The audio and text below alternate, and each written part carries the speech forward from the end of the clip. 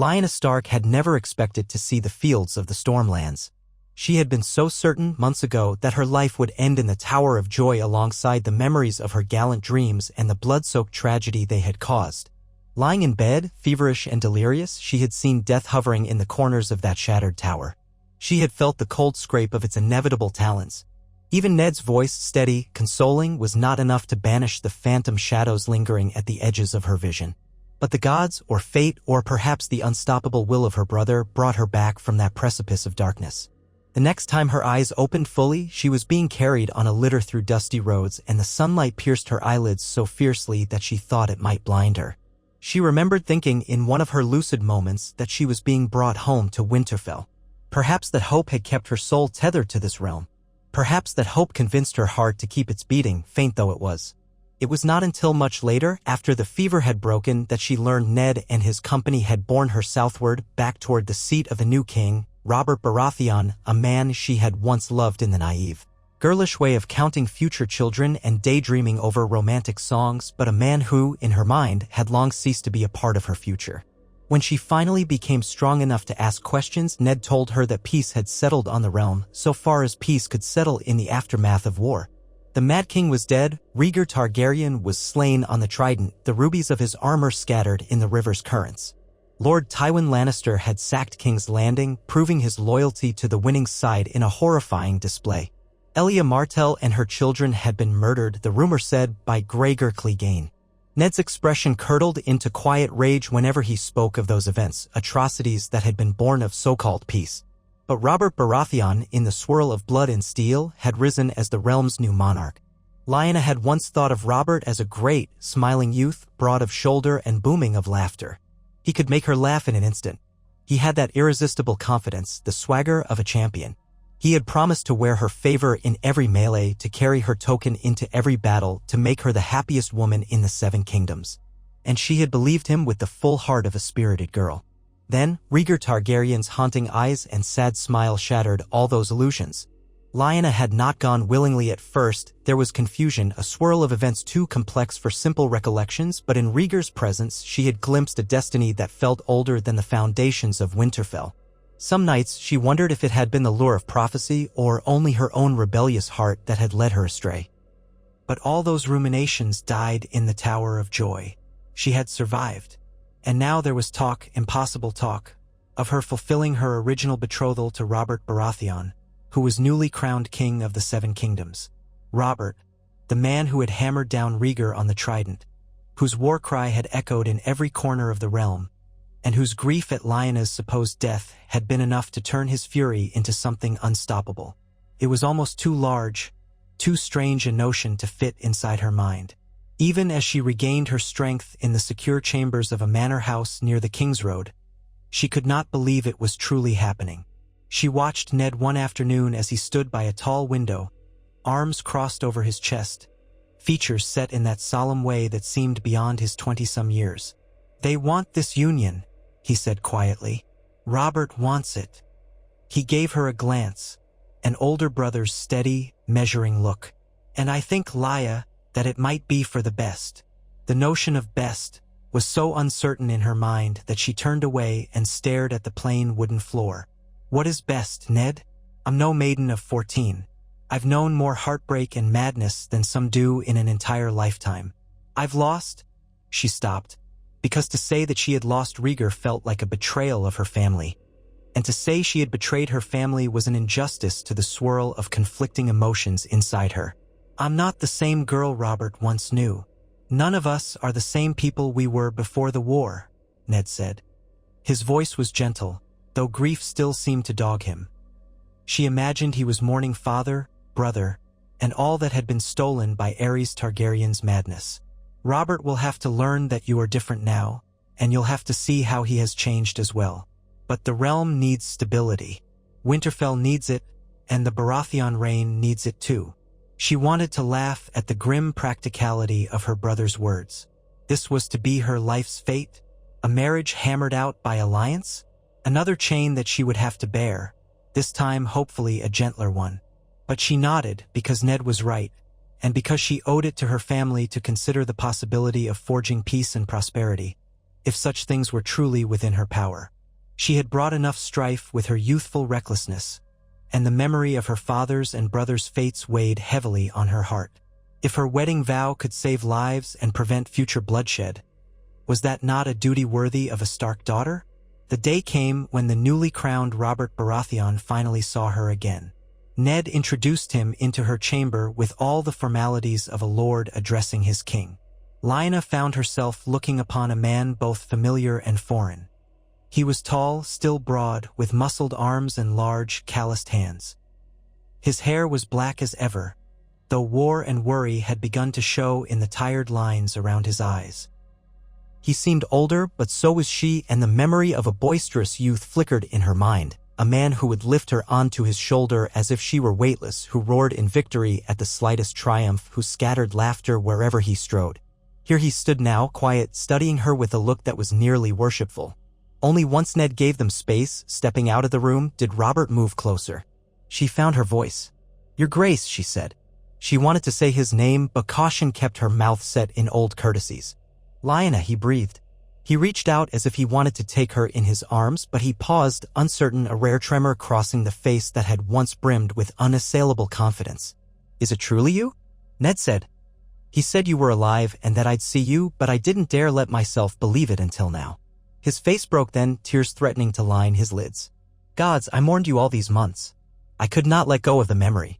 And now here you are." She felt her own chest tighten at his raw emotion. She had expected him to be drunk or perhaps loud and brash. Instead, she saw the vulnerability of a man who had lost so many dear ones, who had fought a war that might have destroyed his heart in the process. She felt compassion stir in her. Slowly, she rose from her seat, swaying slightly on her feet. She was not yet fully recovered. Robert caught her elbow to steady her. "I'm sorry," she whispered, and tears filled her eyes before she could blink them away. "I never meant for any of this to happen." "I know," he said. He guided her gently back to the chair. "The war is over. All that matters is that you are alive." His gaze flicked away for a moment, his jaw tightening. "Rhaegar is dead. I killed him. I'll not lie to you or make apologies for that. He was my enemy, he stole you. I loved you and I fought for you. Everything else, well, I wish the world were simpler. But at least it has brought you back to me." She did not trust herself to speak, for her heart felt torn. Memories of Rhaegar rose unbidden, the gentleness in his voice, the strange, haunting knowledge in his eyes. But Robert was here, real and warm before her. The man she had once been promised to. The man who had once boasted he would put silver bells in her hair on their wedding day. She shivered. "If you'll have me, I want to wed you," Robert said. "I would have done so even before taking the crown. Now as king, I say we can bring a lasting peace to the realm. The gods saw fit to return you to me. Let me protect you from this day on, and let us protect the realm together." She thought of how father had arranged her betrothal to him long ago, back in a time when everything seemed bright. The notion both warmed and terrified her. Yet how could she speak a simple yes or no in this moment? Her father and brother Brandon were gone, burned and strangled by the Mad King, the Targaryen line sundered, Rhaegar's dream drowned in red waters. She had neither father nor mother to advise her, only Ned and the intangible sense of duty that had been hammered into her. She swallowed. "Give me time," she said quietly. "Let me heal.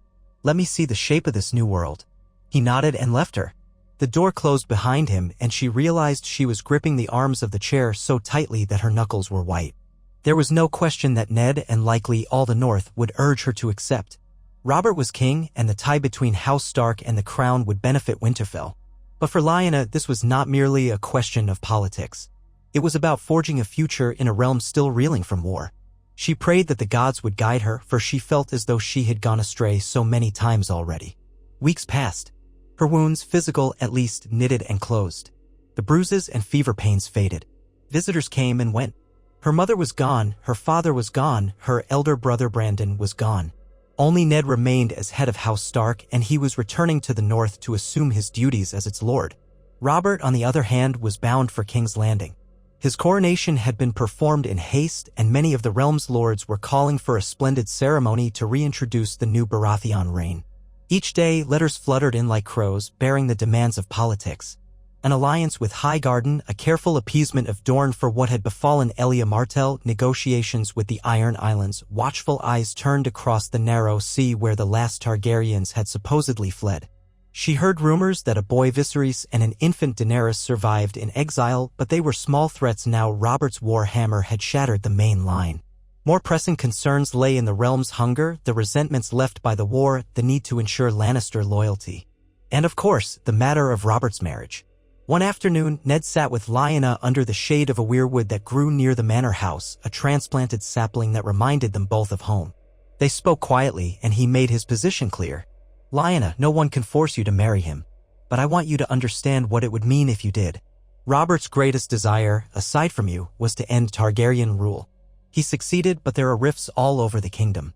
In the north, we have lost many men to this war, and we need the strength of royal favor to rebuild. And Robert. I know he's changed, perhaps, but I believe he's still the man you once liked. War leaves scars on everyone. Yet if any man can summon the old Robert from within the new, it might be you. She had no illusions about the power she held or how her presence in Robert's life might shape him. But she still could not forget the rage in Robert's eyes when he spoke of Rhaegar. She worried that he might never lay that ghost to rest, never cease to see her as something stolen by a dead dragon prince. Could any union thrive under such a shadow? But the realm needed peace, she told herself.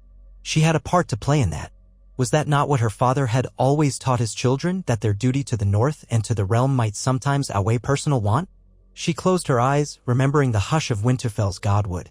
Finally, she nodded to Ned. Tell Robert that I'll come to King's Landing with him. And if, once there, I feel it is right, then yes. I'll wed him. They traveled in a modest procession down the King's Road heading south. It was a strange entourage, the new King Robert, solemn Eddard Stark, and the half-healed Lyanna Stark whose rumored death had once fueled the fires of war. The hush that fell on every inn and holdfast as they entered was palpable. Word had spread that Lyanna Stark was alive, that Robert's so-called almost queen had been resurrected from the clutches of the grave. Some cheered, remembering how Robert had sworn that the Targaryens stole his beloved. Others watched with curiosity, wondering at the fate of a woman who had once been overshadowed by Rhaegar Targaryen's mystique. Robert displayed a gentleness that surprised Lyanna. He visited her in her carriage, brought her sweet lemon cakes from the roadside markets when possible, told her stories of the pranks they had played in their younger days. Sometimes she could see his eyes fill with old grief, but he tried to push it away and speak of better times to come. They moved slowly enough not to strain Lyanna's health, and at last they arrived at the capital. King's Landing greeted them with a boisterous crowd. Robert's banners, striking gold crowns on a black field, fluttered above the city gates. People lined the cobblestone streets, cheering, though a subdued note lingered in that applause. War had not been kind to anyone, and with the new king's arrival, uncertain hopes shimmered like fragile glass. Inside the Red Keep, the halls still bore signs of recent conflict. The scorches from Tywin Lannister's sacking had been scrubbed away, but the smell of fear lingered in the cracks of the stones. Robert took up residence in the royal apartments, though Lyanna avoided them for a time, choosing simpler quarters that reminded her less of Targaryen ghosts. Varys, the master of whisperers, popped up with his soft voice and measured words. Grand Maester Pycelle made fawning comments about how wonderful it was to see peace. Ser Barristan Selmy, weary from war, still showed quiet courtesy. Many in the court looked at Lyanna askance, some with open curiosity, others with veiled interest. The realm had expected Robert Baratheon to choose a bride from among the wealthy families seeking favor. Instead, here came the daughter of House Stark, rumored dead, presumably rescued from Rhaegar's last holdfast. Courtiers whispered that her presence would stir old controversies. But Robert's word was law, and he was unwavering. She was to be his queen if the gods willed it. It took Lyanna a fortnight to finally agree. In that time, she observed Robert in council with Jon Arryn, his old mentor, now the Hand of the King, who had done much to shape Robert's claim and keep the realm from collapsing in chaos. Jon was calm, patient, ever the statesman. She watched Robert's face as he listened to petitions from the city's poor, heard proposals from merchants, and negotiated with the Lannisters to ensure their loyalty after the horrors that had transpired. At times, she glimpsed Robert's frustration flaring. He was not a man who loved the tedious quill-scratching of governance. But he never turned her away when she quietly entered the council chamber to watch. And at night, when they supped together in a small dining room, he asked her about Winterfell, about her memories, about her life in that tower, though he did not speak Rhaegar's name. She saw that he was trying to close the gap of those months. She could not say what lay in his heart, but he seemed determined to prove he still cherished her. When she finally spoke her acceptance quietly in his presence, Robert's eyes shone. He held her hand and vowed to be a better king than the realm expected, a better husband than fate might allow. His vow both reassured her and caused a pang of sadness. She thought, we are both living in the ruins of war. Perhaps we can rebuild something. And maybe, just maybe, it could lead to a love that was real, not the fantasy of children. The wedding was planned with regal haste. The lords of the 7 kingdoms were invited. Some were too war-weary or resentful to appear. Mace Tyrell of Highgarden made an entrance with grand fanfare, no doubt hoping to cultivate favor at court. Doran Martell of Dorne sent polite regrets, though Prince Oberyn and Prince Elia's memory loomed large in everyone's mind. Tywin Lannister arrived, calculating as ever, accompanied by his children. Tyrion, the dwarf, was nowhere to be seen in the public ceremonies, but Jaime Lannister stood among the king's guard, a golden lion on a white cloak. Whispers circulated about how he had slain the Mad King. Cersei Lannister carried herself with a fierce composure that made Lyanna uneasy whenever she felt the lady's green eyes flick toward her. This was a court swirling in hidden tensions. On the morning of the wedding, Lyanna sat in her bedchamber wearing a gown of pale gray silk trimmed with silver as befitted a Stark. The seamstresses had added small embroidery of barbed antlers at the sleeves in homage to House Baratheon. She felt strange, seeing the reflection in the polished mirror. She was no longer the wild, laughing girl who had once bested men at swordplay in the courtyard. A more somber maturity weighed upon her features, but also a certain steel in her gray eyes. Wolves endure, she told herself. That was what she was now, a wolf who had survived many storms, soon to become a queen. Ned escorted her down to the sept, and the hush that fell over the gathered nobility was thick with unspoken words. Robert stood at the altar, garbed in black velvet with a golden crown newly forged for him. His eyes found hers, and she remembered how she used to run to meet him in the courtyard at Winterfell, how he would swing her in circles. Time had stolen that girl from them both, but perhaps something new could be forged. The High Septon spoke the ritual words, anointing their heads with the 7 oils. Lyanna could almost feel the eyes of the realm pressing on her. The wind from the open doors carried a faint tang of the sea.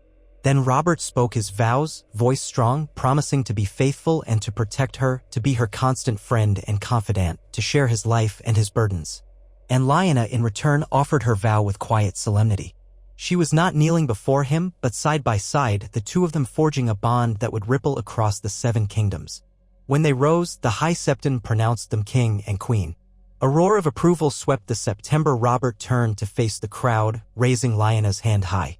Somewhere beyond that swirling throng, she thought she glimpsed the shape of a harp in the shadows, as though a memory of Rhaegar might still linger, but she swiftly pushed the thought away. This was her new life now. She had made her choice. She stood tall, leaning on her own inner strength. The feast lasted well into the night. Tables groaned with roasted boars, suckling pigs, quail, pigeon pie, candied fruit. Mead and ale flowed in rivers, and Robert partook heartily of the drink. Lyanna danced a few steps with Ned, with Robert, and even with Jon Arryn, who was as dignified as ever. The hall was bright with torches, the music cheerful, but the tension of old grudges never fully left the air. Tywin Lannister sat, watchful, as his daughter Cersei looked on, her face an unreadable mask. Stannis Baratheon, Robert's younger brother, was there too, grave and severe, though occasionally a small flicker of approval touched his lips when he looked at Lyanna. Renly, the youngest brother, only a boy, seemed delighted by the pageantry. Finally, the bedding was announced, an ancient custom that Lyanna dreaded. She had heard the laughter and crude teasing that accompanied it. Robert, however, raised a hand, his voice booming over the crowd. Enough of that. I'll not have my queen pawed at by drunken louts. Times are changing. If we're forging a new realm, let this tradition die tonight. Some lords grumbled, others laughed, but it was hard to argue with Robert Baratheon, especially after the war he had won. Ned's eyes met Lyanna's, and she nodded her gratitude. She felt no desire to be stripped in front of half the court. That night, Robert carried her to the royal bedchamber. For all his bravado, he was gentle, stroking her hair, murmuring about how he had dreamed of this night for so long. And Lyanna closed her eyes, willing herself to accept this moment as the turning of a new page. She tried to lock away the ghosts, focusing on the comfort of Robert's warmth and the hope that one day she might feel real love for him again, or something close to it. In the days that followed, King's Landing strove to maintain a jubilant facade. Musicians played in the streets, and the king made proclamations about lowered taxes for a season, about relief for war-torn villages. The realm took a collective breath, hoping that this wedding truly heralded an era of unity. And Lyanna found herself settling into a life of negotiations, ladies' luncheons, and the many small intrigues that formed the tapestry of a royal court.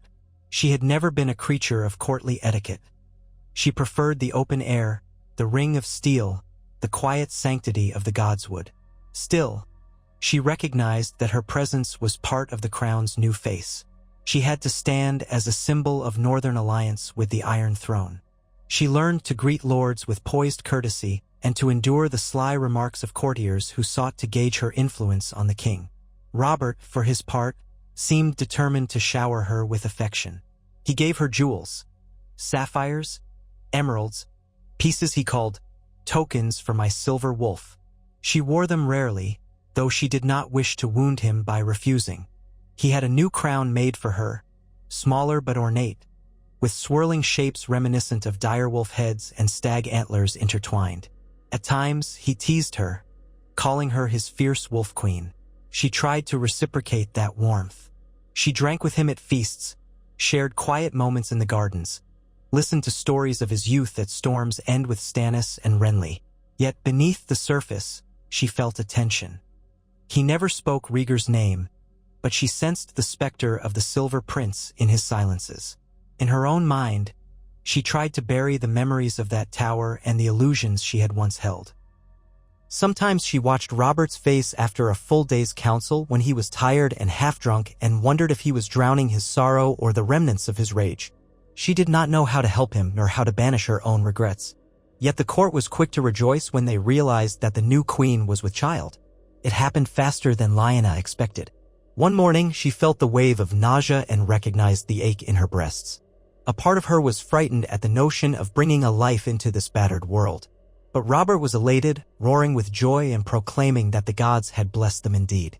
The small folk cheered, the lords made polite or sycophantic congratulations, and the realm waited to see if this child, who would join the blood of Starks and Baratheons, might unify the entire kingdom in a way that had not been done before. Lyanna's pregnancy was not easy.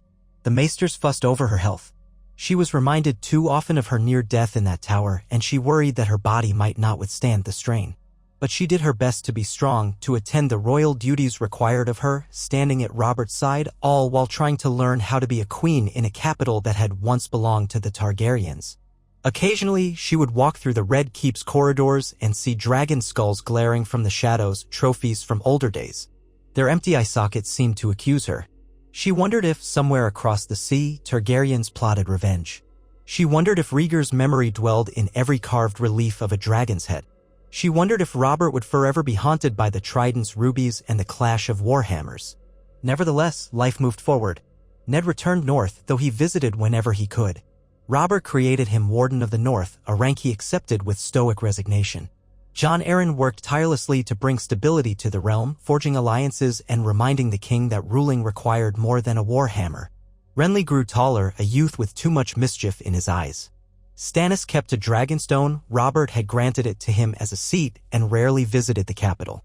Tywin Lannister attempted to arrange a match for Cersei with Robert, but that was obviously no longer an option.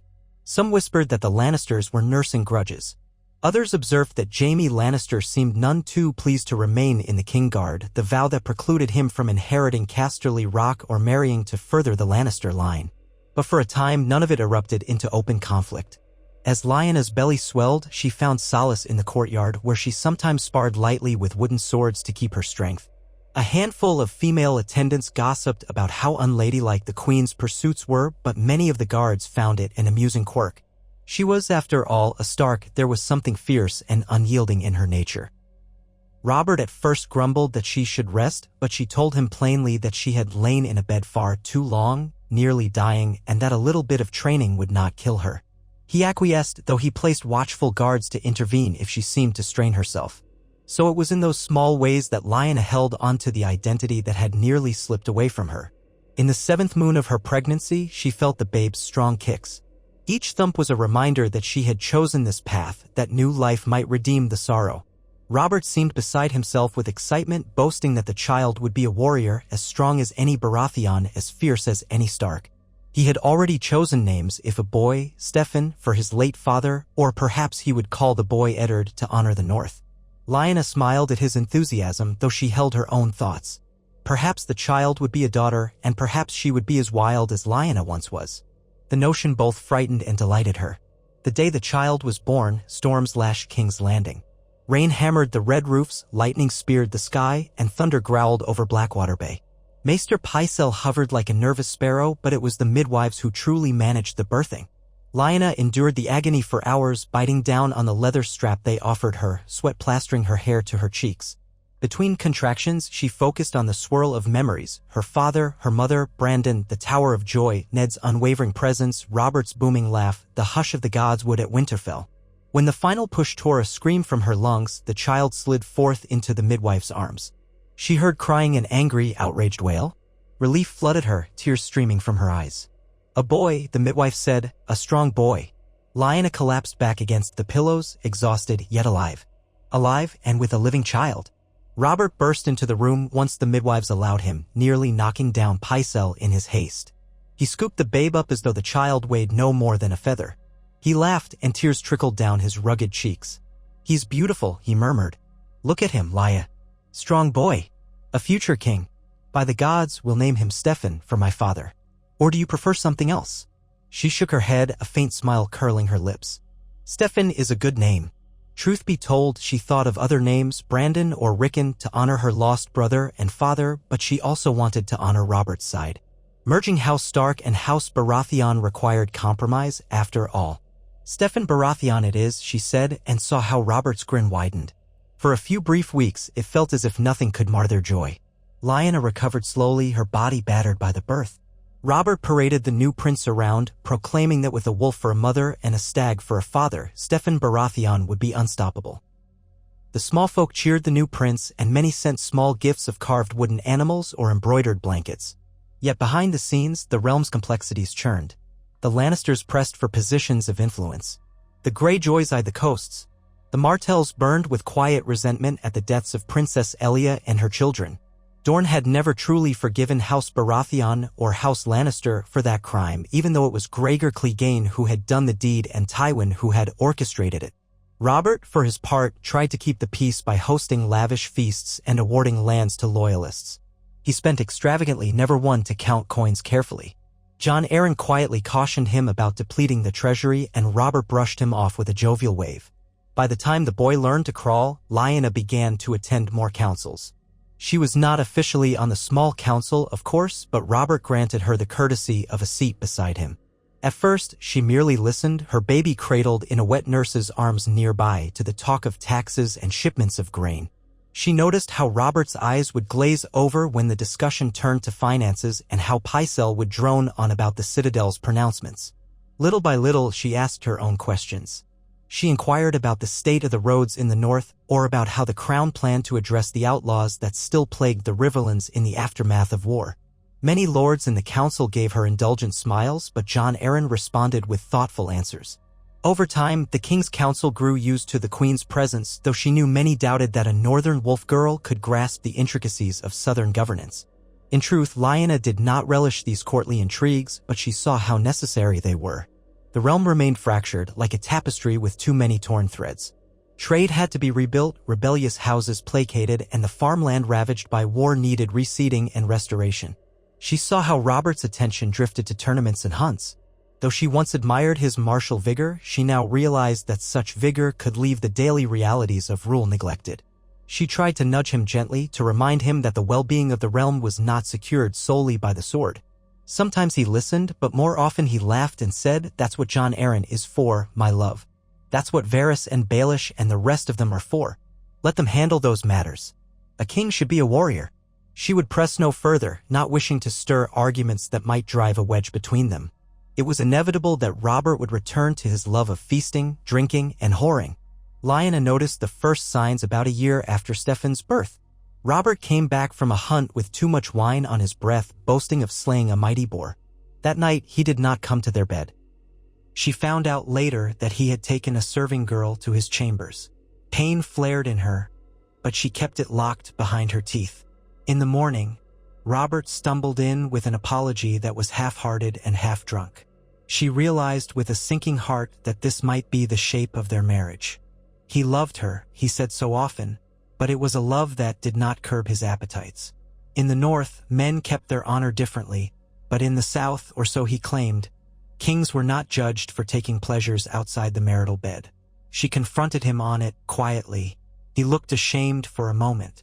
"Lya, you know I love you," he said, voice slurred from the night's lingering drink. "You're the mother of my heir, my fierce she-wolf, but I am who I am. By the gods, don't make me into a septon. A bit of wine, a bit of laughter. This is how I've always been." He tried to hold her hand, but she pulled away. "How you've always been," she repeated. "We all change, Robert. We're changed us, parenthood changes us. Or it should. You once swore you'd do anything for me. Can you not at least spare me the shame of bedding other women in my own castle?" He looked genuinely remorseful for a moment, but then that stubborn pride flared. "I am the king. I fight, I rule, I keep the realm safe. There is too much blood on my hands to live as if I were a green boy in the Vale. I don't mean to hurt you, Lya, truly. If you find out about these trysts, I promise I'll be more discreet. But I can't promise I'll never." She turned away, heart heavy. She thought of Rhaegar then, of his quiet intensity, of how he never would have done this. But that was the path she had not chosen. She had chosen duty, had chosen to try to build a new realm on the ashes of war. Perhaps this was her penance. Perhaps this was what it meant to be queen. A mixture of heartbreak and public duty. "Just be discreet," she said finally, her voice trembling with anger and hurt. "I am trying, Robert. I am trying to build a bridge between Winterfell and Storm's End, between the North and the Crown. Don't make me regret that." He nodded slowly. "I won't," he promised, though she wondered if that promise would mean anything. She sighed and left him to nurse his hangover. In the hall, she passed servants who bowed their heads. She felt a mix of embarrassment and rage. She wanted to shout that they could keep their pity, but she held her composure. A queen must always keep her composure. Another year passed. Stefan grew into a lively toddler, with dark hair and a stubborn set to his jaw. Lyanna adored him, often taking him into the courtyard and letting him chase after a small wooden stag while she told him stories of the North. He had bright gray eyes that reminded her of her siblings, a headstrong glint that no doubt came from both parents. Sometimes she felt as if he were her only solace. Robert doted on him as well, showing him off to every lord who visited. "Here's the future of the realm, my boy Stefan," he would bellow. "One day he'll sit the Iron Throne and the gods help anyone who gets in his way." The child clapped his hands, delighted by his father's booming presence. That year also brought small but insistent news of trouble from the Iron Islands. Balon Greyjoy was rumored to be testing the edges of his newly sworn fealty to the crown. Ships had been spotted around the coast, some unmarked. Robert was dismissive, calling the Ironborn fools who'll learn their lesson if they try anything. Stannis was more concerned, urging the king to reinforce the royal fleet. Jon Arryn attempted to mediate, quietly suggesting that a show of force might deter any rebellion. Lyanna watched, aware that Robert was itching for a fight. He missed the clarity of war's battlefield, the hammered steel of victory. Peace, with all its complexities, wearied him. She could see that in the way he'd wave off finances and linger too long in the wine halls. One evening, at a feast for the visiting Lord Tully of Riverrun, a drunken Robert ranted about how the realm had gone soft. All these lords whining about taxes. By the 7, they should have seen the battle on the Trident. That's what real men do, pick up a sword and fight for what's right. He gave a short laugh. Sometimes I wonder if a good war wouldn't set these whining curs straight again. Lyanna, listening from her seat, felt a chill. War was not a toy to amuse bored kings. She set her hand on Stefan's shoulder protectively, heart pounding with apprehension. A hush fell over the table. Even Cersei Lannister, seated across the hall, tilted her head, a faint, almost mocking smile playing on her lips. Lyanna realized that many eyes were on her, waiting to see how she would respond. She said nothing, though she fixed Robert with a steady stare. He glanced at her, flushed, and turned away to guzzle more wine. After the feast, as they retreated to their chambers, she confronted him in private. You speak too lightly of war, she said, voice tight. You've seen what it does, if not to yourself, then to the small folk. You said you fought to save me, to liberate the realm from the Mad King. Now you jest about starting another war, just to quell discontent? This is not the Robert the First, remember. He slumped onto a chair, rubbings at his eyes. I know, he muttered. I'm drunk. Forgive me, Lyanna. Sometimes I feel that I was made for war, not for ruling. Swinging a hammer is simple enough. But this, all these papers and alliances and gold dragons, this is torture for me. I never wanted to be king. I only wanted you back. His gaze met hers with an unsteady mixture of sincerity and self-pity. I'm sorry, but I can't change who I am. Maybe you deserve a better man to be your husband, but the gods gave you me. She felt her anger soften slightly, replaced by a weary understanding. She knelt beside him, placing a hand on his knee. You chose this, Robert. When you took the throne, you chose it. If you hate it so much, rely on the council, rely on me, rely on Jon Arryn. But don't speak of war so lightly. Our son deserves better than that. Our people deserve better. You wanted to be their king. Then act like it. Robert said nothing at first, only nodded.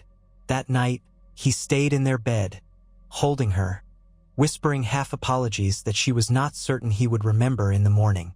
She lay awake, listening to his breathing, wondering if a day would come when he grew tired of the burden and did something reckless.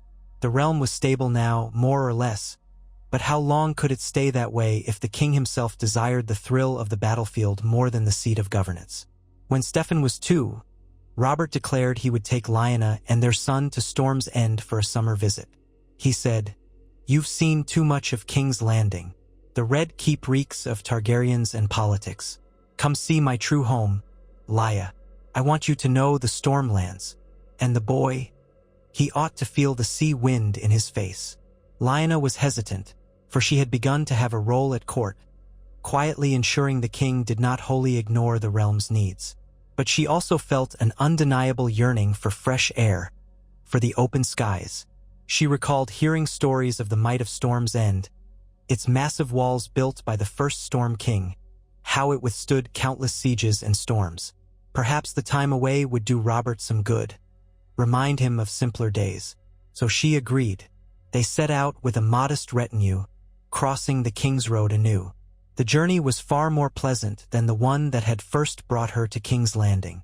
Now she could ride at Robert's side, their son giggling atop a small pony led by a stable hand.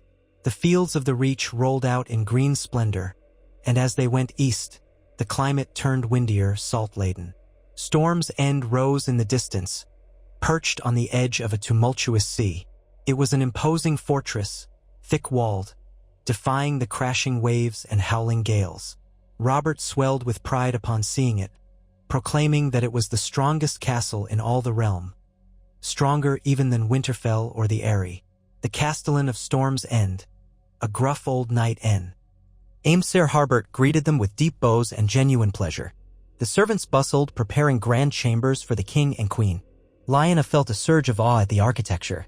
The walls were enormous, curved to deflect the savage storms that battered them. She could see why no enemy had ever breached it. The wind howled constantly, rattling shutters and sending the tang of salt through every courtyard. She found it invigorating. Something about it reminded her of the harsh winds of the north. Stefan squealed with excitement when Robert took him up onto the ramparts to look out over the raging sea. The child clung to his father's neck, pointing at the gulls that wheeled overhead. One day, my boy, you'll be the Lord of Storm's End as well as king. You'll be a Baratheon and a Stark, unstoppable. Robert boasted, and the wind carried his laughter. Lyanna watched, feeling a small bloom of hope. Maybe here, away from the city's intrigues, they could find a semblance of peace. For a while, it worked. Mornings were spent riding along the coastline, letting the horses gallop across the wet sand. Robert taught Stefan how to hold a wooden sword, guiding the child's hands as if forging a future knight.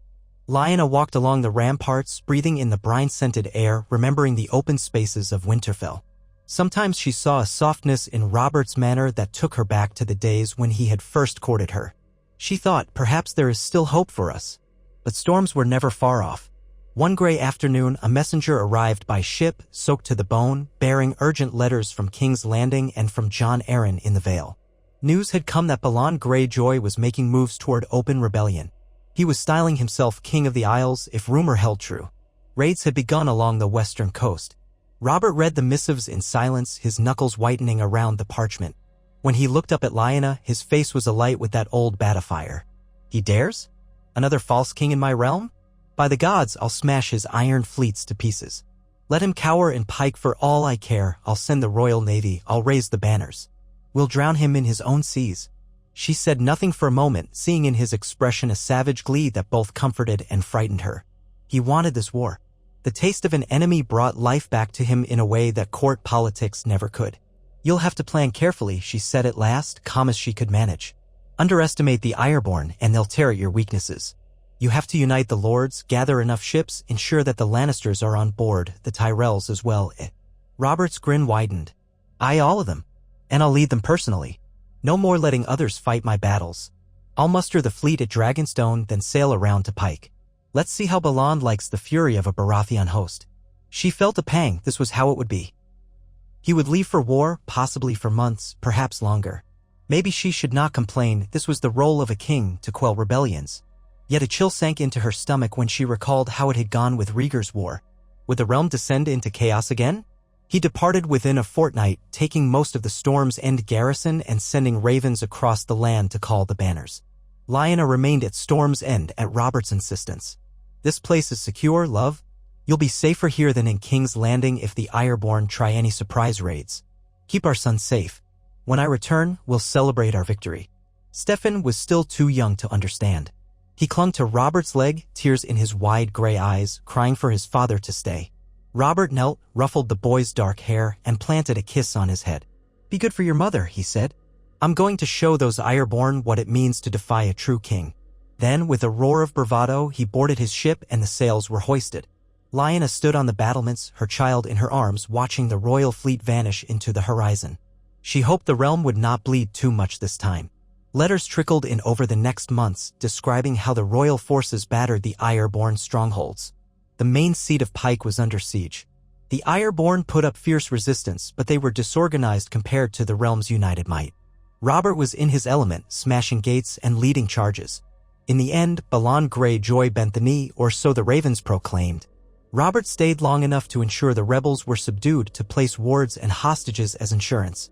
Finally, nearly a year after leaving, he returned to Storm's End, triumphant. Lyanna noticed how he had put on weight, his face was ruddier, his belly slightly thicker, though he still carried an air of martial confidence. At his side was a ward, a boy with gray eyes and a sullen expression, Theon Greyjoy. Robert had insisted that Balon's son be given as ward to House Stark or Baratheon, but Ned had agreed to keep him in the north, so Robert had simply escorted the boy for a time. Now, Theon would make the journey north to Ned. That night, after the feasting in the Great Hall, Robert staggered into Lyanna's chambers.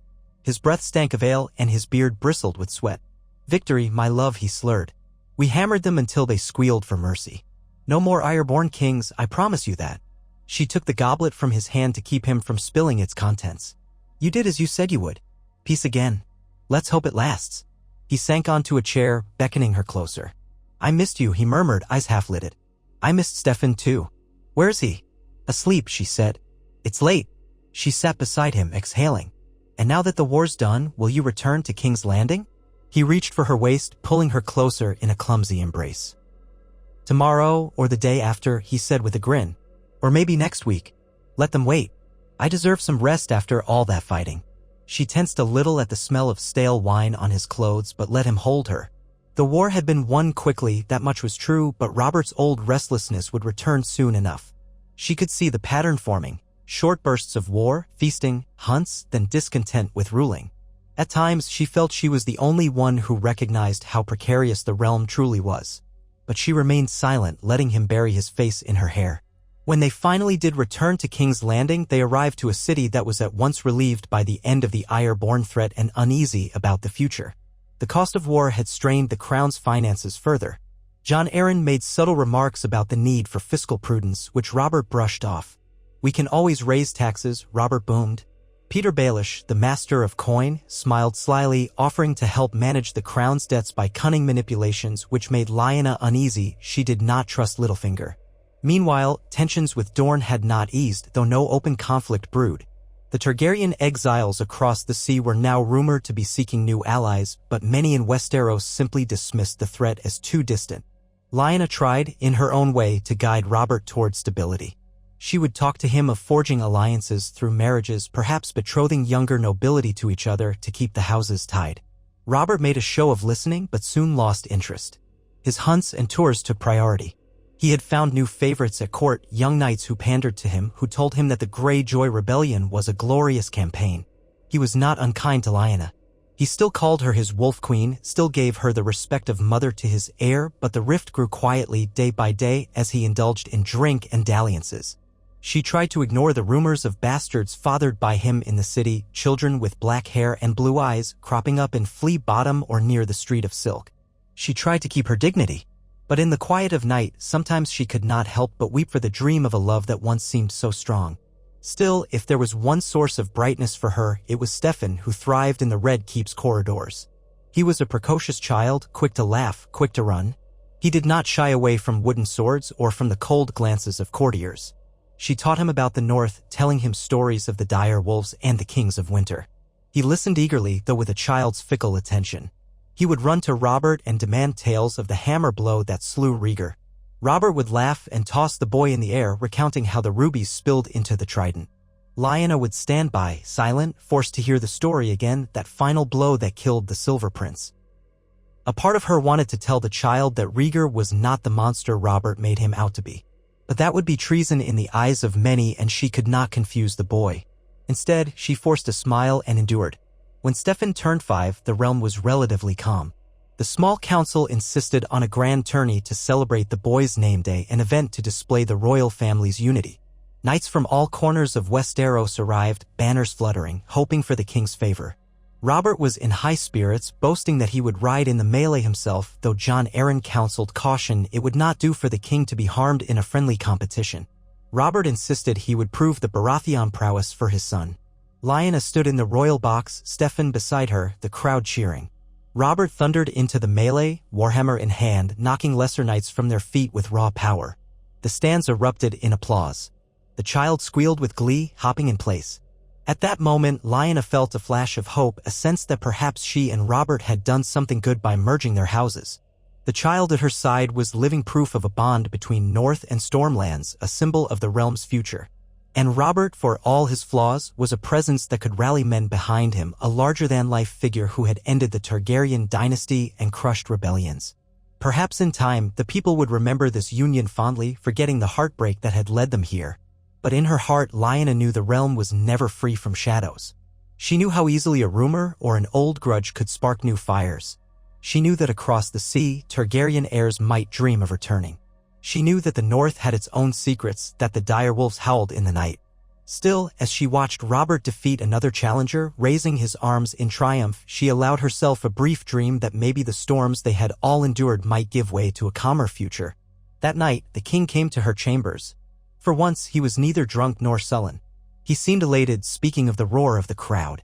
He lifted her onto his lap like she was still that young girl from Winterfell, spinning her around until she laughed despite herself. And when he set her down, he gazed into her eyes with a flicker of the old warmth. "Lya," he said, stroking a strand of her dark hair. "I know I'm not always the man I should be, but when I saw you cheering me on and Stefan looking up at me, I felt like the man I used to be. Maybe we can find that again." She placed her hand over his, inhaling softly. "We can try," she said. "For our son's sake and for the realm." It was the closest she could come to saying that she still cared for him, that she wanted to believe in him. He kissed her, and she let herself be kissed, ignoring the bitter knowledge that tomorrow he might be a drunken wreck or might bed another woman. For one night, she would let herself feel that fleeting warmth. She would hold onto the choice she had made, this marriage, and try to weave from it a life that might carry the realm forward. Time would pass, more storms would come, rebellions, alliances, the slow churn of the realm's fortunes. But for now, Lyanna Stark, Queen of the Seven Kingdoms, stood as a living bridge between the North and the Iron Throne, her heart torn by memories of what was lost, yet resolute in her duty to protect what had been gained. In the swirling tapestry of Westeros, she and Robert had forged an unlikely alliance, a union that could, if fate allowed, endure long enough to shape the future of the realm. And so the wolf and the stag moved forward together, braced for the next gale that would inevitably batter the shores of their kingdom. determined to stand against it for as long as their hearts would allow. In the weeks after the tourney, Lyanna could almost pretend they were a family untouched by the wars of the past. King Robert would come in from the training yard with a sweat-soaked tunic clinging to his bulk, scoop up Stefan in his arms, and spin the boy about until he shrieked in delight. The court seemed caught up in that revelry as well. Fresh gossip about gallant justs and the king's smashing of the Greyjoy rebellion drowned out any lingering complaints about finances. Feasts were plentiful. The taverns rang with bardic songs about the stag and the wolf, and small folk in the streets dared to speak of hope instead of hunger. One might believe the realm would enjoy an era of true stability, if only the king's appetites could remain tempered, and if only the lords did not nurse their ancient grudges in silence. As much as Lyanna tried to savor those hopeful days, she could not close her eyes to the reality that Robert found the daily tasks of kingship stifling. He relished the public acclamation. He loved to hear how the crowds roared at his name, but when it came to the careful stewardship of tax coin and the forging of delicate alliances, he was all too eager to leave the details to Jon Arryn and the small council. Whenever letters arrived from Storm's End describing the state of the garrison or the cost of repairs to the fortress walls, Robert would grimace and wave them away. "Ser Harbert can handle that," he would say, or "Send them to Master Baelish." Lyanna had learned enough of the court by now to see how Peter Baelish's ambition gleamed behind his courteous smile. He was an adept master of coin, perhaps too adept, and she questioned how a man with such cunning might abuse the king's distracted trust. But her warnings to Robert were often dismissed with a shrug. "Littlefinger knows money, my wolf. Let him fuss about it." She began to wonder if the realm might slowly drown in unaccounted debts. King's Landing had never been an especially clean or wealthy city. The war had drained the treasury. Robert's victory feast and the lavish coronation afterwards only added to the burden. Now the Greyjoy defeat had piled on more expenses for the crown, from building ships to garrisoning the western coast. Lyanna tried speaking to Jon Arryn. The hand of the king was a kind, patient man aged with a gentle fatherly air. He respected her input, though he offered gentle reassurance. "Your Grace, I've served Robert since he was a boy at the Eyrie. I know how to guide him. When the realm has fully recovered from these rebellions, gold will flow again through trade. The Tyrells bring in harvests from the Reach, the Lannisters hold gold mines aplenty. With careful management, we can keep the crown afloat." But careful management was never Robert's strong suit. Instead, to please the small folk and the lords, he continued to host tourneys and hunts, each one costing a small fortune. When those tours ended, he drank and feasted in the Red Keep or rode to his old haunts in the city.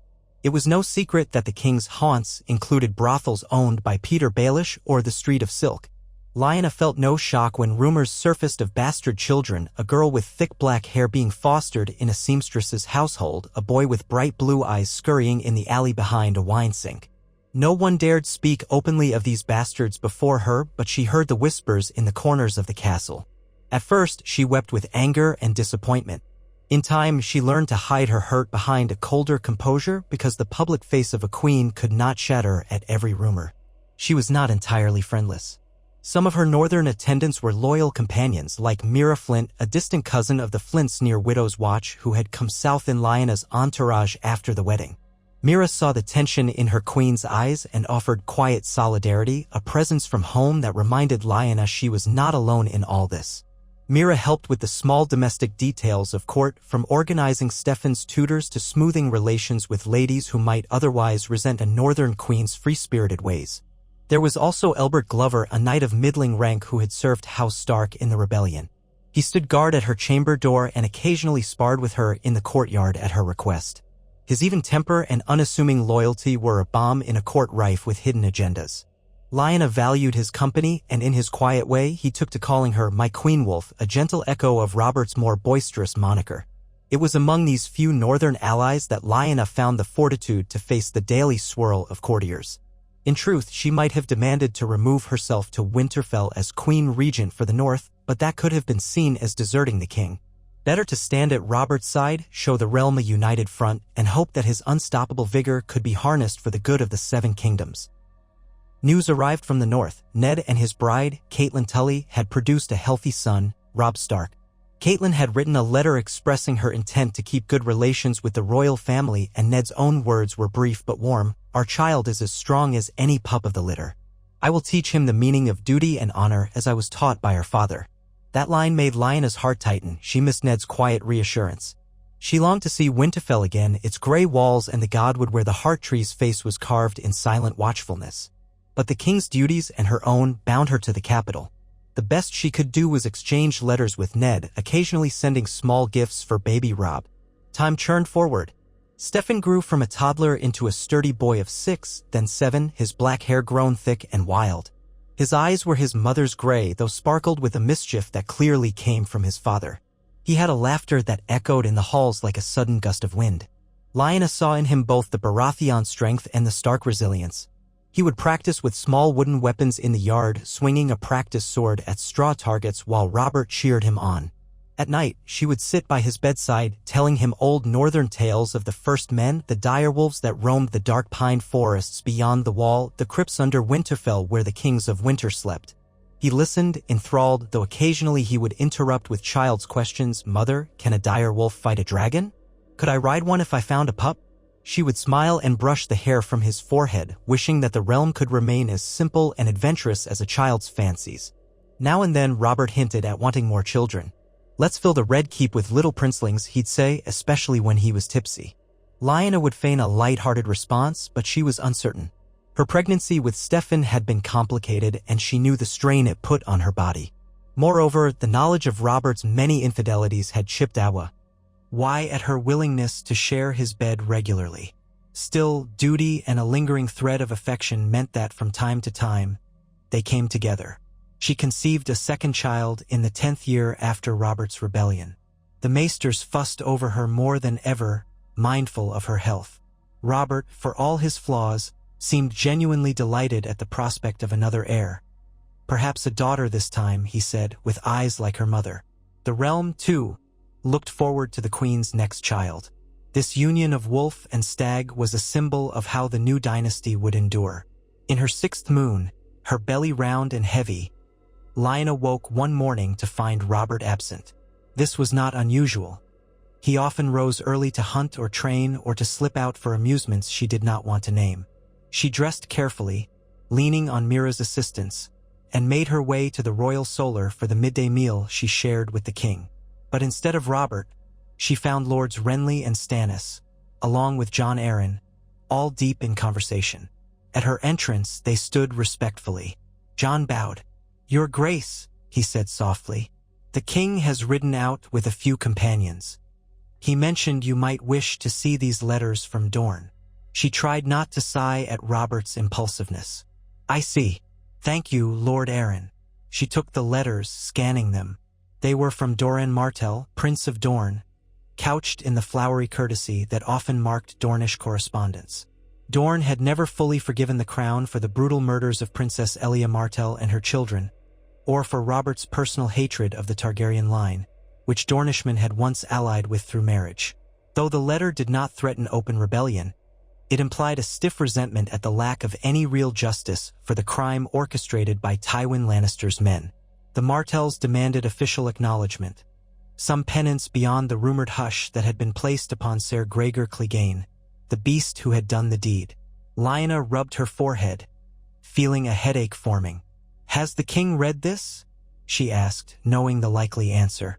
Renly's mouth quirked. He glanced at it, complained that Dorne had no business dredging up old Targaryen loyalties, and said something about them learning their place. Then he rode off. At that, Stannis let out a subtle grunt of disapproval, though he did not speak. Lyanna envied Stannis nothing. Dragonstone's overshadowed lord was as grim as the sea around his seat, always looming in Robert's shadow. Renly was younger, charismatic, forever trying to match or impress his brother. Yet for all their differences, neither of them seemed able to influence Robert's stance on Dorne. Lyanna flicked her gaze to Jon Arryn. The old hand's face looked weary. "I will pen a response," he said. "But I fear that without a gesture of goodwill, Prince Doran's grievances will fester." She inhaled slowly, reminded of how complicated the realm's tapestry truly was. The specter of House Targaryen lingered. The ghosts of Elia, Rhaenys, and Aegon haunted Dorne's memory, stoking bitterness. Perhaps a formal apology is in order, she ventured carefully. Or compensation to House Martell for the loss. Something to acknowledge the wrongs done to Elia. Stannis pressed his lips tight. Apologizing might be taken as weakness, your grace. Renly shrugged. But ignoring them could be taken as insult. And a Dornish revolt would be no small matter. We all know the devastation a unified Dorne can bring, just ask the history texts on the conquest. Jon Arryn nodded. We may at least propose a royal visit to Sunspear or invite Prince Doran to court. Some sign that the king acknowledges Dorne as more than a reluctant province. Lyanna's heart panged with a memory of how Rhaegar had once found Dornish ways beautiful. She quickly banished that thought. Write your letters, my lord, she told Jon. And I will speak to the king, though the timing must be right. She rested a hand on her belly, feeling a soft kick. Everything in her life now was dedicated to forging a stable future, especially for the child stirring within her. If that meant swallowing old grudges, acknowledging House Martell's heartbreak, even if it was Tywin Lannister's men who had spilled the blood, then so be it. The conversation ended politely, though she sensed the tension thrumming beneath every exchange. She returned to her chamber, letting Mira help her lie down and sip a mild tea for her aches. That evening, Robert returned from wherever he'd gone, reeking of wine. He kissed her cheek, muttered something about winning a wager on a horse race, and stumbled to the bed. She did not bother him with the letters from Dorne. The moment was ill-suited for sober talk. He was asleep before she could even remove his boots. By the 9th moon of her pregnancy, the maesters insisted she rest more often. She was nearing the time of birth, and given her previous difficulties, they wanted no risk. They hovered about with potions and tonics, but she was more interested in making sure Stefan kept up with his lessons. The boy sulked when she forbade him from racing around the training yard too wildly, so she bribed him with stories about adventurous Stark ancestors. He was especially fascinated by tales of Bran the Builder and the raising of the wall, though he always insisted it would have been better if a dragon came to burn the others. It was the sort of childish fancy Lyanna wished she could encourage, but she simply laughed and told him the others were best left as a distant legend. Eventually, the pains began one night, swift and sharp. She braced herself, remembering the trial of bringing Stefan into the world. The midwives came, Robert was summoned. This time, he arrived in a more sober state than before, though still anxious, pacing while she labored. Hours bled by. She felt as if her entire body was being split apart. The midwives murmured encouragement. Robert tried to hold her hand, but she squeezed his so hard he yelped. At last, near dawn, a shrill cry pierced the air. Lyanna collapsed back, sweaty and exhausted, her hair in tangles across her face. A girl. The midwives gently swaddled the infant, bringing her to the new mother's arms. The child had hair nearly black as Robert's, but her features were fine, her cheeks ruddy from the struggle of birth. Lyanna felt tears in her eyes, relief and awe mixed together. Robert let out a whoop of delight, as if he had personally conquered another fortress. A daughter, he roared. A precious girl. Our little princess. She cradled the babe and gazed down at that small face, at the little clenched fists. A powerful protectiveness rose in her chest, fierce as a she-wolf. Yes, Lyanna whispered, pressing her lips to the baby's brow. Our daughter. In the days that followed, she recovered more slowly than she had with Stefan. Each pregnancy and birth took its toll. The maesters insisted on bedrest for a fortnight. Robert, buoyed by the novelty of a new child, actually spent more evenings in the royal apartments, holding the baby in his massive arms and marveling at how small she was. They named her Cassanna after Robert's mother, who had died so many years ago in the shipwreck off Storm's End. She'll be as bold as her namesake, Robert declared, though memories of Cassanna Baratheon were too few for Lyanna to fully share his recollection. Still, the name seemed to please him, and that in turn soothed Lyanna's heart a little. Perhaps Cassanna would be a bridge for the realm as she grew, just as Stefan was meant to be. Stefan took to his role as older brother with enthusiasm. He insisted on sitting beside Lyanna as she fed the baby, telling Cassanna all the things he would teach her one day: how to ride a horse, how to swing a wooden sword, how to catch a frog in the Red Keep's gardens. The sight made Lyanna smile. In those quiet moments, with her children near, she could almost believe the realm might flourish. Reality intruded soon enough. The Master of Whispers, Varys, delivered a subtle piece of news, word from across the narrow sea that Viserys Targaryen and his sister Daenerys had found some measure of hospitality at the court of the Magisters in Pentos. It seemed they were older now, Viserys a young man rumored to be bitter and resentful, Daenerys a shy girl just entering womanhood. There was gossip that certain exiled lords still looked to them as rightful heirs. Lyanna felt her heart clutch at the name Targaryen, remembering the swirl of tragedy that had almost claimed her. When she told Robert of the rumor, he merely shrugged. If they dare set foot in Westeros, I'll see their heads mounted on spikes. Let them stay across the sea, begging for scraps. I've no fear of dragonspawn. She could not quash the uneasy feeling that exiles might yet cause trouble, just as she could not dismiss the fury of Dorne or the ambitions of Tywin Lannister. And though Robert had won his throne through steel and blood, the next challenges might require more cunning or more restraint than a Warhammer blow. She tried to hint at that, but he was in a jovial mood, wanting to celebrate the safe arrival of Lyanna with a royal feast. On the surface, it was a simple matter. Any new princeling or princess would receive a lavish introduction to the court. Lyanna agreed to a modest banquet. Yet modest, in Robert's mind, was still a spectacle of roasted boars, sweet wines, and enough courses to feed an entire garrison. Lords from across the realm attended. Tywin Lannister arrived in splendid regalia, his face stern, his power undeniable. Cersei was absent, wed elsewhere. Tywin had married her off to some lord of the Westerlands, rumored to be ill-fated, though the details were hush. Jaime Lannister, still in the King's Guard, wore the white cloak that gave him a dangerous sword of glory. He stood near Robert's seat, expression controlled. Lyanna's gaze flicked over him and felt a prickle of unease. Though Jaime had slain the Mad King, earning Robert's practical gratitude for that one act, there was an unspoken tension behind those green eyes. Mace Tyrell came, large of girth and loud of voice, presenting a gilded cradle for the princess. Doran Martell did not attend, but he sent his brother Oberyn, the Red Viper of Dorne, a slender, dangerous man with a sharp wit. Oberyn's arrival caused a stir. He bowed to Robert, and Lyanna offered courteous words about the new princess, then spent the feast trading thinly veiled barbs with various Lannisters. He never openly threatened the throne or demanded justice for Elia, but Lyanna sensed an undercurrent of unresolved rage. If Doran Martell was the patient spider weaving webs from afar, Oberyn was the scorpion poised to sting if provoked. During the feast, Lyanna sat with Lyanna in her arms for a time, letting the courtiers coo over the baby. Eventually, she passed the child to a wet nurse so she could mingle or at least endure the polite conversations. She found herself standing beside Oberyn Martell at one point, the swirl of dancers across the hall reflecting off the polished floor. He inclined his head with a wolfish smile. "Your Grace. A lovely child. You must be proud." Lyanna nodded, wary. "I am, my lord. My husband and I consider ourselves most fortunate." Oberyn's eyes flickered over her face, reading every line. Truly, it is a marvel how life can spring anew from the blood-soaked fields this realm has known. His tone was smooth, yet she caught the edge in it. If only all families received such blessings. She understood the barb was meant to recall his sister, Elia, and her children. She steadied herself. "If I could undo what was done to Princess Elia, I would. Nothing can bring the dead back, but perhaps we can prevent further tragedy by acknowledging past wrongs. I wish to see Dorne in harmony with the rest of the realm." Oberyn's lips tightened. "Harmony requires justice. Forgive me, but I suspect the realm's memory grows conveniently short, especially about who truly committed that atrocity and who allowed it." Lyanna felt the color rising in her cheeks. The ones responsible should answer for it. Gregor Clegane and those who acted under him, aye.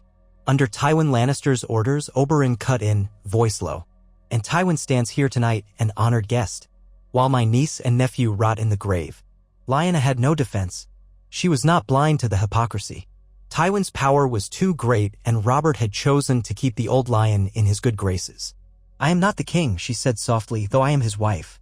I will do what I can. I know it's not enough." Oberyn studied her for a moment, then inclined his head. "You speak more plainly than most, your grace. I respect that." With that, he turned away and disappeared into the throng of dancers, leaving Lyanna with a heart pounding from the unspoken tensions that laced the realm.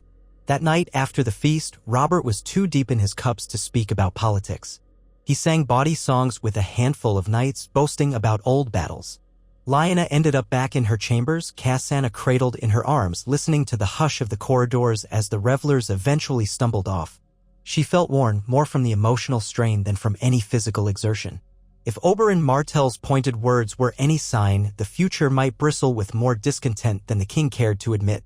Months slipped by, and the daily routine of the royal family settled into a precarious rhythm. Lyanna nursed Lyanna, oversaw Stefan's tutoring, occasionally sat in on small council sessions when Robert allowed it. Robert devoted himself to his hunts, to the occasional progression through the nearby crownlands to greet small folk and to nights of revelry in the city. The realm outwardly seemed at peace. Yet letters from Ned hinted that the north was uneasy. Wildling raids had increased beyond the wall, the Night's Watch numbers were dwindling. Ned worried about the far future, about a potential threat from the land of always winter. Lyanna tried to bring such concerns to Robert, but he would only shrug. The Night's Watch has handled wildlings for centuries. They can do so again. Let Ned see to it he's Warden of the North after all. Another letter came from Ned describing how their brother Benjen, once restless to see the world, had joined the Night's Watch, taking the Black. The news gave Lyanna pause, reminding her how her old life in the North was a tapestry of changes she barely recognized now. Brandon was gone, her father was gone, her mother was gone, and Ned was busy ruling a land that might as well be worlds away. Benjen's choice seemed one of duty, perhaps out of grief for everything lost in the rebellion. She wrote back with a wistful note, wishing him safety at Castle Black. If only she could see him, speak with him, find a piece of herself again in the North. But for now, duty chained her to the Iron Throne. Cassandra turned 1, Stefan turned 8. The children's laughter filled the Queen's solar, their voices weaving like a bright thread in an often gray tapestry. Lyanna found occasional joy in teaching them northern customs. She kept a small weirwood carving in her room for private worship, even though most in King's Landing followed the faith of the Seven. Sometimes Mira Flint would join her in quiet reflection, a reminder of the old god's silent watch. She told Stefan and Cassandra about the heart trees, how their carved faces had watched over her ancestors. Stefan listened intently, though his father found it all rather queer. Robert never discouraged the old gods, but neither did he show much interest. When Cassandra was nearly 2, Lyanna discovered she was with child yet again. The maesters admonished caution. 3 pregnancies in so few years could be dangerous, especially since she had suffered near-fatal complications at the Tower of Joy. But Robert was thrilled at the prospect of another child, heedless of the risks. Lyanna herself felt torn. She feared her body might not endure a 3rd pregnancy, yet part of her yearned for more children. If the gods willed it, children might secure the Baratheon Stark line and soften the king's indulgences. More children could also be used as pawns for alliances, bridging old rifts. It was a grim thought, but marriages in Westeros were always half familial bond, half political maneuver. This time, though, fate was unkind. In her 5th moon, she awoke one night in a slick of blood and pain. She cried out, sending Mira and the midwives scrambling. A hush fell over the Red Keep as they tried desperately to stop the bleeding. Robert, roused from a drunken slumber, arrived in a panic. Lyanna gritted her teeth through searing cramps, tears burning her eyes. She sensed something was terribly wrong. Hours later, she expelled a stillborn fetus and collapsed into feverish delirium as the maesters worked to save her life. She clung to consciousness in fragments. She heard Robert's voice, angry, frightened, shouting at the maesters to do something. She felt Mira's cool hands on her brow. The world blurred in pulses of red and black. For a time, the Tower of Joy rose in her mind, and she was dying again in blood-stained sheets. She saw Ned's face, Rhaegar's face, her father, her mother, ghosts swirling in a vortex of regret. Gradually, her mind sank into darkness. She survived, though not without cost. For nearly a moon's turn, she was too weak to leave her bed. Robert, uncharacteristically subdued, visited her daily, guilt lining his face. He did not mention the lost child, he only murmured that she must recover. The court walked on eggshells. For the Queen's illness reminded them all how fragile life could be. Even the small folk whispered prayers for her recovery. Stefan was brought to her side, tearful, begging her not to die. Cassandra was too young to understand why her mother could not hold her. When Lyanna finally emerged from the haze of fever, she felt a hollowness in her womb and an ache in her soul. Maester Pycelle droned about how the gods are sometimes merciful in sparing us from a child that might not survive. Lyanna wanted to scream at his platitudes, but she held her tongue. Robert tried to comfort her, but he was as clumsy as ever with grief. He mostly retreated to his hunts and feasts once the immediate danger had passed. The stillbirth haunted Lyanna's heart. She would dream sometimes of a tiny hand, limp and cold, swirling in a tide of blood. She thought of how easily life could slip away, leaving only regrets. However, the loss did not wholly extinguish her will. If anything, it sharpened her determination to protect her living children, to safeguard the realm she had sacrificed so much for. Once she regained some strength, she threw herself back into her duties. refusing to let despair claim her. She would stroll the gardens with Cassandra toddling beside her. She would watch Stefan swing a practice sword with more skill than before. She would speak quietly to Jon Arryn about the crown's debts, about the issues that Robert neglected. She recognized that the court needed a steady presence, even if it came from a queen who was viewed as foreign or northern by some. She might never be the sweet, conventional southern lady, but she had a spine of ice and iron shaped by the north. Let them whisper what they would. She would do what was necessary. On the day she fully resumed her public appearances, Robert announced a hunting excursion in the Kingswood to celebrate her recovery. He told her it would be a small party, just a few of his favorite knights and squires, the better to bring home a fine catch of venison. Lyanna was wary, remembering how hunts often turned into drunken revels, but he insisted it was for her to our gratitude to the gods for sparing her life. So she forced a smile and nodded. He kissed her cheek, gave a boisterous laugh, and went on his way.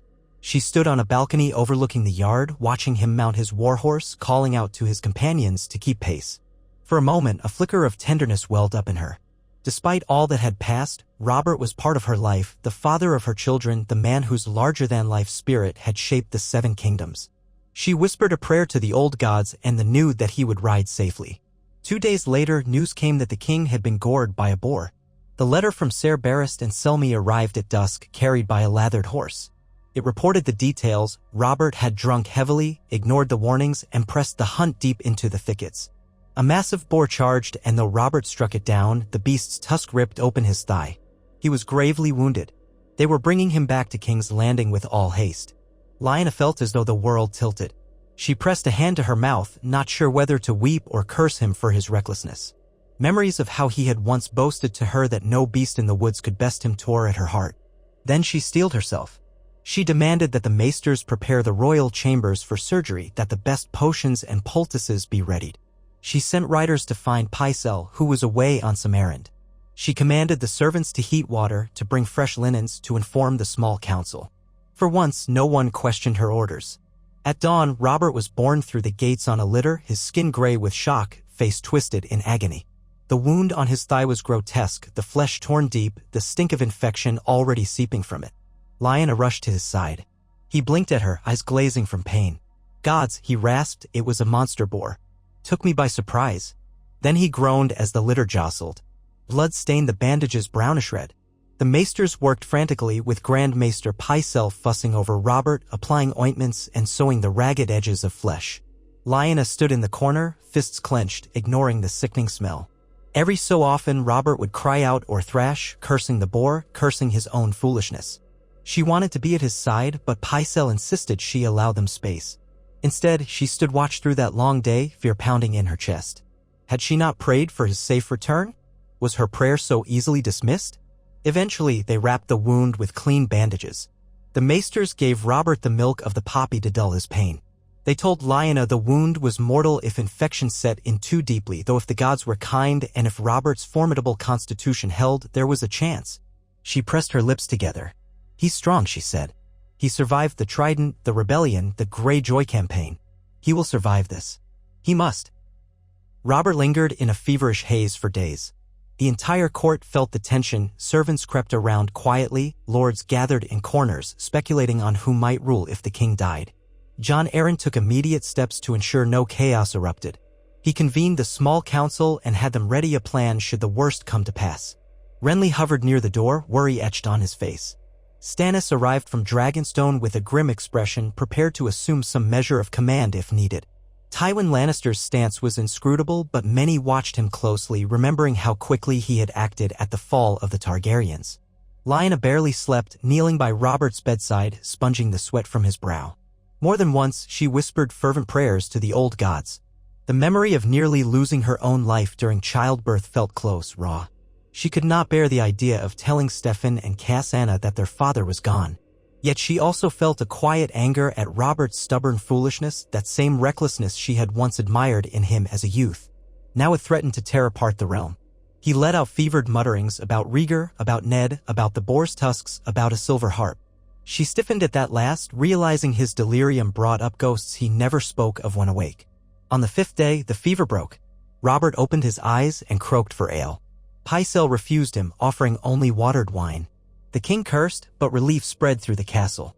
The wound was still severe, but if he could pass the crisis, he might recover. Lyanna bent over him, tears sliding down her cheeks, though she kept her composure otherwise. He gave her a feeble smile. "Did you think a pig would finish me off?" "I'm Robert Baratheon," he slurred, though his voice lacked its usual power. "You nearly let it," she said softly. "Don't ever do that again." He let out a rasping chuckle. "No promises. But the gods aren't done with me yet." He drifted back into sleep, leaving Lyanna trembling between relief and resentment. The next weeks were a slow, painful convalescence. Robert was confined to the bed, forced to rely on crutches to hobble around once the wound had closed enough. He hated every moment of it. Lyanna tried to keep him calm, bringing him the best food, entertaining him with stories of what Stefan was learning or how Cassandra babbled new words. Sometimes he would smile, but more often he would grow sullen, snapping at the servants and complaining that a real king should not be caged. The realm, at least, was spared from immediate crisis. Jon Arryn and the council continued their administration. Dorne was quiet for the time being, the Greyjoys subdued. The Targaryen heirs across the sea had no known fleet or army. So once again, the fragile peace endured. During the time, Stefan would come to his father's room, proudly show Robert the progress he made with a real sword under the watchful eye of experienced arms masters, of course.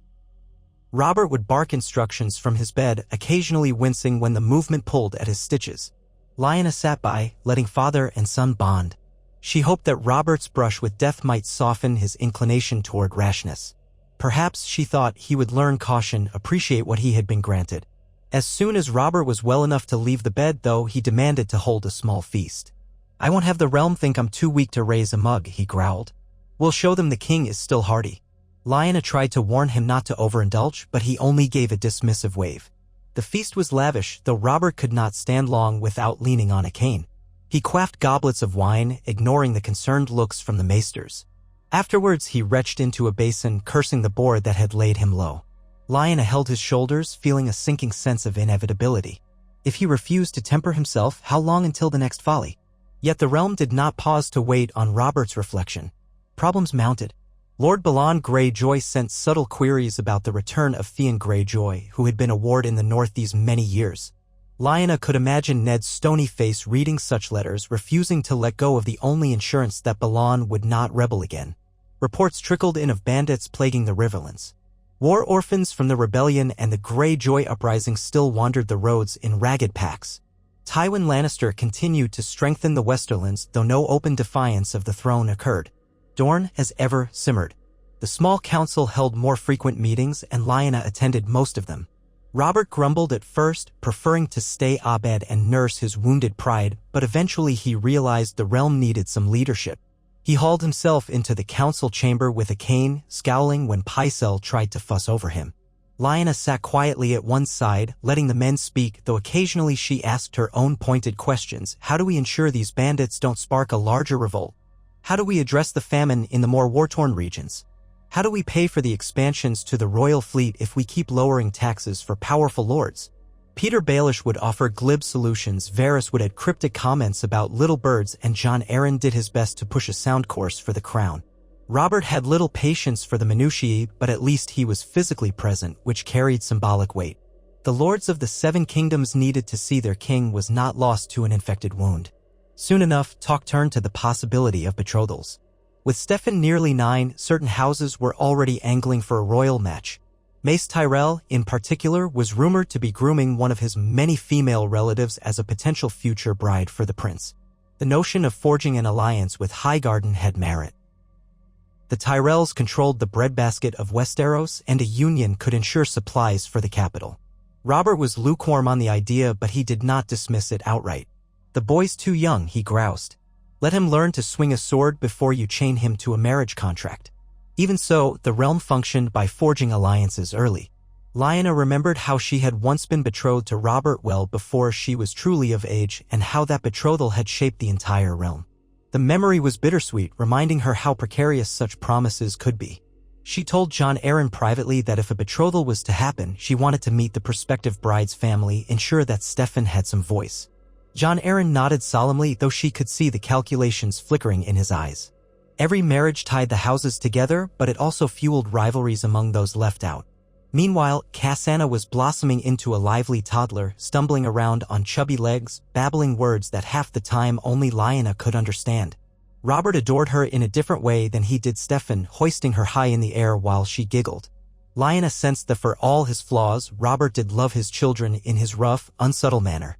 At times, he would gather Lyanna and Stefan onto his lap, ignoring the pain in his thigh, and tell them ridiculous tales of hunts and battles, making them squeal with delight or bury their faces in his chest at the gory parts. Lyanna would watch with a strange ache. This was the side of Robert that reminded her why she had once been taken by his charisma. But in the hush of later hours, the old patterns would resurface. He would drink, sometimes more heavily than before, easing the pain of his wound and of a life that never seemed to give him untroubled ease. He would slip away from the royal apartments for walks that ended in the street of silk. Lyanna heard the rumors of fresh bastards. She could not bring herself to confront him about them anymore. Their marriage had become less about romantic love and more about mutual duty, with occasional flickers of affection. She lived for her children and for the faint hope that her presence might keep Robert from steering the realm into ruin. One day, while strolling in the keep's godwood, a small, southern approximation lacking a true heart tree, she felt a strange chill. She turned to see Lord Varys drifting up behind her, his soft slippers silent on the grass. She half expected him to vanish like a phantom. Instead, he offered a small bow. "Your Grace, it is a rare pleasure to find you alone." She eyed him warily. "Are you following me, Lord Varys?" He pressed a hand to his chest with a theatrical flourish. "I follow the whispers of the Red Keep. They sometimes lead me to surprising places. It seems you prefer to pray here rather than the September." "I was raised in the old gods," she said evenly. "What do you want?" Varys smiled, all polite guile. "Only to pass along a confidence. There are those across the sea who speak of marriage alliances for a certain Targaryen princess. The beggar king, as they call Viserys, has no coin, but he has a famous name. Men of power might be willing to support him, especially if they wed him or his sister to someone with an army." Lyanna's skin prickled. "He's a fool if he thinks he can gather enough strength to retake Westeros. The realm is not so weak as that." Varys's eyelids fluttered in mock surprise. "Indeed, I would never question our king's might. But the right alliance with the right Sellsword Company or a wealthy magister of Pentos or Volantis, who can say what might come of it in a few years? Exiles have a tendency to become quite persistent." She recognized the subtle warning. "Why tell me this?" Varys bowed slightly. "Because you, my queen, are not so quick to dismiss threats as trifles. And because you may be able to calm his grace should he decide to roar about Targaryen heads on spikes." She clenched her jaw. Robert's hatred for the Targaryens, for Rhaegar especially, ran deep. If word reached him that Viserys and Daenerys were forging alliances, his first impulse might be to send assassins or a fleet. "I'll consider it," she said. "But perhaps it's best not to stoke the king's wrath until we know more." Varys inclined his head. "Wise as ever, Your Grace. I trust you will make the best use of this knowledge. The storms of politics do not abate simply because we close our shutters." She watched him drift away, feeling as though 1,000 spies lingered in every rustle of leaves. Indeed, the realm had no shortage of potential sparks, waiting to catch in the dry tinder of old grudges. Lyanna understood then, more clearly than ever, how precarious was the peace they all pretended to enjoy. Robert's rebellion had toppled a dynasty, but it had not scoured the land of vengeance or ambition. The Targaryen name still carried weight in Essos. Dorne still smoldered over Elaya's murder. The Lannisters lurked with their minds and their cunning, the Tyrells preened in the Reach, and the North faced threats from beyond the Wall. Meanwhile, the king was a wounded warrior who yearned for simpler times. That evening, she tried to bring up the Targaryen rumor gently in Robert's presence. "I have heard that Viserys Targaryen might be seeking allies in the Free Cities. If that is so, we should keep watch. We do not want a threat to fester." Robert, seated before a hearth with a cup of wine, snorted. "That boy has no wits or wealth. Let him beg until he starves. If he sets foot in Westeros, I'll meet him with steel." Lyanna nodded. "Yes, but we need not provoke a war across the sea. Perhaps we keep an ear out, ensure he cannot gather an army. Dispatch spies, but quietly." He eyed her, swirling his wine. "You sound like Varys, whispering." "I don't like it." "Better than going in blind," she said, more sharply than she intended. "We have children to protect, Robert. If Viserys aims to retake his father's throne, we cannot wait until he has Sellswords on our shores." He grunted, draining his cup. "Fine. I'll let Varys handle it if that's what you want. but I won't lose any sleep over a sniveling whelp who calls himself a king. The last Targaryen I faced died with his rubies in the river." She recognized that final reference to Rhaegar. Her chest tightened, old guilt mingling with sorrow. She recalled the Tower of Joy, her near death, the secrets and confusion that had swirled around her departure with Rhaegar. She had come to accept that if she had never left with him, the war might not have burned so fiercely. Her father and brother might still be alive, and the realm might have taken a different shape entirely. But regrets did little good now. She forced her voice steady. "Thank you," she said. "We'll let Varys inquire discreetly." Robert grunted again and refilled his cup. She stood there a moment longer, watching the firelight dance across the planes of his face. She wondered if he still pictured Rhaegar's face when he closed his eyes, if that memory was forever locked in the king's heart. A great many ghosts hovered between them, but they kept pushing forward, for themselves, for their children, for the realm. Seasons turned. Cassandra grew into a bright girl with a stubborn streak. Stefan shot up in height, beginning to show the first hints of a man's frame. He practiced swordsmanship with dedicated instructors. Ser Baratheon often stopped by to offer pointers, praising the boy's progress. Lyanna walked a careful line between encouraging him and fearing for his safety.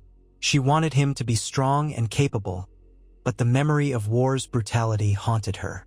Sometimes she would stand in the courtyard, watching him trade blows with a wooden sword, and recall how Brandon had once sparred so confidently, never suspecting his life would end in the Mad King's dungeon.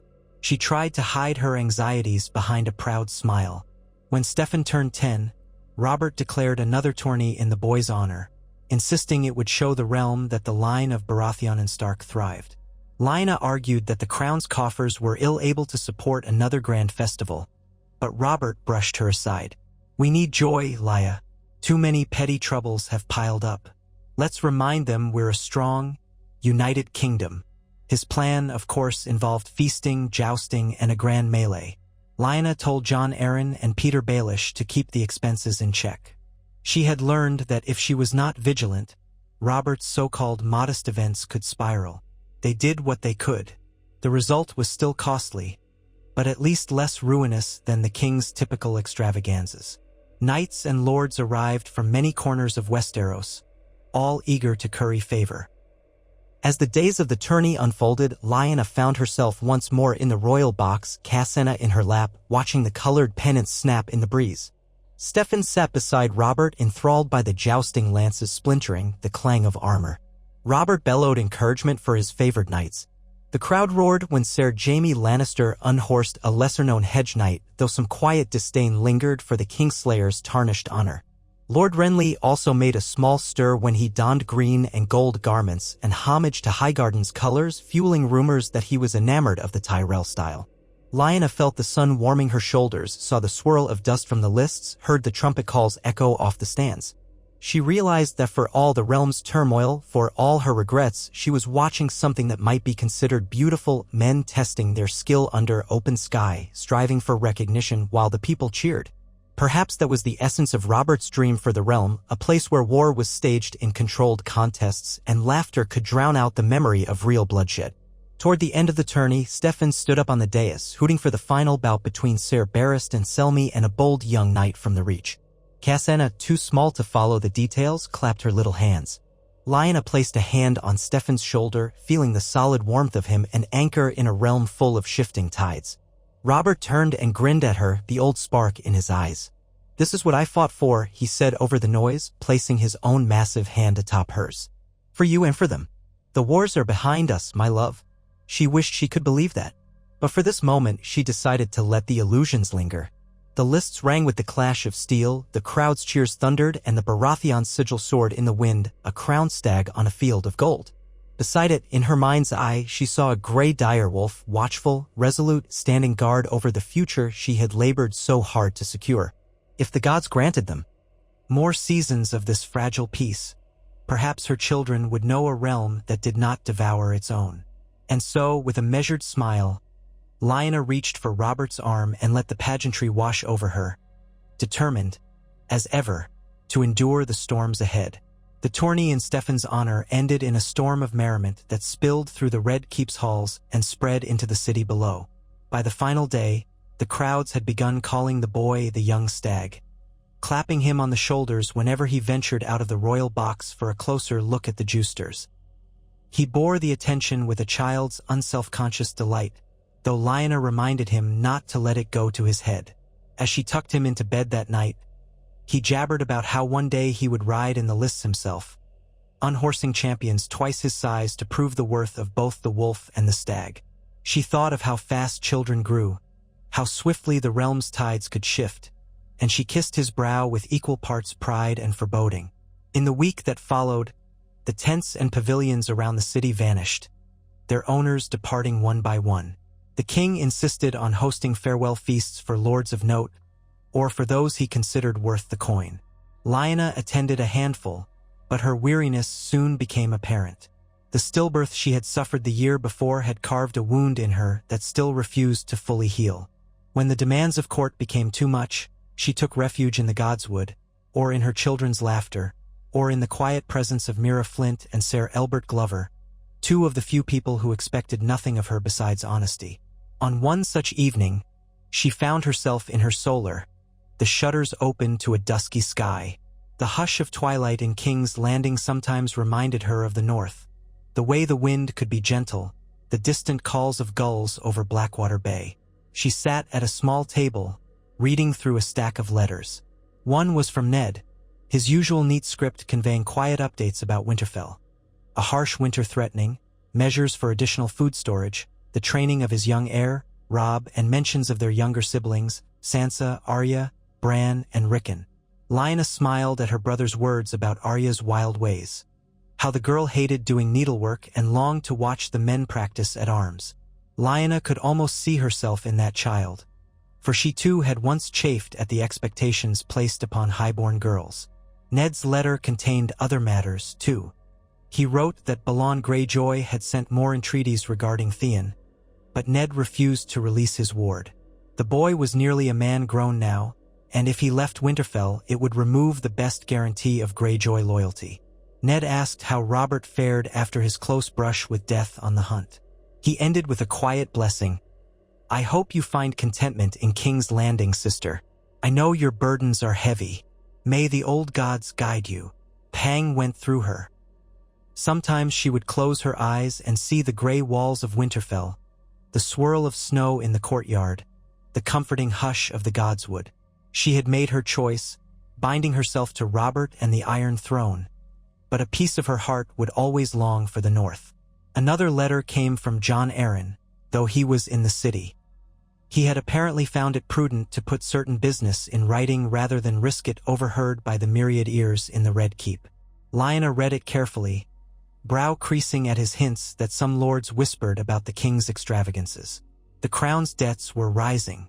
Peter Baelish claimed to have the coin to maintain a lavish court, but in truth that coin came from borrowing, some from the Lannisters, some from the Iron Bank of Bravos. The name Lannister alone made Lyanna's mind churn. She thought of Tywin, watchful and powerful, of the murdered Elia Martell and her children, and of how easily alliances could shift if gold ran short. John Arryn's note asked her to speak with Robert, to persuade him to scale back his spending. But it also advised subtlety. No man could be forced to become prudent, least of all a proud warrior king. She set the letters aside with a small sigh, just as she heard a patter of steps in the corridor. Cassandra burst in, curly dark hair bouncing, cheeks flushed as she clutched a wooden stag in her little fist. "Mama," she said, her voice piping with excitement. "I saw a dog in the yard. Can we keep him?" Behind the girl came Mira Flint, a wry smile on her freckled face. "It was a stray hound that wandered in through the gates, your grace. I doubt it's tame enough for the princess to play with." Lyanna reached out her arms. Cassandra scrambled onto her lap, dropping the wooden stag. The child smelled of sunshine and dust. "A stray dog, sweetling? We can't keep every stray that wanders in." Cassandra pouted. But he looked hungry. He had sad eyes. Lyanna smoothed the girl's hair. "I'll speak with the master of hounds. If he thinks the dog can be tamed, we'll let you feed him scraps." But you mustn't run up to strange animals without a grown-up. Understand? The child nodded, solemn for all of 2 heartbeats before brightening again. Yes, Mama. He can sleep in my bed if we tame him. Lyanna smiled, though inside, she felt a sting of longing. Cassandra's gentleness reminded her of how she, as a child, would try to shelter wounded creatures in the stables at Winterfell. It was a simpler time, before war and alliances had turned her life into a tapestry of regrets and resolutions. We'll see, she said softly, hugging her daughter close. Mira gave a curtsy and departed, leaving Lyanna to hold the warm, wriggling life in her arms, to bask in that pure love that children gave so freely. Robert returned late that night, as usual, reeking of wine and boasting of some dice game he had bested. Lyanna was in bed, leafing through a book about the history of House Martell. She wanted to better understand Dorne. Robert dropped into a chair, one leg still stiff from his injury, and gestured for a servant to pour him more drink. The reek of alcohol on him made her nose wrinkle, but she closed her book politely, bracing herself for the swirl of mood he might unleash. He rambled about a new tapestry gifted by some minor lord from the Reach, about how the man had promised support if the king ever needed men in the field. Lyanna listened, quietly noting how Robert's voice carried a faint slur, though his eyes were bright. He then boasted of how he'd bested Renly at dice, doubling his coin. That mention reminded her of what she'd read in Jon Arryn's letter, how such trifling coin hardly solved the crown's deeper financial woes. She waited for him to pause, then ventured, Robert, we need to speak about the realm's finances. Jon Arryn and I have been. He groaned, tipping his head back. Not now, Lyanna. Gods, I just got home. Why must we talk of coin and ledgers? Let the hand deal with it. She clenched her teeth. Jon Arryn is dealing with it, but if we keep hemorrhaging gold for feasts and tours, eventually we'll be at the mercy of our creditors. The Lannisters, the Iron Bank. The realm can't afford the lavishness you. His face darkened. We can't afford? I won the rebellion, damn it. I conquered the throne. The gold belongs to the realm to me. If we must borrow, we borrow. Tywin Lannister is well able to lend. It's the cost of maintaining a strong monarchy. No one wants a beggar king who can't reward his loyal vassals or show a bit of splendor. She swallowed. All I ask is that you hear Jon Arryn out, weigh the consequences before you sign off on the next grand festival or gift. We want the Baratheon line to endure, not to collapse beneath a mountain of debt. He slammed his cup down, some wine sloshing onto the floor. Don't speak to me as if I'm a fool. I know well enough how to rule. If you're so fond of pinching coins, perhaps you'd be happier in Winterfell counting coppers like your brother. Bitterness tinged his tone, no doubt fueled by drink and frustration. A surge of anger sparked in her chest, but she forced herself to remain calm. This realm isn't the courtyard of Storm's End, Robert. You can't rule with a hammer alone. Look at what happened with the boar, you nearly died. Your strength is not endless. If the crown falls, it drags our children with it. He opened his mouth to retort, but something in her tone, or perhaps the mention of their children, stilled him. He stared at her, breathing hard, then let out a harsh sigh. Fine. I'll speak to Jon. But enough nagging tonight, I beg you. She said nothing else, turning back to her book.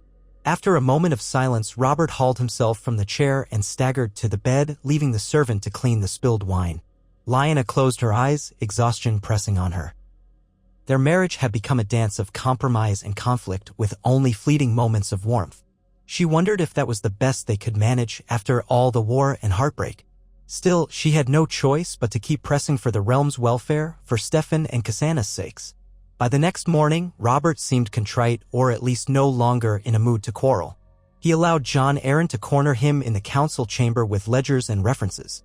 Lyanna attended, standing in the background with a quiet poise.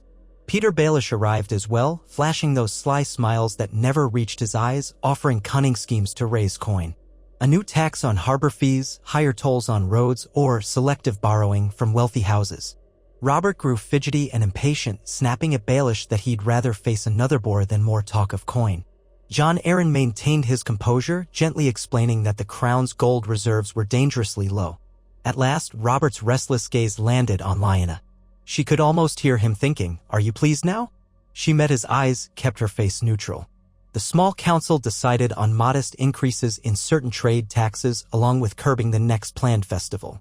Robert grumbled that a king shouldn't need a banker's blessing to hold a feast, but for now he agreed. As the meeting ended, Jon Arryn caught Lyanna's eye and gave a slight nod of thanks. She only hoped it would be enough. In the following weeks, a new tension crept through the Red Keep. Whispers abounded that the Targaryen exiles were maneuvering more actively in the free cities. Varys dropped by unannounced to share cryptic tidbits, talk of a possible marriage alliance between Viserys Targaryen and the daughter of a powerful magister in Pentos, or rumors that the Golden Company might be courted by Targaryen sympathizers. Robert dismissed the news as idle threats. Lyanna felt less certain. She remembered how swiftly the realm had ignited when Robert first challenged the Targaryens. Now, ironically, the roles might be reversed if Viserys gained enough backing across the sea. But for the time being, there was no direct threat, so she resisted provoking another argument with Robert about it. Amid these stirrings of anxiety, life went on. Lyanna chased cats in the corridors or tried to feed stale bread to crows on the battlements, squealing with delight whenever they hopped closer. Stefan's voice deepened as he approached his 12th name day, his limbs growing lanky. He began to train with steel rather than wood, guided by experienced arms masters such as Ser Barristan Selmy and Ser Jaime Lannister. Lyanna watched those sessions with a careful eye. Sometimes Jaime would demonstrate a fluid technique that spoke of deadly skill, and Lyanna would recall that the man had been a mere youth when he slew the Mad King. She wondered if he regretted that day or if his stoic expression hid an unspoken pride. Ser Barristan was gentler, offering soft words of correction, though his strikes in the training yard could be swift as lightning. Stefan, for all his youthful bravado, listened eagerly, soaking in their lessons like a thirsty plant in the sun. Before the boys' 12th name day arrived, a raven came from Highgarden. Mace Tyrell was hosting a grand tourney and name day celebration for his daughter Marjorie, a girl of about 10 or 11. The letter contained florid language inviting King Robert, Queen Lyanna, and Prince Stefan to attend as honored guests. Lyanna suspected this was more than a courtesy. The Tyrells might be angling to display Marjorie's charms in front of Stefan, planting seeds of a future betrothal. When Lyanna mentioned the invitation to Robert, he frowned. The Tyrells have been too cozy with Renly. That boy is half in love with their green and gold frippery. But perhaps it wouldn't hurt to see what they're up to. Lyanna took it as an agreement to go, though she insisted that only a suitable retinue travel rather than half the court. We need to keep expenses low, she reminded him. He rolled his eyes but yielded. Lyanna would remain in King's Landing under the watchful care of Mira Flint and a handful of loyal guards. She was too young for a lengthy progress, and the roads could be dangerous.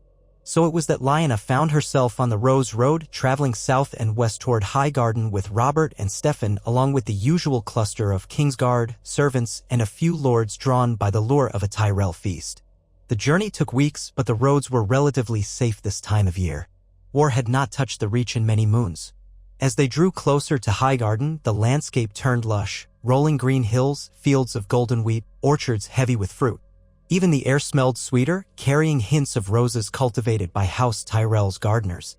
Robert rode at the head of the column, half the time grumbling about how the endless farmland lacked challenge. Now and then he challenged Stefan to small tests of endurance, racing their horses up a hill or seeing who could loose an arrow more accurately at a passing target. Lyanna watched them, thinking that this might be the closest father and son had come to unburdened joy in a while.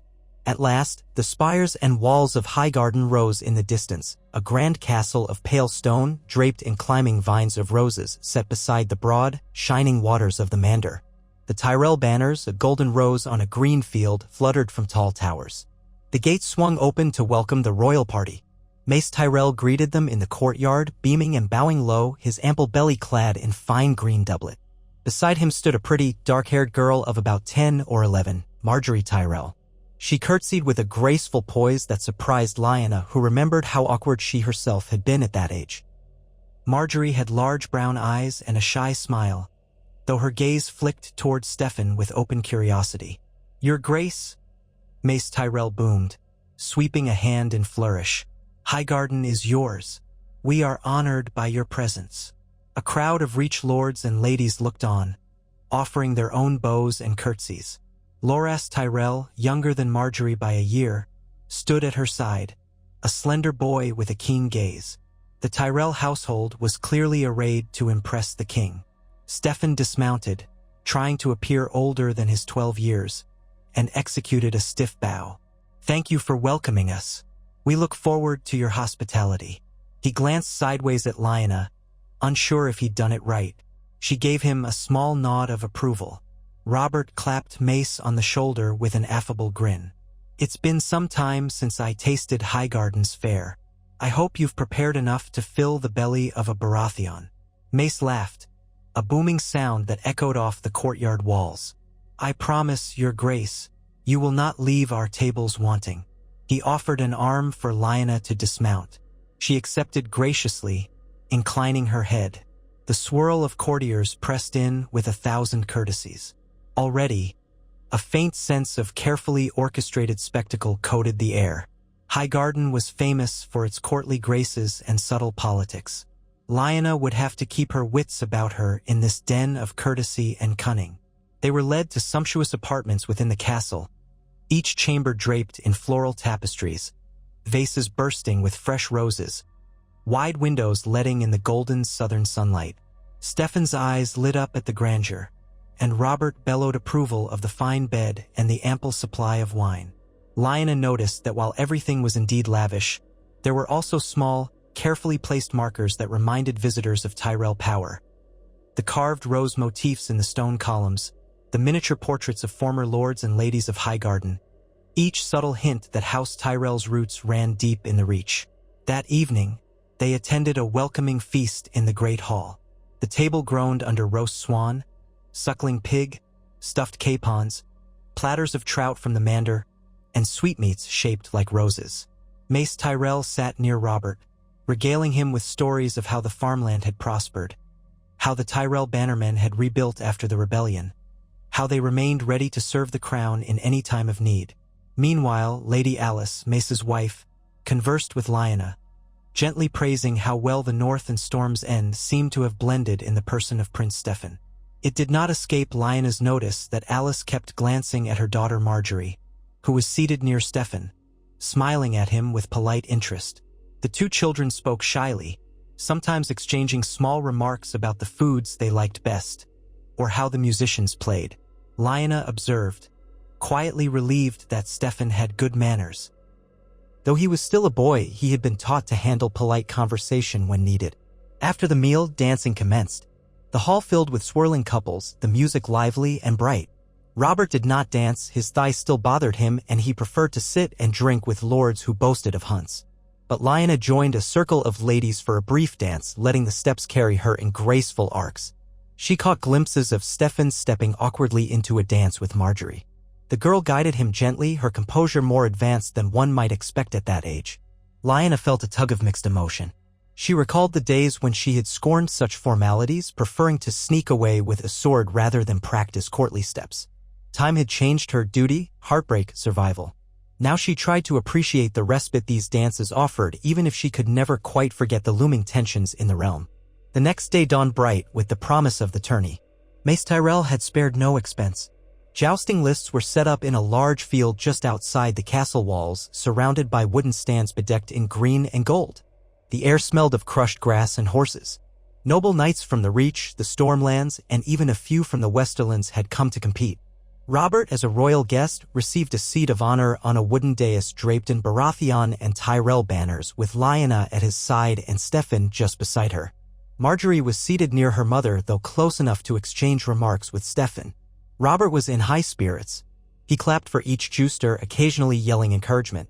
When a young knight wearing a rose-laden surcoat tilted at a hedge knight, Robert roared, "Ha! Knock him off his horse, lad. Show him what Highgarden steel can do." Mace Tyrell, who stood behind them, beamed as if Robert's words were a personal triumph. Lyanna noticed that whenever Marjorie clapped, she would glance at Stefan to see if he joined her. It was a small, measured dance of courtesy, one that made Lyanna suspect the Tyrells were indeed laying groundwork for a future match. The jousting was skillful, though overshadowed by a sense that the real contest was behind the scenes. Knights displayed their prowess to win favor, while lords in the stands quietly arranged alliances.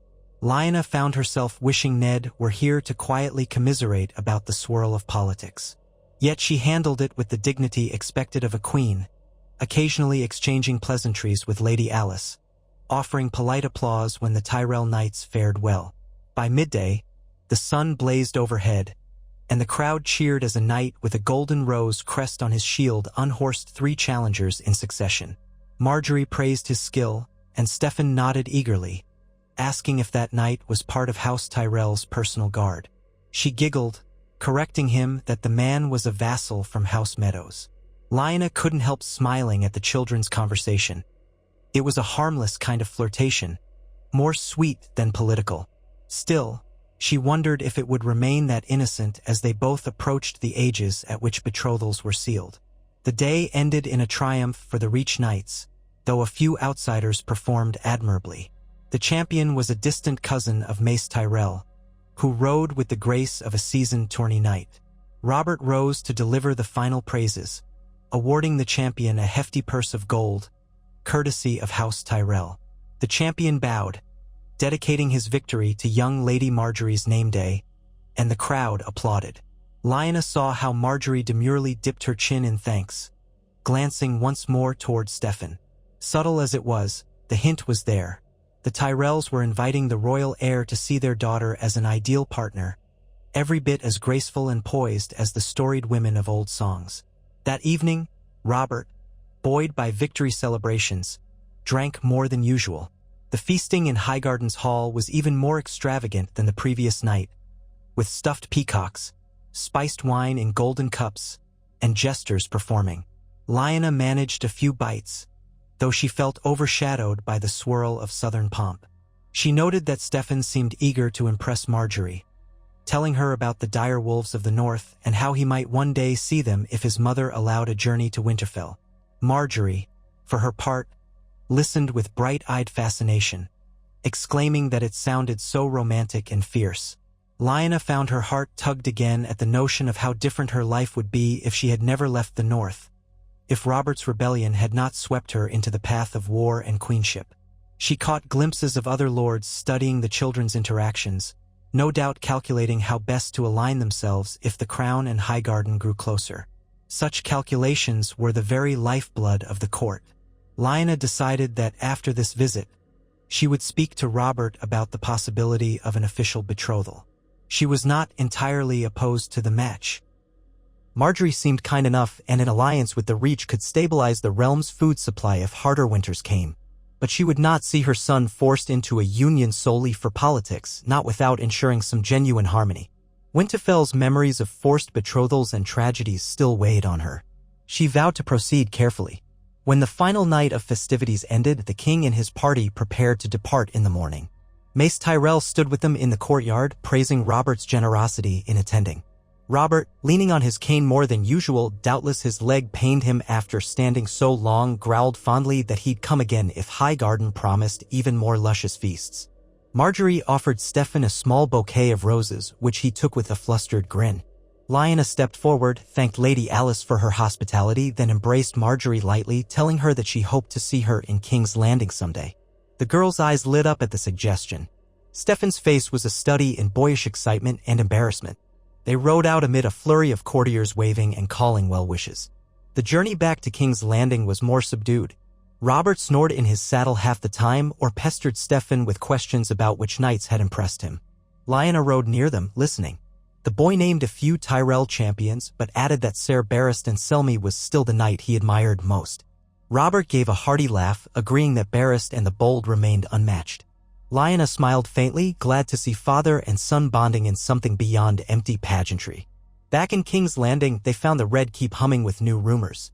Varys sidled up to Lyanna not a day after their return, informing her that emissaries from Dorne had arrived for a delicate discussion, something about trade routes, but possibly a screen for more serious grievances. She braced herself. The Martells rarely came in person, preferring to keep a distance since Elia's death. That same day, Sir Elbert Glover brought word that a letter from Ned awaited her in her chambers. She thanked him and went straight away, anxious to read anything from Winterfell. The letter, in Ned's familiar script, bore troubling news. Raids by wildlings, some unusual sightings beyond the wall, talk of the Night's Watch being short on supplies. He also wrote that Theon Greyjoy had grown restless, often challenging Robb Stark to friendly duels, eager to prove himself. Ned worried that the boy had grown old enough to resent his status as a hostage. In the final lines, Ned wrote, "I fear the realm's unity is more fragile than we'd hoped after Robert's rebellion. I pray your influence can hold the South in check should a winds blow again." Lyanna folded the letter, her lips pressed tight. She recalled standing on the Trident's bank after the war, seeing Rhaegar's rubies swirl in the water, thinking that a new age of peace might dawn. Now, so many years on, The realm was still a tapestry of rifts, tensions that refused to fade. Even House Stark's hold on the north might not be secure if trouble brewed from the wildlings or other threats beyond the wall. And in the south, Dorne's bitterness remained a smoldering ember. Her mind returned to the hush of the Tower of Joy, where she had nearly died. Had Rhaegar not died himself, would the Seven Kingdoms be at peace, or would a different war have engulfed them all? She set the letter aside and rose to seek Robert. She found him in the courtyard watching Steffon train. Lyanna sat on a wooden bench, squealing each time her brother landed a strike on a practice dummy. Robert's cane leaned against the wall as he stood with arms folded, occasionally calling out advice. Lyanna approached, waiting until the boy had paused for a drink of water before she drew Robert aside. She told him, quietly, of Ned's worries about the wildlings and the letter's mention of Theon Greyjoy's restlessness. Robert grunted, dismissing it as the North's problem, but she pressed him gently. "You are the king of all 7 kingdoms, Robert, including the North. If a crisis brews, you must be ready to support Ned." He rolled his eyes, but he didn't contradict her. "Then Ned should send a raven if he truly needs men or supplies. Otherwise, I won't meddle in every petty raid. And Greyjoy's pup knows better than to provoke the crown." He rubbed his bearded jaw. "Still, I'll keep it in mind. What else is gnawing at your thoughts?" She hesitated, then mentioned Dorne. "Varys says emissaries arrived. We can't keep ignoring Prince Doran's sense of injustice. If we don't address it, Oberyn might stir trouble again. You remember how he was at that feast? The way he glared at the Lannisters. At that, Robert's expression soured. The Martells won't let go of the damned past. We didn't kill Elia and the babes. That was Tywin's doing or his men's. I can't bring them back from the grave. What else do they want?" "Some acknowledgement," Lyanna said softly. "Or at least some courtesy. Perhaps you could invite Prince Doran or Oberyn to King's Landing. Show them a willingness to hear their grievances. If they refuse, it's on them, but at least we extend the olive branch." He muttered a curse under his breath. All these trifles, debt, Dorne, the North, Greyjoy, Targaryens. By the gods, Lya, I'd rather fight another rebellion than juggle all these little problems. At least a war is straightforward. The old frustration flared in her chest. War is never straightforward. It kills good men, leaves orphans and widows, and fosters more grudges. The realm can't endure another wave of bloodshed. Not if we can prevent it. He huffed, turning away to watch Steffon resume training. After a moment he said, "Fine. Let Jon Arryn handle the Martell envoys, and we'll see if it's worth my time to greet them. But don't expect me to grovel.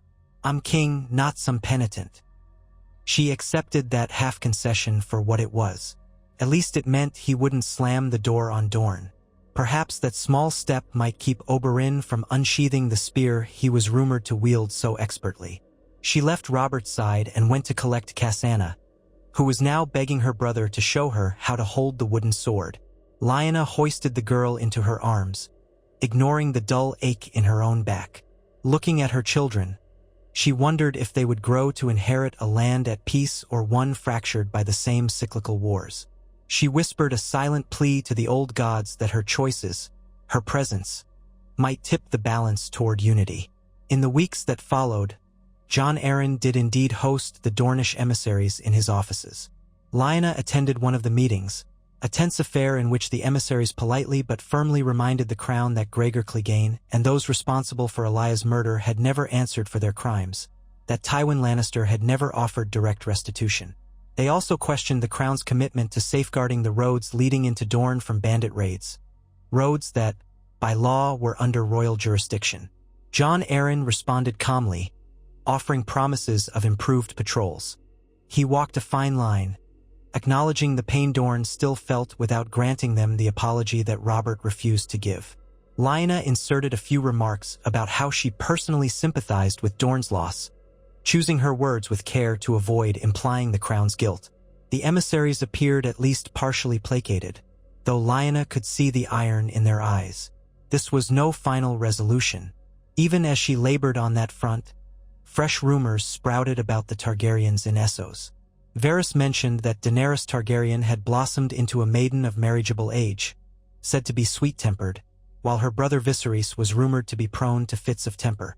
Some whispered that Magister Illyrio of Pentos might broker a match between Daenerys and a Dothraki Khal, forging an alliance that could yield a horde of horsemen. Others scoffed at the idea, saying no Dothraki Khalasar would cross the narrow sea in enough strength to threaten the Seven Kingdoms. Still, the mere possibility was enough to make Lyanna uneasy. She remembered how swiftly Robert's rebellion had formed around the kidnapping rumor of one northern girl. If the Targaryens gained a fierce ally, old royalists might rally to them, dreaming of a dragon's return. She strove to keep Robert calm. He tended to snarl that the dragon whelps were no threat, but she saw how the mention of Rhaegar's name could still cause his mouth to harden, his fists to clench. Sometimes, in the quiet of their chambers, she would see him frowning into his wine, lost in memories he refused to share. She could guess well enough. Rhaegar's shadow lay over them both, as though that final blow on the trident had not fully dispelled the Silver Prince's presence. In the midst of these concerns, life at court continued. Steffan entered the flush of adolescence, his voice cracking, his frame lengthening. He developed a fondness for teasing Cassandra, who squealed with mock outrage whenever he ruffled her hair. He often sparred with older squires, winning some bouts and losing others, but always with a grin. Lyanna noticed that he kept the small bouquet of dried roses Marjorie had given him, tucked in a corner of his chest. She said nothing, guessing he was harboring a child's first crush. She only hoped he would approach such matters with more caution than she once had. Cassandra, for her part, took to following her mother around the Red Keep, peppering her with questions about the North, about how big direwolves truly were, about whether she could one day learn to ride a horse like a knight. Lyanna often laughed and said, "Yes, but you must first learn to ride properly, or else you'll break every bone in your body." The little girl was fearless, climbing walls or chasing after cats, scattering servant girls in her wake. She had inherited Robert's brash energy mixed with the Stark stubbornness. At times, Lyanna's heart squeezed to see how she was growing. Another soul for the realm to shape or break. One autumn morning, as a chill wind swept through the city, Lyanna walked along the castle walls with Ser Elbert Glover beside her. He'd served the Starks for years and had followed her south out of loyalty. She welcomed his company, for he rarely indulged in the gossip that infected the court. They paused by a battlement overlooking the Blackwater Bay, where gulls wheeled and cried. He said quietly, "My queen, might I speak freely?" She glanced at him. "Of course, Ser Elbert. You've always been free to speak your mind with me." He hesitated, then gestured toward the city. "There's talk that discontent stirs among the small folk. The taxes have gone up, thanks to the realm's debts, and some say that the king feasts while they starve. I know how the city can be, fickle, easily swayed by rumor, but it's worrisome to hear." Lyanna's shoulders tensed. "I know. It's a consequence of the spending, the cost of keeping the lords happy, the cost of building ships to guard against the Ironborn. The coin has to come from somewhere." He nodded gravely. "A handful of guards have reported scuffles in Flea Bottom, men cursing the king's name. It's not widespread, but if the winter is harsh and harvests fail." He let the words hang in the air. Lyanna exhaled, wishing she could will the kingdom into prosperity. "We'll have to keep watch, ensure the king's justice remains fair. The small folk must see that we're not deaf to their struggles.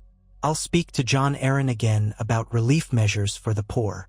Ser Elbert's brow furrowed in sympathy. "You have a kind heart, my queen, but I fear your voice alone may not be enough if Robert does not heed you." She allowed herself a bitter smile. "Then I'll have to make him heed me." She gazed down at the muddy sprawl of Flea Bottom where thousands eked out a meager living under the shadow of the Iron Throne. The rancid smell sometimes drifted up to the castle. She recalled the simpler times at Winterfell where the small folk were fewer and the land, though cold, yielded enough for them to survive under the Stark's guardianship. The scale of King's Landing's population dwarfed anything she'd known. "The realm is too vast," she muttered. "Too many corners to watch, too many rivalries. Sir Elbert said nothing, only stood guard with her, letting the wind tug at his cloak. A fortnight later, a messenger from the Vale arrived, bearing ill news that Jon Arryn had fallen gravely ill while visiting his home seat, the Eyrie. Immediately, concern rippled through the court. Jon Arryn was the hand of the king, the realm's steady anchor. If he died, who would guide Robert's more reckless impulses? The messenger reported that Maester Coleman tended him, but the sickness seemed dire. Robert ordered preparations to journey to the Eyrie, but the maesters in King's Landing advised him that traveling in the cold mountain passes might worsen his leg and risk further injuries. Lyanna volunteered to go in his stead, but the king refused, saying that if the hand was truly near death, the king should be the one to attend him. In the end, Robert's leg pain forced him to accept a smaller escort and a swifter departure. He kissed Lyanna goodbye in the courtyard, telling her he'd return soon with news. Stefan wanted to join, longing to see the famed Moon Door and the high peaks, but Robert shook his head. "It's no jaunt for children, boy. You stay here, mind your mother, and keep your sword armstrong." The boy tried not to show his disappointment. Cassanna, clinging to Lyanna's skirts, watched with solemn eyes as her father rode out of the Red Keep, a line of knights trailing behind. Lyanna felt an unaccountable sense of dread.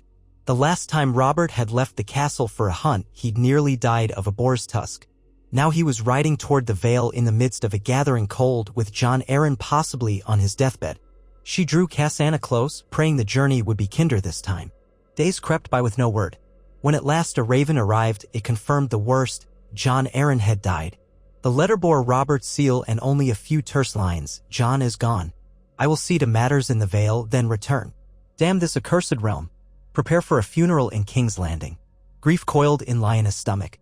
Jon Arryn had been a patient, fatherly figure to Robert and Ned both, a calm voice in council who had tempered the king's more impulsive instincts.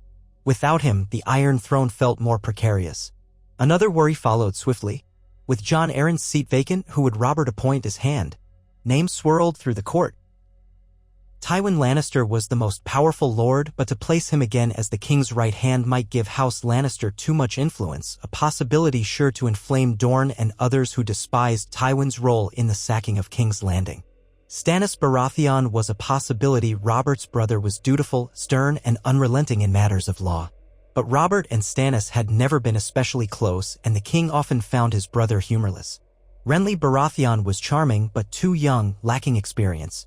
Peter Baelish was cunning, yet suspect in the eyes of many. A swirl of uncertainty consumed the Red Keep. Lyanna braced herself for Robert's return. He arrived on a cold, rainy evening, his expression grim under a sodden cloak. She greeted him in the castle yard, offering condolences for the loss of the man who had once been his mentor. Robert dismounted painfully, leaning on a guard to steady himself. "Jon was the best of men," he said hoarsely. "I owe him everything. And now he's gone." She saw tears glistening in his eyes. The sight shook her. Rarely had she seen Robert weep. That night, he locked himself in his solar, refusing all company. Lyanna did not force her way in, she let him grieve in his own manner. Come morning, he emerged with puffy eyes, a scowl carved into his features. Council awaited him with so many decisions to make: funeral arrangements, the matter of a new hand, the Vale's guardianship for Jon's young son, Robert Arryn. Lyanna joined him in the throne room where the lords stood in hushed expectation. The king limped to the Iron Throne, an edifice of sharp blades hammered into a seat. It loomed behind him like a silent threat to any who would sit carelessly. His voice, when he spoke, was heavy. "Jon Arryn will be laid to rest in the Vale. We'll hold a memorial here in King's Landing as well. As for the hand of the king, we will decide soon. Until then, the small council remains in place." Whispers rippled through the audience. Robert dismissed them, waving a hand. Lyanna could sense the tension. Without a hand, day-to-day governance could falter. She resolved to speak to Robert in private, perhaps urging him to recall Ned from Winterfell. Ned was honorable, thoughtful, and wouldn't let the crown's burdens crush him. Yet she knew Ned would be reluctant to leave the North. And would Robert even agree? When they finally had a moment alone, she broached the subject gently. "Robert, I'm sorry for Jon's loss. He was a father to you and Ned both in many ways. But the realm needs a hand. Have you considered Ned for the position? He's done well as Warden of the North, and you trust him." Robert blinked, his eyes still red-rimmed from sorrow and drink. "Ned," he repeated. "He has no love for King's Landing. He's told me so many times. He hates the intrigues here." Lyanna lowered her voice. "All the more reason to choose him. He won't play games for personal gain. He'll guard the realm's interests and yours with unwavering loyalty." He pressed a hand to his forehead. The north is 1,000 leagues away. If Ned leaves Winterfell, who rules in his stead? He has capable men, and his wife Catelyn is no fool. The north can manage with him absent for a time, at least until all is more settled. The realm needs a hand who can steady your reign. Tywin Lannister, or Baelish, or any other candidate will come with entanglements. Robert let out a weary laugh, as if Ned Stark has none. But you're right, he's the least entangled man I know. He might actually help me if I can persuade him. He paused, glancing at her. You realize it might cause friction with the Lannisters and others. They'll see a northerner in power, a Stark by my side, just as they feared during the war's end. She set her jaw. Let them fear. Better than a Lannister or some schemer draining the kingdom's coffers. You know Ned, Robert. He'll keep the peace if anyone can. Robert sighed heavily, nodding at last. Very well. I'll send a raven summoning him. But I suspect I'll have to ride north if I truly want to drag him down here. A faint smile touched her lips. She pictured Ned's grimace when he received the king's letter. She could almost hear him saying, "Gods preserve me from the south." Yet beneath the reluctance, Ned would answer if it was truly a matter of the realm's stability. You won't have to drag him, she said softly. He'll come because he cares about you and about preserving what we all fought for. With that settled, she felt a tiny flicker of hope that Ned might be the anchor they so desperately needed. Still, she knew the transition would not be simple. The last time Ned had stayed in King's Landing for any length of time was right after the rebellion, to see her healed from the Tower of Joy's tragedy. He had no love for the capital's heat, its stench, or its intrigues. And now, with a wife and multiple children of his own, uprooting them all would be an enormous ask. Yet as Jon Arryn's funeral approached, events were moving too swiftly for any illusions of comfort. Within days, the city prepared for a solemn ceremony to honor the fallen hand. His body would not lie in state for long, as it needed to be conveyed back to the Vale, but a memorial was set up in the Red Keep's September. Lyanna joined Robert for the vigil, standing beside him as the Silent Sisters attended the corpse. Robert wore the black and gold of House Baratheon in mourning, face carved from stone. Lords and ladies filtered through, leaving offerings of incense or bowing in quiet respect. Lyanna could see how each came for a different reason. Some genuinely grieved, others wanted to be seen paying respects. The entire scene reminded her of how fragile alliances were, how one death could unmoor the realm. After the vigil, Robert retreated to drink alone, though this time he allowed Lyanna in his presence. She approached him carefully, seeing the slump of his shoulders. Is there anything I can do? She asked, laying a hand on his arm. He stared at the wine in his cup. Jon was the best of us, he said hoarsely. He never gave up on me, no matter how many times I was a stubborn ass. I keep thinking if the boar had killed me that day, Jon would have kept the realm safe. But now he's gone, and I'm still here, stumbling through this damned kingship. Lyanna's heart squeezed. She knew that for all his bravado, Robert carried guilt and regrets that he seldom voiced. You're not alone, she whispered, tightening her grip on his arm. I'm here, Ned will come. Others are loyal, Barristan, many of the lords. You just have to let them help you. He gave a short, humorless laugh. Help me. If only I could swing a hammer and be done with it. But we both know the realm's battles aren't fought so simply. He looked at her then, eyes brimming with raw grief. I've lost so many. I can't lose you too. She swallowed. It was a rare moment when he revealed his vulnerability. Memories of the Tower of Joy flickered in her mind. She'd nearly slipped away from him then. She thought of the stillborn child, the blood that had nearly taken her life. Each time, fate had let her linger. I'm still here, she murmured, setting aside the anger and frustration that often rose in her. We'll endure. He closed his eyes, as if the weight of the crown pressed down on him. Then he leaned toward her, pulling her into an embrace. She stood stiffly at first, then relaxed against him, inhaling the stale wine on his breath and the faint musk of sweat that clung to him. For all their disagreements, in that moment she remembered the boy he had once been, reckless, full of laughter, eager to protect her from every harm. Time had battered them both, but perhaps there was still a thread tying them together. The next day, Robert wrote to Ned, summoning him to take up the mantle of Hand of the King. The letter was surprisingly earnest, though he let Lyanna refine some of its rough edges. They dispatched it by raven, uncertain how long it would take for Ned to respond or to travel south. Meanwhile, the funeral party for Jon Arryn prepared to depart for the Vale. Robert, after some reflection, decided not to go with them. His wounded leg was flaring with pain, and he recognized that the journey over the treacherous mountain passes would be torture. Instead, Ser Barristan led a royal guard escort. The city fell into a subdued hush. In that lull, the Martell emissaries renewed their calls for a resolution to the question of Gregor Clegane's crimes. Tywin Lannister, in turn, bristled at the suggestion that he should pay for the actions of a rogue bannerman. The tension in the throne room one afternoon nearly boiled over, with Oberyn Martell, who had arrived late, exchanging thinly veiled threats with Tywin's representative. Robert pounded his cane on the floor, telling them both to shut their mouths or face the king's justice. Lyanna sat silent at his side, heart pounding, aware that a spark could set the entire hall ablaze. When at last the Martells departed in a swirl of bright Dornish garb, Robert let out a curse. "I can't deal with these damned vipers without a proper hand. Where's Ned?" She tried to reassure him that the north was far, that they had to be patient. Still, each day the tension grew.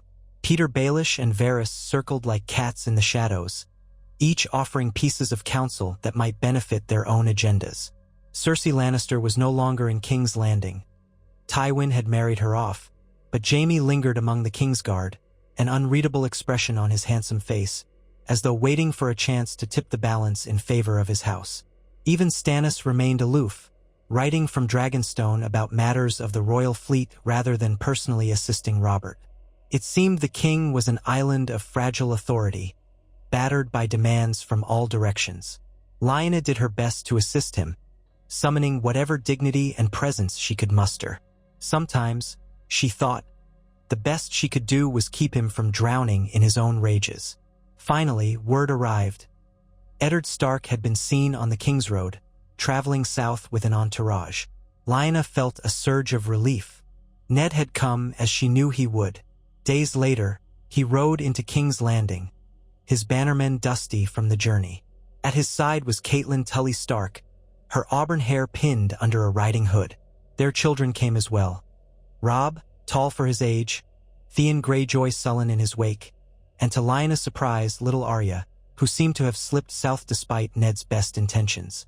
Sansa and Bran, apparently, had remained in Winterfell under the watch of Maester Luwin and the Castle Castellan. Lyanna hurried to greet them in the courtyard, heart pounding at the sight of her brother.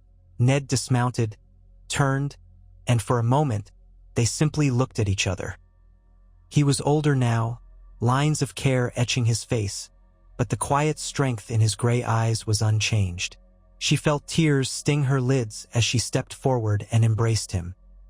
"Lya," he murmured, pressing his cheek to her temple. "It's been too long." She nodded, unable to form words. She pulled back, smiling shakily at Catelyn, who curtsied before embracing her in turn. Robb offered a polite bow, though Lyanna could see the curiosity in his blue eyes. Arya peeked from behind her mother, and Lyanna recognized a fiery gleam reminiscent of her own wild youth. Theon Greyjoy stood a bit apart, arms folded, scanning the courtyard as if measuring the southern stronghold. Then Steffan and Cassanna rushed forward, Steffan to greet his cousins, Cassanna to cling to Lyanna's skirts and stare wide-eyed at her newly arrived kin. Ned introduced Robb and Arya to their southern cousins, and the children exchanged wary but excited smiles. Then Ned's gaze fell upon the Red Keep's looming architecture, the crowd of courtiers watching, the swirl of banners. "I see King's Landing hasn't changed," he said dryly. Lyanna let out a faint laugh. "It might have grown worse. Robert awaits you in the throne room, no doubt eager to drop half his burdens on your shoulders." Ned sighed. "Then let me not keep him waiting." He turned to Catelyn, instructing her to settle the children in the quarters prepared for them. Lyanna offered to have Mira Flint and Ser Elbert Glover assist, ensuring no difficulties with the labyrinthine corridors. Arya made a face at the idea of staying put, but Ned gently told her she would meet the king soon enough. Lyanna walked with Ned toward the throne room, her pulse still thrumming from the emotional weight of his arrival. This was her brother, the last surviving Stark besides herself and Benjen. The last time he had seen her in King's Landing, she had been convalescing from the near-fatal ordeal at the Tower of Joy. Their roads had diverged so sharply since. "How is Winterfell?" she asked softly as they moved along the echoing corridors. His voice was low, tinged with longing. "Cold, but home. The children thrive there. We keep the old gods, though Cat built a small sept for her own devotions. I never intended to leave it behind for politics, but Robert is my friend, and you're my sister." She heard the unspoken worry in his words, that the southern intrigues might ensnare him. They reached the giant doors of the throne room, which stood open, guards flanking them. Inside, Robert perched on the iron throne, the space filled with bustling courtiers. At the sight of Ned, the king broke into a grin, rising and hobbling forward. "Ned," he bellowed, "you came after all." Ned bowed, expression formal. "Your Grace, I answer your summons. I only regret I could not arrive sooner." Robert clapped him on the shoulder so forcefully that Ned nearly stumbled. "Nonsense. You're here now. That's what matters. And by the gods, you look like you haven't aged a day." Ned managed a faint smile, though Lyanna could see the wariness in his eyes. Robert's cane, the hush of the courtiers, the tension that had settled in the city. It all spoke volumes. Robert gestured to a spot near the throne. "Come, stand beside me. I've an announcement to make." He then addressed the gathered lords and ladies. "I name Eddard Stark, Lord of Winterfell, as Hand of the King, to serve in Jon Arryn's stead." The proclamation rang through the hall. Some responded with polite applause, others with stony silence. Tywin Lannister was not present, but his allies might scowl at Ned's appointment. Dornish representatives stood near the back, exchanging guarded looks. Peter Baelish offered a theatrical bow, Varys a quiet smile that gave nothing away. Ned bowed more deeply, murmuring, "I will do my best for the realm, your grace." Robert boomed, "I know you will. Come, let's talk in council about all the matters that plague me. I'll not carry them alone another day." As Robert led Ned away toward the council chambers, Lyanna felt a surge of relief and anxiety mingled.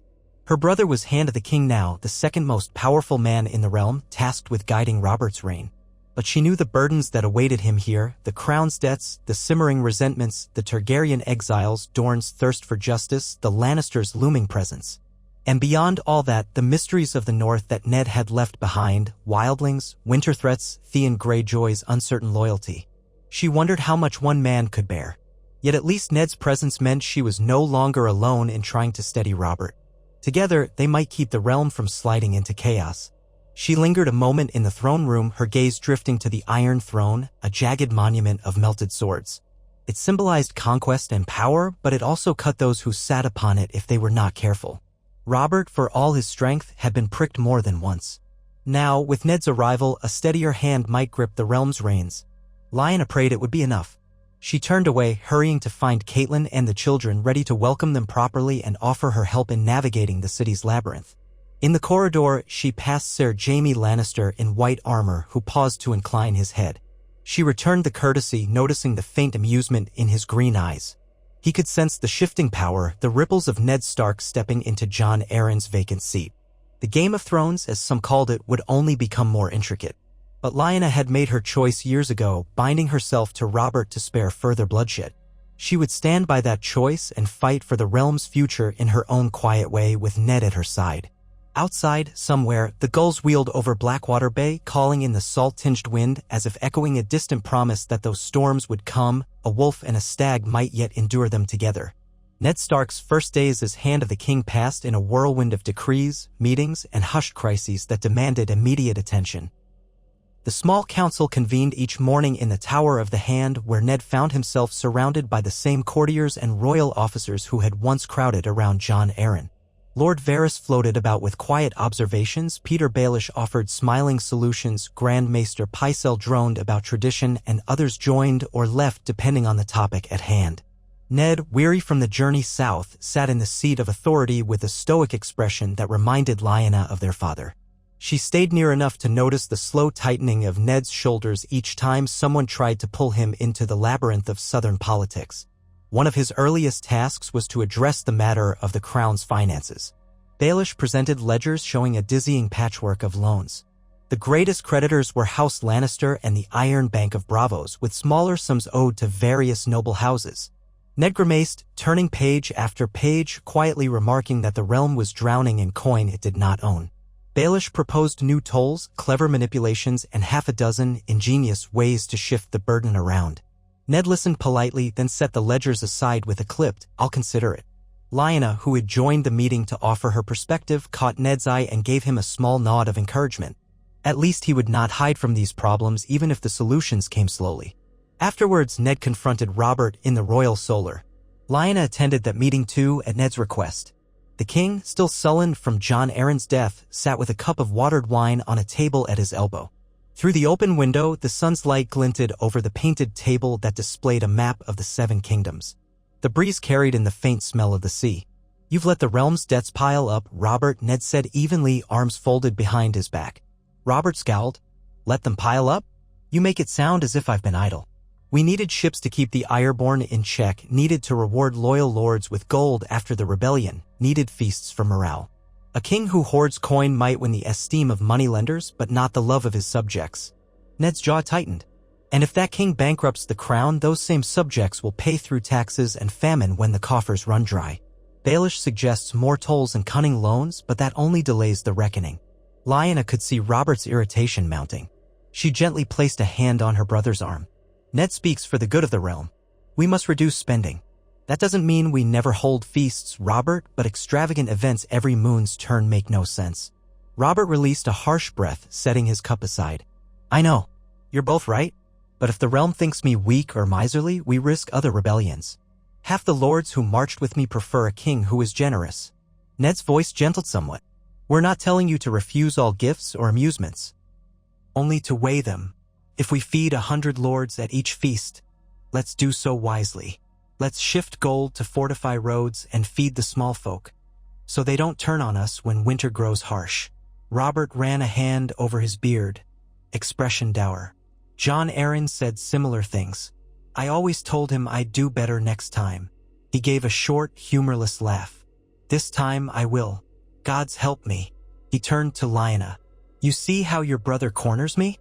You stark wolves have teeth after all." She managed a faint smile. "We try to keep you from devouring yourself."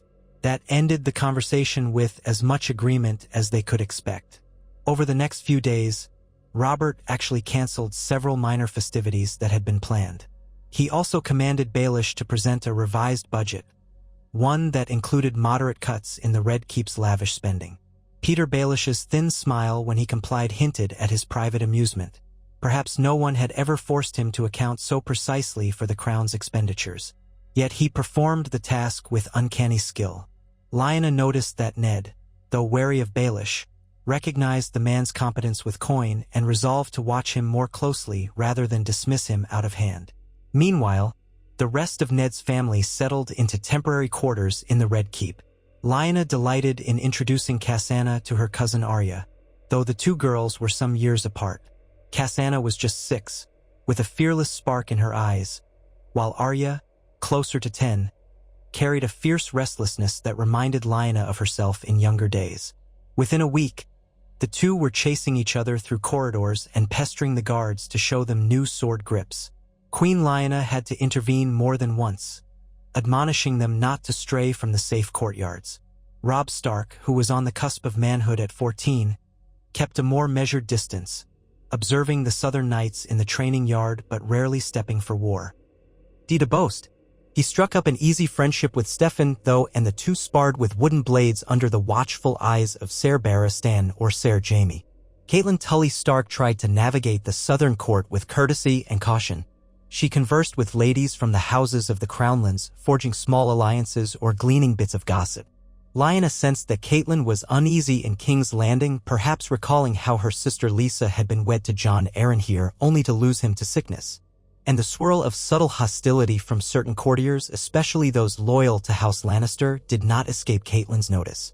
Nevertheless, she carried herself with dignity, her auburn hair pinned in the Tully style, speaking politely of the North's challenges. Lyanna was grateful for her presence. It anchored Ned and in turn anchored Lyanna herself.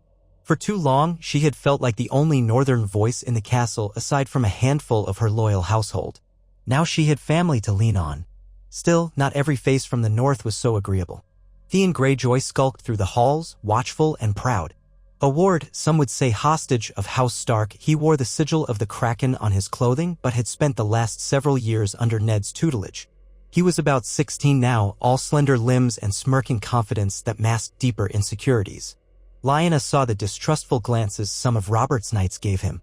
The Greyjoy rebellion was not forgotten. Many men still bore scars from that conflict. Theon seemed to relish any chance to prove himself, whether by showing off with a bow or sparring recklessly against older soldiers. He rarely spoke to Lyanna except to offer stiff courtesies. She sensed that he felt no particular loyalty to the crown but was too proud to show open contempt. Days stretched into weeks. Ned dove into the tasks of the hand with quiet resolve. He rode out to inspect the city's walls, ensuring they were adequately manned. He conferred with watch officers about the restlessness in Flea Bottom. He met with Pycelle regarding supply stockpiles in case of famine. He could not solve every problem, but he at least brought a sense of discipline to the realm's affairs. Lyanna watched from a short distance, stepping in when King Robert's temper threatened to undermine Ned's efforts. More than once, she found herself playing mediator, reminding Robert that Ned needed the king's support to quell unrest rather than scorn. One morning, she received word that Ned had gone to question certain officials about the crown's expenditures on the royal fleet, only to find stony resistance. Lyanna suspected this might be Stannis's domain. Robert's elder younger brother, Lord of Dragonstone, had overseen much of the fleet building. But Stannis was notoriously strict and might resent Ned's oversight. Intrigued, Lyanna made her way to the council chamber, hoping to ward off a clash. She arrived to find Ned pacing near the tall windows, a scroll clenched in his hand, while Stannis stood at the table, silent as granite. Ned's voice was controlled. "My lord, these shipyards claim they're owed thrice the gold we have on record. Someone's ledger is lying." Stannis's jaw tightened. "They are not lying, Lord Stark. Those ships were built at my order with the crown's blessing, and the cost was clear from the start. If the small council neglected to update its records, that is not my fault." Ned exhaled, pressing his lips thin. "No one is accusing you personally, Lord Stannis. I only seek the truth. We cannot pay bills that exceed our means. Where do we find the coin? We're already deep in debt." Stannis's piercing gaze flicked to Lyanna as if noticing her for the first time. "Your Grace," he said curtly, "is this to be the new order in King's Landing?" Every expense questioned, every loyal servant doubted. Lyanna stepped forward calmly. "No one doubts your loyalty, Stannis. But we must ensure honesty in all the crown's dealings. If there is a discrepancy, we must rectify it." She glanced at Ned. "Have you spoken to Peter Baelish?" Ned nodded grimly. "He's checking the accounts. It could be a simple matter of missing receipts. But in the meantime, the shipbuilders are clamoring for payment or they'll cease all maintenance on the vessels we have." Stannis's face reddened slightly, though he kept his composure. "Then find the coin or risk the royal fleet rotting. Every day we ignore them, we compromise the realm's security." Balon Greyjoy could use any sign of weakness. Lyanna exchanged a look with Ned. They both recognized that Stannis's sense of duty was genuine, but his demeanor rarely left room for negotiation. "We'll settle this," she said. "Allow us time to confirm the correct amount. The king will decide how to pay once we have all the facts." Stannis gave a stiff nod, then excused himself with barely a farewell. Ned let out a weary breath, placing the scroll on the table. Jon Arryn must have been a saint to manage all these conflicts with grace. Lyanna approached and set a hand on his shoulder. "You're doing well, Ned." Stannis has always been prickly, but he is dutiful. Ned's gray eyes turned to her. "And Robert? Does he even realize how large these debts are becoming? Or is he content to let me scrape the bottom of the barrel?" She pressed her lips together, thinking back to her many arguments with Robert over coin and feasts. "He knows, at least in part. I've pressed him, you've pressed him. He says he will do better. Maybe we can guide him toward real solutions. But we must tread carefully. If he feels cornered, he might lash out or retreat to more spending just to spite those who warn him." Ned's gaze softened, regret flickering across his face. "Sometimes I think Robert was happier as a rebel lord than a king. He was born to swing a hammer, not hold a scepter." Lyanna understood the sentiment too well. She clasped Ned's arm. "We'll help him carry the burden for the sake of the realm. I only pray it's enough." As the days passed, Ned's scrutiny uncovered several disturbing irregularities in the crown's finances. Certain payments had been redirected, certain large sums unaccounted for. Peter Baelish offered plausible explanations each time, loans here, reinvestments there, but Ned's northern practicality made him wary of the master of coin's labyrinthine dealings. Meanwhile, rumors circulated that some lesser lords in the Crownlands whispered dissatisfaction with Robert's reign. Nothing overt, but enough that the Gold Cloaks quietly reported talk of Robert's wastefulness or speculation about how long the Baratheon line would keep power. In the midst of these troubles, another crisis flared. A group of Dornish envoys arrived, led by Lady Nemella of House Santagar. demanding a formal inquest into Ser Gregor Clegane for the murder of Elia Martell and her children during the sack of King's Landing. Tywin Lannister, predictably, was nowhere in evidence, but his kinsmen in the city objected to the demand. Robert had tried to postpone the matter for years, claiming the men responsible had acted without his orders. Yet the truth remained that Tywin had unleashed his bannermen on the city for the sake of proving his loyalty to Robert's cause. The Martells had never forgiven or forgotten. The confrontation took place in the throne room, with Ned standing at Robert's side, his hand. Lyanna sat on a smaller seat beside them, wearing the circlet that marked her as queen. The Dornish envoy's voice rose in passionate condemnation, describing how no proper justice had been served for the children who died. The tension radiating from the Lannister partisans was palpable. Robert, leaning on his cane, addressed them with forced patience. "I grieve for Elia Martell and her little ones. None can deny the horror of their end. But the men who committed the act, Gregor Clegane and Amory Lorch, were beyond the pale of law in that moment. We did not sanction their brutality. In the aftermath, discipline was meted out, though perhaps not with the swiftness Dorne desired." A tall Dornish knight with sun-browned skin stepped forward. "Discipline? Clegane roams free. He serves House Lannister still, feared across the Riverlands for his cruelty. You cannot call that discipline." A stir of agreement rushed through the Dornish delegates. Robert's face darkened. Ned cleared his throat quietly, drawing attention. "Perhaps, Your Grace, we might order Ser Gregor Clegane to present himself in King's Landing. Let him answer the charges under your justice. If he refuses, that speaks loudly." A murmur of approval emerged from the Dornish side. Robert grimaced. "And if he refuses, we have to go drag him from his den in the Westerlands. That means crossing Tywin Lannister." He paused, glancing at Ned. "But you're right. We can't keep ignoring this." "Fine. I'll send a royal command. Clegane shall come to the capital or be declared an outlaw. Let Tywin bristle if he must. The realm has waited too long for an answer." Lyanna felt a surge of relief, though she knew the ramifications could be explosive. Tywin Lannister was not a man to accept a challenge lightly. Still, hearing Robert finally commit to a real step toward justice for Elia Martell made her think, briefly, that they were unraveling some of the realm's oldest knots. She caught Ned's eye and saw a flicker of hope. The Dornish envoys bowed, though they also made it clear that results mattered more than promises. When court adjourned, Robert retreated to his solar with Ned and Lyanna in tow, shutting the door forcefully. He let out a curse, pacing with a limp. "Tywin will raise 7 kinds of fury if I name his hound an outlaw. But damn it, the Martells won't be quiet until something is done." Tywin might claim it was just war, but what was done to Elia's children was vile. Ned stood by the window, his face rigid. "Gregor's crimes cannot be excused. If we truly mean to unify the realm, we must show that the king's justice is not a mockery." Robert leaned on the edge of a table, scowling at Lyanna. "You agree, I suppose. You always had sympathy for the Martells after all that Targaryen business." Lyanna frowned. "I have sympathy for murdered innocents, yes. And I have sympathy for a realm that has never recovered from that horror. If you want Dorne to stop seething, give them some closure." Robert's eyes flicked to the floor, and he ran a hand over his beard. "Fine. We'll do it. Summon that beast to King's Landing, see if he dares show his face. If not, we name him outlaw and let Dorne and the Riverlands hunt him down. But we must be ready for Tywin's reaction." So it was decided.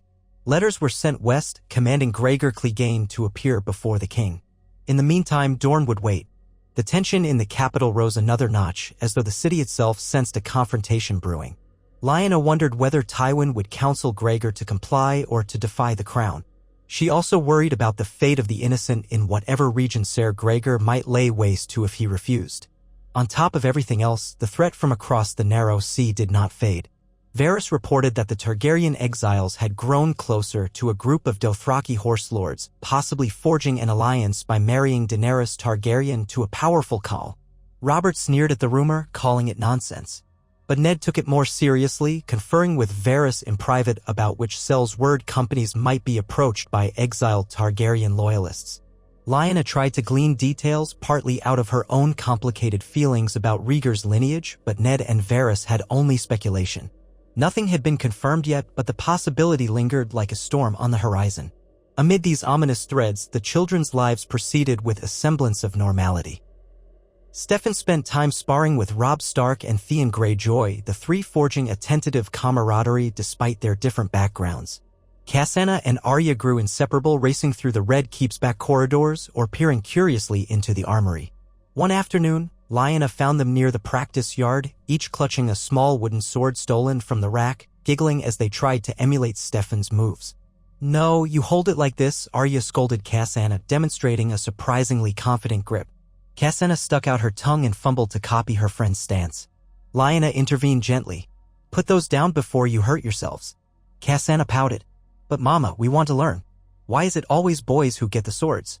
Arya lifted her chin, eyes flashing. "I'm not a boy, and I can still fight if I want." Lyanna couldn't help but recall her own spirited arguments with her brothers over the same matter. She crouched to be eye level with them. "Swordplay takes discipline. You can't just grab a blade and swing. You'll cut your toes off." Cassandra giggled at that, and Arya half smiled. "In the North, we let girls learn to defend themselves if it's truly their wish. But you must speak with your father, Arya. And you, Cassandra, with me." Arya made a face. "Father might say no." Lyanna ruffled her hair. "He might say yes if you show him that you won't treat it like a game. As for you, Cassandra, you're still very young. Let's wait a year or two. I'll see if we can find you a proper instructor." Cassandra brightened. "Yes, Mama." She dropped the wooden sword with a clatter, then tugged on Arya's sleeve. "Let's go find Stefan and show him we can fight too." Arya's grin turned mischievous, and off they ran. Lyanna shook her head, affection tugging at her heart. At least the children found joy amidst the swirl of politics. She wished they could remain so unburdened forever. Time pressed on. No word arrived from Gregor Clegane. The Lannister camp in King's Landing maintained a tense silence. Tywin himself still resided in the Westerlands, presumably mustering his forces or deciding his next move. Dorne's envoys hovered in the city, growing restless. Ned urged patience, but Oberyn Martell sent a letter stating, in no uncertain terms, that if the crown failed to produce Gregor, Dorne would handle matters their own way. Robert bristled at that, calling it a thinly veiled threat. Lyanna feared how easily such sparks could light a conflagration. In the meantime, a small comfort arrived in the form of Margaery Tyrell's visit. The girl traveled to King's Landing with her brother Loras, who had recently become a squire of note in the Reach. They came ostensibly to see the capital for the first time and perhaps present themselves at court. In truth, Lyanna knew that the Tyrells hoped to further the growing friendship between Margaery and Prince Stefan. The moment Margaery stepped into the Red Keep's great hall, her dark, curling hair and poise drew admiration. She curtsied to Robert and Lyanna with perfect grace, then turned to Stefan. The boy, now edging closer to 13, bowed stiffly, a faint redness creeping into his cheeks. Margaery smiled, gold-trimmed skirt sweeping the floor. It was a carefully orchestrated moment that everyone witnessed. Even Ned, standing to one side, looked faintly amused, as if recognizing that political webs were being spun around the children. Over the following days, Margaery and her brother stayed in guest apartments. Feasts and small entertainments occurred, less lavish than before, at Ned's insistence, but still enough to show courtesy. Stefan spent time with Margaery in the gardens, where she admired the southern flowers, exclaiming about how different they were from the north's hardier flora. He, in turn, told her stories of the dire wolf sigil and how House Stark had once ruled an independent kingdom. Lyanna watched from a distance, suspecting that no real betrothal would be confirmed until Stefan was older, but that the Tyrells would press for an informal understanding. Mace Tyrell had not come personally, sending Loras instead, likely to report back on Stefan's progress. In her private talks with Robert, Lyanna found him ambivalent. He saw the merit of allying with Highgarden, yet he still chafed at formal engagements that might limit Stefan's freedom. Ultimately, no binding agreement was made, though Margaery's presence left behind a pleasant imprint, and when she finally departed, Stefan gifted her a small carved wolf. She left with a bright smile, promising to return for another visit soon. Everyone could read between the lines of courtesy. Then, as if to shatter any illusion of calm, ravens arrived from the Westerlands. Gregor Clegane had refused the royal summons. Indeed, it seemed he had gone rogue, burning a small holdfast near the borders of the Riverlands. Reports were conflicting. Some said he had seized grain, others said he simply reveled in slaughter. Tywin Lannister sent no official statement, though a lesser Lannister bannerman wrote to protest that Gregor's men were beyond their control. In the throne room, Robert thundered curses. Ned demanded immediate action. The Dornish envoys demanded vengeance. Lyanna felt the tension reach a fever pitch. Oberyn Martell wrote a fresh letter ridiculing the crown for failing to uphold its word. Robert, incensed, declared that he would lead a host personally to bring Gregor to justice if the man did not cease his raids. Ned, alarmed, tried to argue for caution. We can't simply march an army without knowing Tywin's position, or we risk open war with House Lannister. Robert slammed a fist on the arm of the Iron Throne. If Tywin condones Gregor's raids, then let him face me in the field. I'll not have my authority spat upon by that cold-eyed lion. Lyanna, standing near the throne, spoke softly. But if we begin a march now, we might drive Tywin to rally his banners. We have to be sure. Sure of what? Robert snapped. That Gregor is indeed Tywin's man? We've known that for years. If Tywin denies it, he's lying. I say we answer force with force. We've danced around this for too long. Ned rubbed the bridge of his nose. At least let me handle it in your stead, Robert. Your leg still pains you, and the realm cannot lose its king. If a campaign is needed, send me or send another loyal commander while you stay to rule. Robert growled, I have not grown so feeble that I must sit in a chair while my men ride to war. But perhaps you're right about the risk. He let out a long breath, turning to Lyanna. Your brother is Hand. Maybe he should handle the bastard. Take a detachment, track Gregor down, and bring him back in irons, or bring me his head. Either way, the realm sees justice done. Ned bowed. If that is your command, I will obey. Lyanna's heart pounded at the thought of Ned riding into the Riverlands in search of the mountain that rides. We must ensure your safety. Gregor is a monster. Ned offered a grim smile. I've faced monsters before, Lyanna. I won't ride alone. I'll gather men I trust, men who can move quickly. If Tywin does not openly rally to Gregor's defense, we may avoid a full-scale war. So it was decided. Ned prepared to depart within days, assembling a capable force of loyal knights and men-at-arms from the Crownlands, along with some of his own northern retinue. He selected Ser Barristan and Selmy to accompany him, as well as several other knights known for their honor, Ser Jeremy Ricker, Ser Mark Piper, and more. To everyone's surprise, Theon Greyjoy insisted on joining, proclaiming that he wanted a chance to prove himself. Ned initially refused, but Theon argued that as a ward and forcibly idle in King's Landing, he might as well serve the realm by fighting outlaws. In the end, Ned relented, though he told Theon firmly that any insubordination would see him shipped back to the north in irons. On the morning of their departure, Lyanna joined Ned in the courtyard, where the men mounted up. Arya, eyes wide with excitement, tried to run to her father, but Catelyn held her back gently. Robb stood stoically to one side, acceptance etched on his young face. He had been told to remain behind and learn the ways of the court. Lyanna clasped Ned's hand, ignoring the stares of courtiers who might question such open displays. Be safe, she murmured. Right if you can. I'll help Robert keep the city calm. Ned squeezed her fingers. Take care of our family. Remind Robert not to do anything rash. A small, wry smile touched his lips, then he mounted his horse. With a final nod to the king, he led the detachment out through the gates, the clatter of hooves echoing on the cobblestones. Lyanna watched him go, a knot of anxiety tightening in her chest. That very afternoon, the skies turned gray with gathering clouds. Thunder rumbled in the distance, as if the weather echoed her fears. The Riverlands had seen war enough, first in Robert's rebellion, then in the Greyjoy rebellion. Now it might become a battleground yet again if Tywin Lannister chose to protect Gregor. Robert, nursing old resentments, strode about the castle, snapping at servants, cursing Tywin's name under his breath. Lyanna tried to calm him with gentle reminders of the realm's fragile peace. He would only grunt and pour another cup of ale. Letters flew across the land. Robert wrote to Edmure Tully of Riverrun, urging him to remain alert if Gregor attacked his people. The Martells sent fresh demands, half threats, half offers to join forces if the king truly intended to punish Gregor. Even Mace Tyrell penned a note from Highgarden offering to assist the king with men if war came, an overt demonstration that the Reach might side with the crown against the Westerlands. The realm braced for something cataclysmic. Amid the tension, Steffan approached his mother one evening, shyly clearing his throat. Mother? May I speak with you? Lyanna paused outside her solar. Of course. She led him inside, where a few candles burned on the mantel. What's on your mind? Steffan fiddled with the cuff of his tunic. Is a true father might go to war with the Lannisters if Uncle Ned fails to bring Gregor to justice? Lyanna felt a pang. She couldn't shield her children entirely from the swirl of rumors. We hope war won't be necessary. But yes, there's a risk. Gregor is a sworn man to House Lannister, and if Tywin protects him, we may have no choice. Steffan frowned, brows drawn. That means I might be expected to fight. Or at least to learn how to lead men, right? She studied his face, seeing both determination and fear. He was only 12, but in some families that was old enough to squire in real battles. Lyanna placed a hand on his shoulder. Not if we can help it. You're still young, Steffan. We want you safe. But yes, one day you'll be a leader in this realm. War might come again, though I pray it doesn't. Your father fought one rebellion too, counting the Greyjoys, and it carved scars in us all. He glanced away, then softly said, sometimes I wish the realm were simpler. Marjorie Tyrell told me how her father says the Reach is a land of green fields and bountiful harvests. Couldn't we just focus on that? Why must everything be about old grudges? She sighed. Because men hold to grievances and pride. And because cruelty, once unleashed, is hard to bury.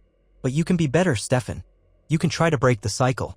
War should always be the last resort. He nodded quietly, then thanked her. As he left, Lyanna stared after him, wishing she had a simple reassurance to offer. Each passing day hammered home the truth: the realm was an uneasy tapestry of alliances. Even her marriage to Robert had not woven all these threads into perfect harmony. News from the Riverlands trickled in. Ned's force had encountered pockets of destruction where Gregor's men had raided small hamlets, leaving scorched fields and frightened peasants. They found no sign of Gregor himself in the first days, only rumors that he'd moved north along the Red Fork. Edmure Tully wrote that he had increased patrols but feared Tywin might send reinforcements. Still, no official Lannister army marched. It seemed Tywin was testing the waters, seeing how the crown would respond. Then a raven arrived with a more direct message from Tywin Lannister himself. The letter, addressed to King Robert, stated in curt words that House Lannister was not responsible for any renegade knights who pillaged the Riverlands. If Gregor Clegane was indeed the culprit, Tywin disavowed him. However, Tywin also warned that any aggression against innocent Lannister lands would be met with force. Robert read it aloud in the council chamber, voice dripping with contempt. He pretends Gregor's gone rogue, disclaiming all knowledge, but threatens us if we cross his borders. That's Tywin for you, fence-sitter with a golden purse.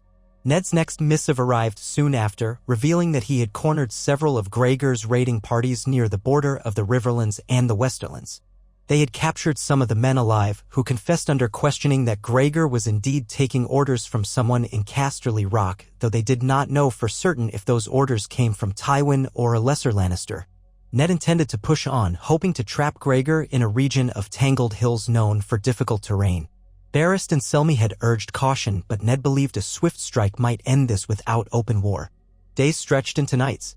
Lyanna rarely slept soundly, worrying about Ned's fate. She tried to maintain a steady presence at court, guiding Robert where she could. She also noticed that Catelyn Stark had grown increasingly anxious.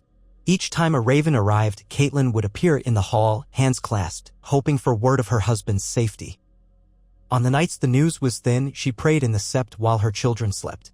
Finally, one gray morning, a heavily laden messenger staggered into the Red Keep, demanding audience. Before Robert, Lyanna, and the full small council, he delivered a letter sealed with Ned's sigil. Breathless, he explained that a battle had been fought near a narrow pass. Ned's force ambushed Gregor's band, engaging in fierce close combat. Gregor's men fought savagely but were outnumbered. In the end, Gregor himself was gravely wounded by Ser Barrist and Selmy's sword stroke and taken prisoner alive or half alive. A hush descended as Robert read the letter's details. Ned had lost men too. Ser Mark Piper fell, along with over a dozen good knights, and Theon Greyjoy had been wounded but survived. Still, they had captured the mountain, delivering the justice the king demanded. Ned wrote that they were now escorting Gregor back to King's Landing, though the monstrous knight might not survive the journey. His wounds were terrible. Robert let out a triumphant bark of laughter. They got him. Ha! That's Ned Stark for you. He does what he sets out to do. Bring the brute back in chains, let the Martells see that we keep our word. The council erupted in murmurs. Dorne's envoys, who had been present, exchanged startled looks that quickly morphed into something close to satisfaction. Tywin Lannister's partisans stood grimly silent, forced to accept the reality that Gregor was taken. Lyanna felt both relief and a spike of worry. If Gregor died before a formal trial, Dorne might feel cheated of their vengeance. If he survived, Tywin might attempt some machination to free him. Still, the immediate crisis had eased. Robert already seemed ready to celebrate, calling for wine and demanding the kitchens prepare a feast to honor Ned's success. That evening, the castle buzzed with excitement. Robert paced the throne room, proclaiming that Ned would arrive within the fortnight. Lyanna urged him not to throw another lavish feast, reminding him of the debt crisis, but he only grinned. I'll keep it modest, or as modest as I can. But we must show the realm that we uphold justice. This is a moment to celebrate. She knew better than to push him too hard just then. In a quiet corridor, Catelyn Stark finally allowed herself a trembling smile. My husband is safe, she told Lyanna, tears bright in her eyes. He did it. I should have known he would. Lyanna embraced her, sharing that rush of relief. The children, too, were buoyed by the news that Ned was victorious and soon to return. Weeks later, Ned's party reached King's Landing, escorting Gregor Clegane in a heavy iron cage mounted on a wagon. Lyanna was among those who watched from the gates. The sight of Gregor's enormous shape slumped against the bars made her skin crawl. His face was bandaged, half his armor stripped away to reveal ugly, poorly bound wounds. Guards stood around the wagon with spears at the ready, as if expecting him to burst out at any moment. Ned rode at the head of the column, face drawn with fatigue, while Ser Barristan and flanked him. Theon Greyjoy followed, sporting a bandaged arm but looking deeply pleased with himself. At the greeting, Ned dismounted. Lyanna stepped forward, clasping his hands, ignoring the stares of onlookers. Thank the gods you're safe. He inclined his head, letting out a low breath. We lost good men. Gregor was nearly unstoppable. I'm only grateful Ser Barristan cornered him in that pass. Barristan nodded grimly, his white cloak smudged with travel dust. We'll need the maesters to keep him alive long enough for trial, Ned added softly. Lyanna could not look away from the hulking prisoner. Do you think he'll live? Ned's expression was grim. Hard to say. He took a deep slash to the ribs and another to the leg. If fever sets in, he might not last a week. But we tried not to let him bleed out. From behind them, Robert's booming voice echoed. Well done, Ned. The king approached, leaning heavily on his cane, a broad grin splitting his bearded face. By the gods, you did it. You have my thanks, old friend. Ned bowed. Only my duty, your grace. Robert slapped him on the shoulder, then surveyed the caged brute. 7 hells, what a monster. Have the maesters keep him breathing for a few days, at least. We'll hold a public trial. Let Dorne witness it. Let every corner of the realm see that we punish traitors who defy the crown's summons. Ned agreed, though his features remained taut. The watchers in the yard gave a ragged cheer, though many looked pale at the sheer size of the captive. Gregor stirred behind the bars, releasing a low, guttural growl of pain.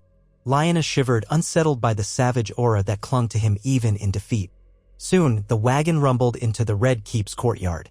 Guards hustled to an underground cell in the dungeons, large enough to hold Gregor and his cage. Maesters scurried to administer poultices and keep him alive, an odd reversal healing a man so he could stand trial for heinous crimes. Dorne's envoys watched with dark satisfaction. Oberyn Martell had not come personally yet, but word of Gregor's capture would surely reach him in record time. That evening, Ned recounted more details to the king in a private council session attended by Lyanna, Varys, Baelish, and a few others. Gregor's men confessed that they were following orders from Lannister banners, Ned said. But none could say if those orders came from Tywin's own mouth. It's possible some lesser Lannister, Ser Kevin, or others sent the writers. Gregor himself refused to speak beyond cursing us. Robert poured wine, glowering. Tywin denies everything, I'm sure. That cunning fox. If we put Gregor on trial, maybe we can force him to name names. Ned rubbed his temples. He might prefer to die silent. But we can try. Varys steepled his fingers.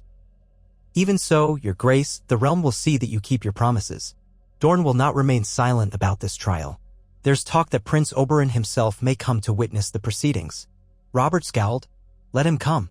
I care not. I won't cower before Martell or Lannister.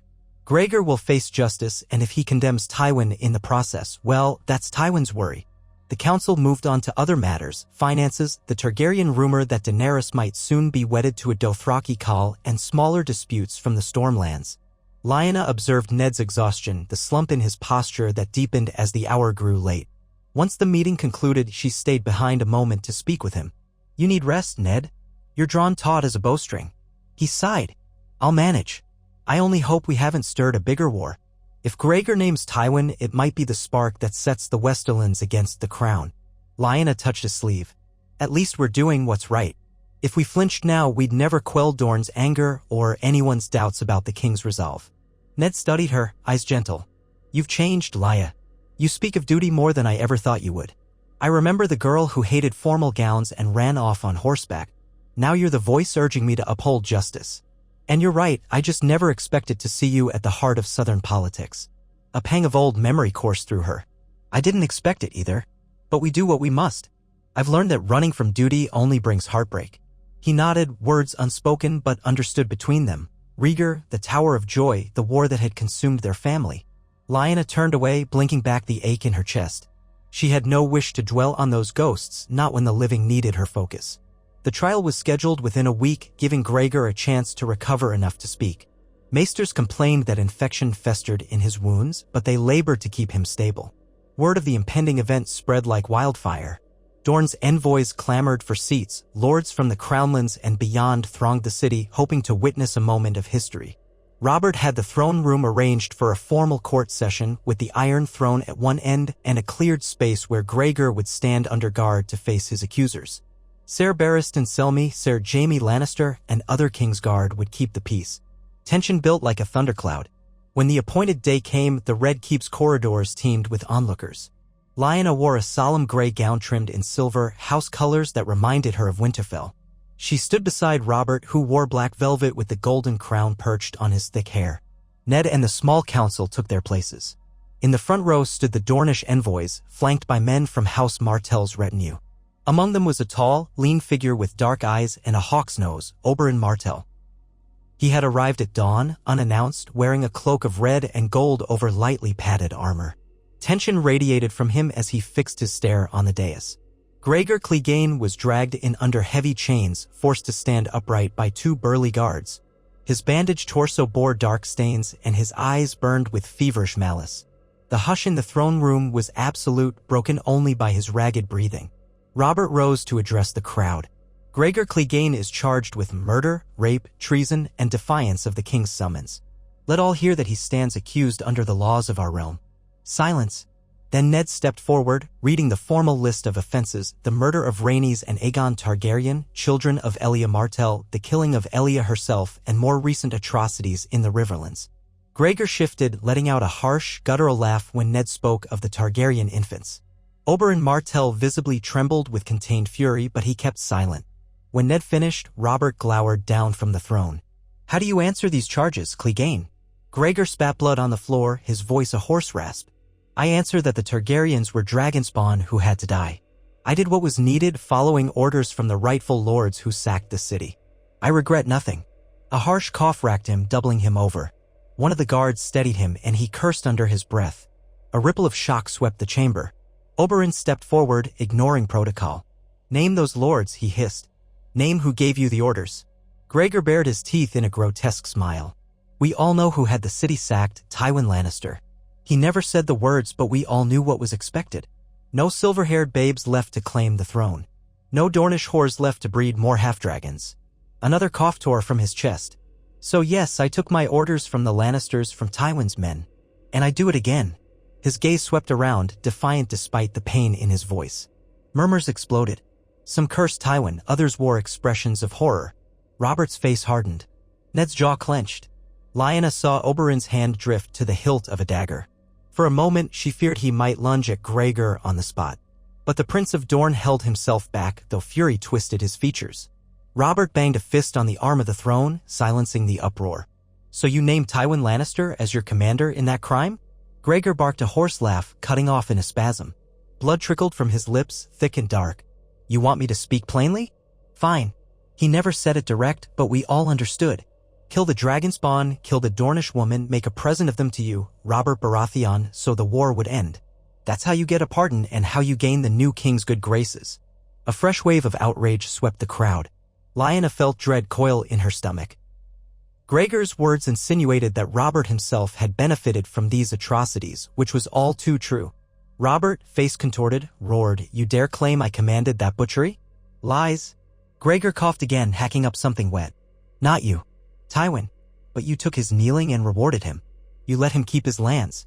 So do you truly want to punish me, or are you only bowing to the Dornish snakes?"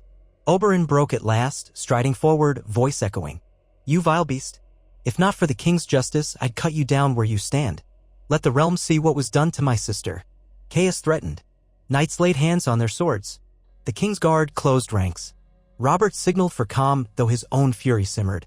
He cast a glance at Ned, then at Lyanna. She stepped forward, raising her voice with all the authority she had learned to muster. "Enough. The accusations have been spoken. The monster has named Tywin Lannister as the one who guided his hand, but not by direct command. Now we pass sentence." Robert nodded, gripping the throne's arm. "Gregor Clegane, for your crimes of murder, treason, and refusal to answer the crown's summons, I name you guilty. You will die. This is the king's justice." A collective breath shuddered through the hall. Gregor glowered, spitting another wad of blood. "I die as I lived in violence. You are all hypocrites." His knees buckled and he collapsed, half dragging the guards with him. One guard muttered to the maester, "He's burning up." Robert stood. "Take him to the yard. Let him be beheaded as the law demands. If he dies before we can swing the blade, so be it. He's condemned." Oberyn stepped forward again, lips curled back. "We ask that he be turned over to the Martells, your grace, for justice on Dornish soil." Robert shook his head stiffly. "He wronged the entire realm, not only Dorne. His punishment shall be carried out here." Oberyn's eyes narrowed, but he nodded, though every line of him radiated frustration. Then, as guards began to drag Gregor from the throne room, the Monstros Knight gave one last cough and slumped, eyes rolling back. Blood frothed around his mouth, and his breath rattled. A maester rushed forward, checking his pulse. With a grim look, he rose and shook his head. Gregor had died mere moments after receiving the sentence. A stunned hush fell. Some in the crowd cursed that they had been denied the spectacle of his final moment on the block. Others whispered that Tywin Lannister had lost his mightiest enforcer, but in a way that denied him a chance to intervene. Oberyn Martell stood trembling, robbed of the direct vengeance he had sought. Ned Stark bowed his head, sorrow or relief etched on his face. It was difficult to tell which. Lyanna felt her pulse thunder. This was justice, yet it felt hollow. So many had died because of Gregor's actions. His end brought no children back, no cleansing of old sins. Still, it was a statement to the realm that the crown would not ignore such crimes. Robert, breathing hard, dismissed the court. He said in a low voice, "Send ravens to every corner of the realm. Gregor Clegane died condemned for murder and treason. Let no man say we do not carry out justice. And let Tywin Lannister read the same." As the crowd dispersed, Oberyn approached Ned. "My sister's murderer is dead," he said, bitterness heavy. "But Tywin breathes free." Ned met his gaze. "We cannot convict a lord without iron proof. If you have evidence of Tywin's direct orders, present it. But the words of a dying murderer may not hold enough weight in the eyes of the realm." Oberyn's jaw tightened. "Then the Martells will remember who truly gave the orders." He glanced at Robert and Lyanna, gave a curt nod, and strode away, his retinue following. Lyanna watched him go, knowing that Oberyn would never rest until Tywin Lannister faced some reckoning. Once the throne room had nearly emptied, Robert sagged back onto the Iron Throne, looking exhausted. He beckoned Ned and Lyanna closer. "So it ends," he muttered. "A war that started with Targaryens, ended with the Mountain's death. Or maybe it hasn't ended at all." Ned sighed. "The realm is calmer for now. Dorne sees that you kept your word. They may not be fully satisfied, but it's a start." Lyanna placed a hand on Robert's shoulder. "We should remain vigilant. Tywin might resent the blow to his prestige. We still have debts to him, and he might use them as leverage." Robert gave a hollow laugh. "Let him try. If he wants to stand against me, I'll show him that I am no feeble king." His bravado rang in the empty air. Lyanna and Ned exchanged a worried glance. The realm had avoided immediate war, but new tensions seethed beneath the surface. Tywin had lost his enforcer. Dorne had lost the chance for a direct retribution. The king's finances remained precarious. And across the narrow sea, the Targaryens might still be forging alliances to reclaim the throne. So many strands converged, threatening to twist into fresh conflict if any hand pulled too hard. In the days following Gregor's death, the city settled into an uneasy quiet. The battered body was burned outside the walls, accompanied by the Watchers from Dorne. Oberyn left King's Landing abruptly afterward, issuing only a terse farewell. The Lannister partisans in the capital kept their counsel, likely sending frantic letters to Tywin about the blow to their house's image. Robert alternated between brooding and claiming a triumph. Ned threw himself into the usual duties of the Hand. Life went on, yet a sense of foreboding lingered. Lyanna found a rare moment of respite one evening when she stood atop the castle ramparts, gazing at the darkening sky. The hush of dusk reminded her of Winterfell's ramparts, of cold winds that smelled of pine and ice. Here, the wind carried salt and the faint stench of King's Landing's refuse, but if she closed her eyes, she could almost be home again. Footsteps sounded behind her. She turned to see Robert without his cane, though he leaned against the stone for support. He joined her at the parapet, looking out over the sprawl of rooftops. Torches flickered in the streets below. "I used to think, after the war, that we'd have peace," he said quietly. "No Mad King, no Targaryens to fear. But it's never that simple, is it?" She shook her head. "No. Men carry grudges, houses hold ambitions. And we remain bound to a throne made of melted swords." He gave a mirthless chuckle. "A poetic line, that. Sometimes I wonder if you regret it, Lyanna. Choosing me, forging this union." A pang of old emotions washed through her. She remembered the Tower of Joy, the hush of death. Remembered Ned's voice telling her that Robert needed her, that the realm needed her. "I regret many things," she said softly, "but not the children we've had or the chance to save others from endless war. Even if we can't stop all cruelty, we've at least steadied the realm. And sometimes you show glimpses of the man I once admired." He stared at her profile. "Sometimes I wonder if Rhaegar's ghost haunts you. If you wish you'd gone another way." She closed her eyes, bracing against the swirl of memory. "Rhaegar is dead. He was a dream, one I barely understood. I chose to live, to stand beside my family. That includes you, Robert. We're not children anymore, but we have a chance to keep the realm from tearing itself apart. I won't abandon that." His hand, large and calloused, found hers atop the cold stone of the parapet. "You're a stronger queen than I deserve," he muttered. Then he looked away, clearing his throat. "Ned wants me to do better with the coin. I'll try. For you, for our children, for the realm." She squeezed his hand. "That's all I ask." They stood in silence, watching the last of the daylight fade. Far below, the city's lights glimmered in ragged lines. Lyanna could almost believe that for a moment the realm rested. But beyond the horizon, storms gathered. The Targaryens stirred in exile. Tywin Lannister brooded in the west, and Dorne nursed its old wounds. Even the north had its troubles, with rumors of wildling raids. Here in the capital, the people might hail the king and queen, but the underlying cracks could widen if they misstepped. Still, she stood with Robert, hands entwined, and let the hush of the evening cover them both. Wolves endured the winter. Stags weathered the storm. Perhaps, together, they might guide the 7 kingdoms through the trials yet to come. She did not pray for an easy future. She prayed for the strength to face it. And in that stillness, at least for a breath of time, she felt something like hope. In the days following Gregor Clegane's death, the shadows in King's Landing did not recede. If anything, the tension in the capital and throughout the realm remained like a taut bowstring, ready to snap at any provocation. Merchants, travelers, and courtiers alike whispered of Tywin Lannister's possible response. Some half-expected Lannister bannermen to march from the Westerlands in outrage at the king's handling of Gregor's condemnation. Yet no crimson-cloaked army appeared on the horizon. The gold and crimson banners of House Lannister stayed quiet in their own lands, watchful, as though waiting for a more opportune moment. Robert Baratheon did not relish the uncertainty. Though he spoke of crushing any who threatened his throne, he found his own restlessness and anger harder to channel without a clear foe. At council meetings, he still banged his cane and growled about how Tywin would pay if he lifted a finger in retaliation. But no direct challenge came. There was only the silent weight of gold, those towering debts to the Lannisters that Baelish's books showed in stark detail. Ned Stark, for his part, resumed his day-to-day work as Hand with renewed diligence. He spent hours closeted in the Tower of the Hand, meeting with city officials, scouring the accounts with Baelish, and taking audiences from petitioners.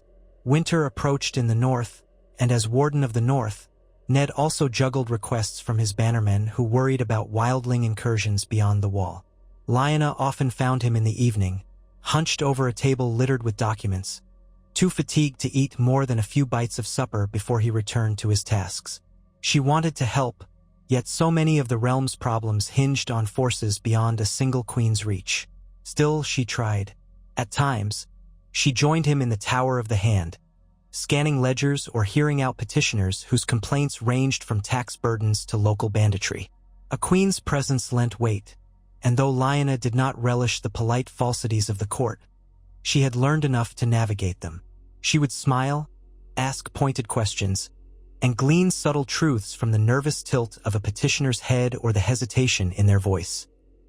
Ned, raised on the straightforward ways of the North, seemed grateful for her ability to read Southern nuance. Amid these duties, the royal children and their Stark cousins continued to find pockets of normalcy. Cassena and Arya became near-constant companions, bounding around the keep like wolf pups set loose.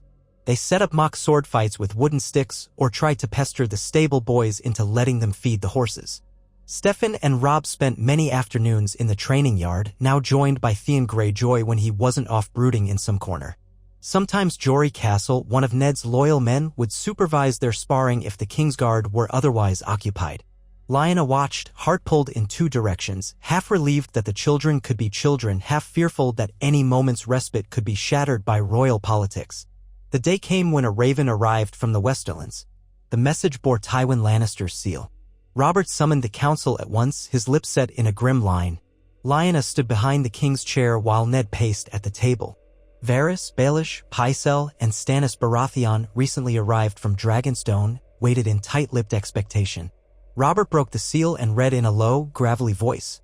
Tywin offered regret that Ser Gregor had turned renegade, disclaiming all responsibility for the raids, and expressed hope that the relationship between the Crown and the West might remain amicable.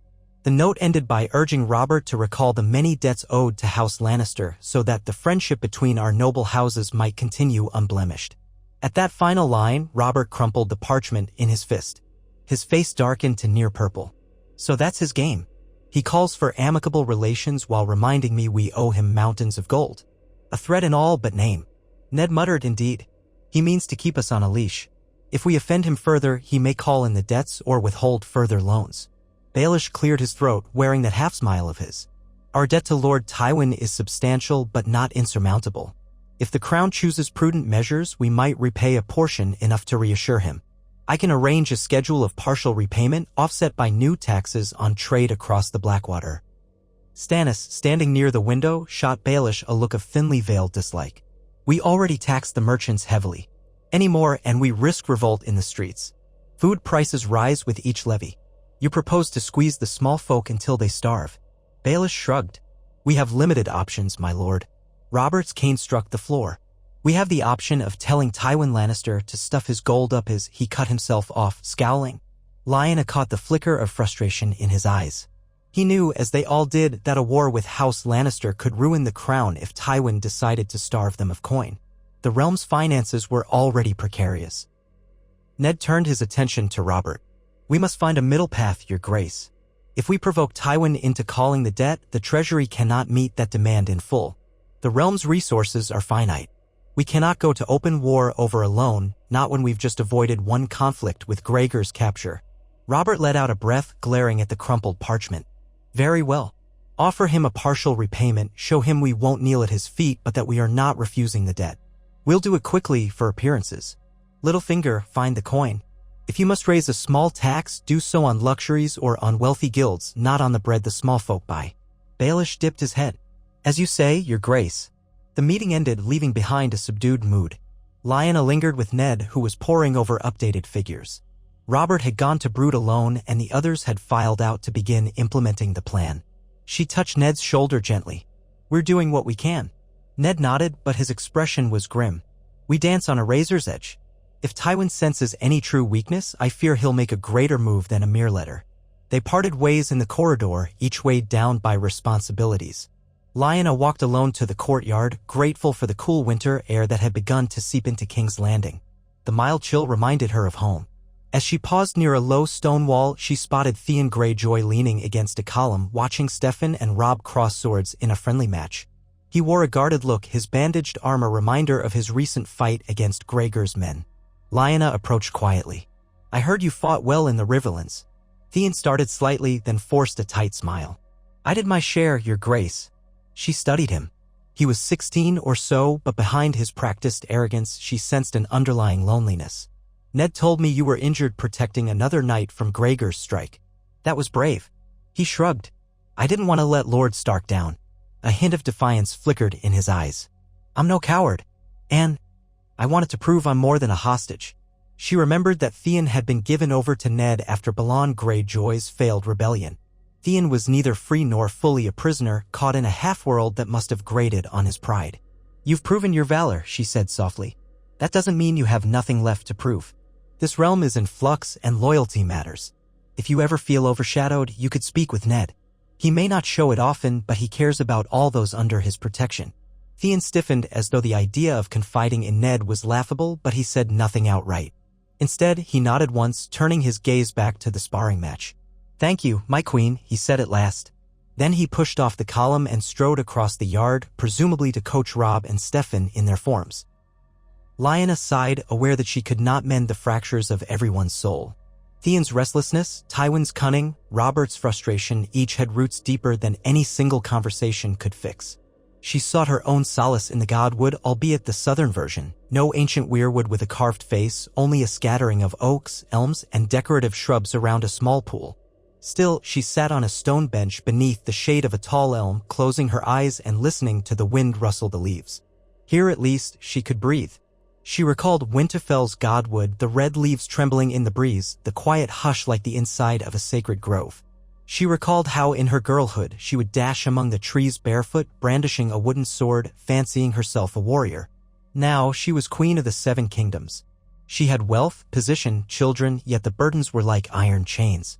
She stayed as long as she dared, letting the quiet carry her for a little while. That evening, a small feast was held to welcome certain visiting lords from the Stormlands, men who came to reaffirm their oaths to Robert. Despite Ned's urging for restraint, Robert insisted a moderate feast was necessary to keep the realm's alliances strong. The great hall smelled of roasted meats and spiced wine. Lyanna wore a dark blue gown, simpler than the glittering fashions many ladies favored. She dined at the dais with the king, exchanging pleasantries with the Storm Lords, among them Lord Selwyn Tarth, who praised Robert's stance against Gregor Clegane. Stefan and Cassanna sat farther down, with Arya, Robb, and Theon. Ned and Catelyn were near them, ensuring the children had some guidance in the swirl of conversation. As the evening wore on, Lyanna noticed Robert drinking more than his usual. He began to regale the Storm Lords with tales of the Greyjoy Rebellion, describing how he personally broke the gates of Pike. Lord Estermont encouraged him, laughing loudly, begging for more details. Lyanna murmured a soft caution, "Not too much, Robert." He waved her off, draining another goblet. She felt tension prick her. After so many arguments, she knew that confronting him in front of other lords would only spur him to double down. So she kept her peace. By the time the feast ended, Robert was quite drunk, though still able to stand. He escorted her to the royal chambers, leaning on her arm more than his cane.